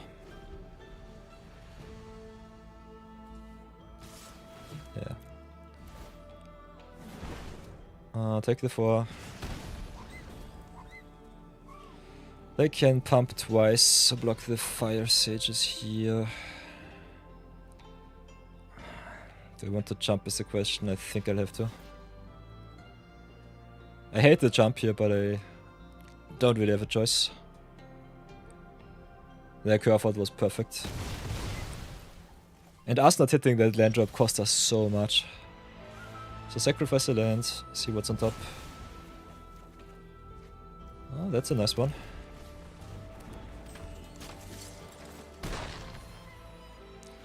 That's a 2-turn clock if I ever seen one. And a nice little jump blocker to top it off. They can smack in. I take the damage, that's for sure. Block here.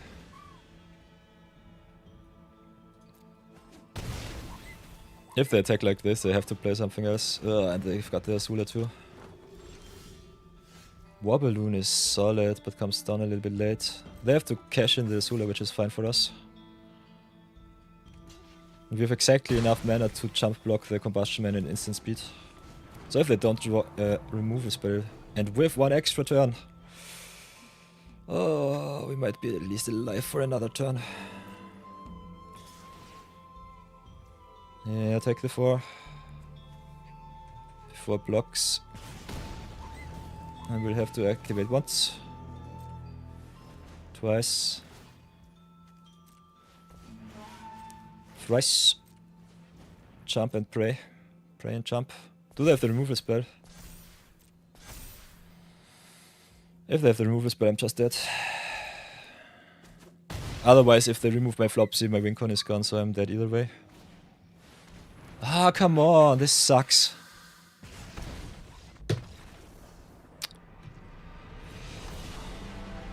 I hate it. I hate my life. This was such an awesome draft, and then I just blundered into blunder. This was really unfortunate. This was really awful. I hate it. I hate to end stream on a sour note, but yeah, it sucks. As you can see, winning record with 6 in 3 to get your gems back. If we go 4 in 3 on Premier Draft, we have 99% of our investment back, so I'm not the biggest fan of Quick Draft. I think Avatar is really swingy, but sheesh, this just sucks. So, here's a short little deck tech. I'm really sour right now because we would have been at least 5-0. Because I blundered that game, I just spiraled into 3 losses after that, and it sucks. I'm so mad. We'll end stream after that one. But yeah, I think this deck was trophy worthy. Blundering so much really got to my nerves. Earth King we did not see once, which was kinda crazy to see. Wartime Protesters definitely won us 1 or 2 games, which was nice. Other than that, we curved out quite nicely with the Deserter's Disciples. Tough Blind Bandit was awesome. The right combination of pump spells, fire, bending, and some well-placed removal definitely got us also some of our wins. I think Boomy is kinda nice if you have at least 3 lessons. If you have more, you definitely can only win. Seen the Flopsy only in our last game and was quite upset that we did not cast it on curve. If we would have casted it on curve, we would have definitely won less. We would have definitely won the last game. But yeah, it sucks. Jasmine Tea Dragon as Dragon Tea Shop is always awesome. And yeah, if you want to win a lot of games, definitely go aggro, play a lot of tempo, and just go to town. Cannot say anything else.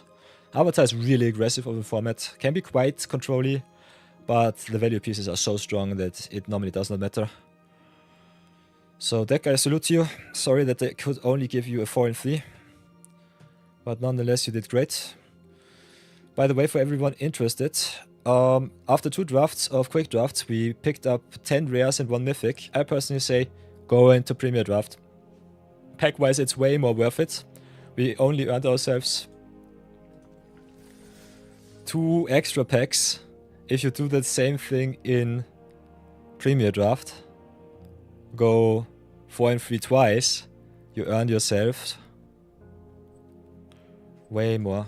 So if you have a look at the Premier Draft for everyone who might be interested in that, it's tougher if you don't have a good draft. So the cadence is definitely better. But look at that, you get 3 packs for 1 draft. Don't have the risk of having 1 good draft and 1 bad draft.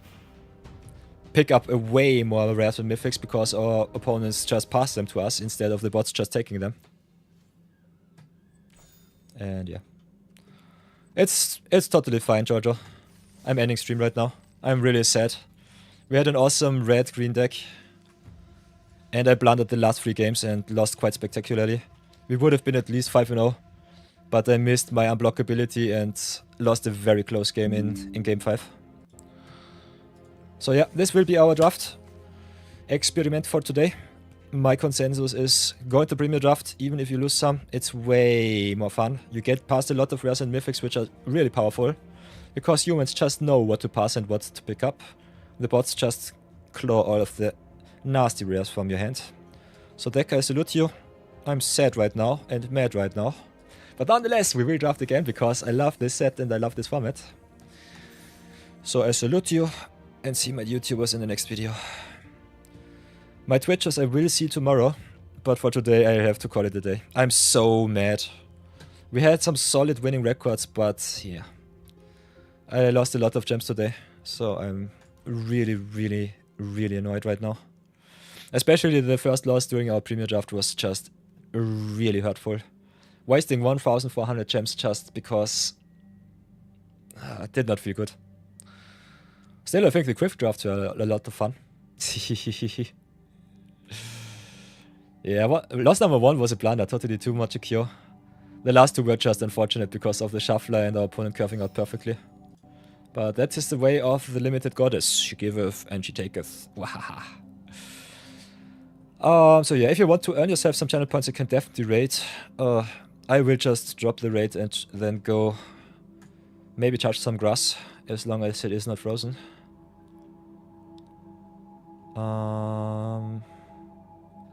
So maybe following, similar size, same category. Don't want to leave you all having. Most of the players are playing Constructed for whatever reason. I think Avatar Constructed is not really enjoyable. Can have a look for some limited players.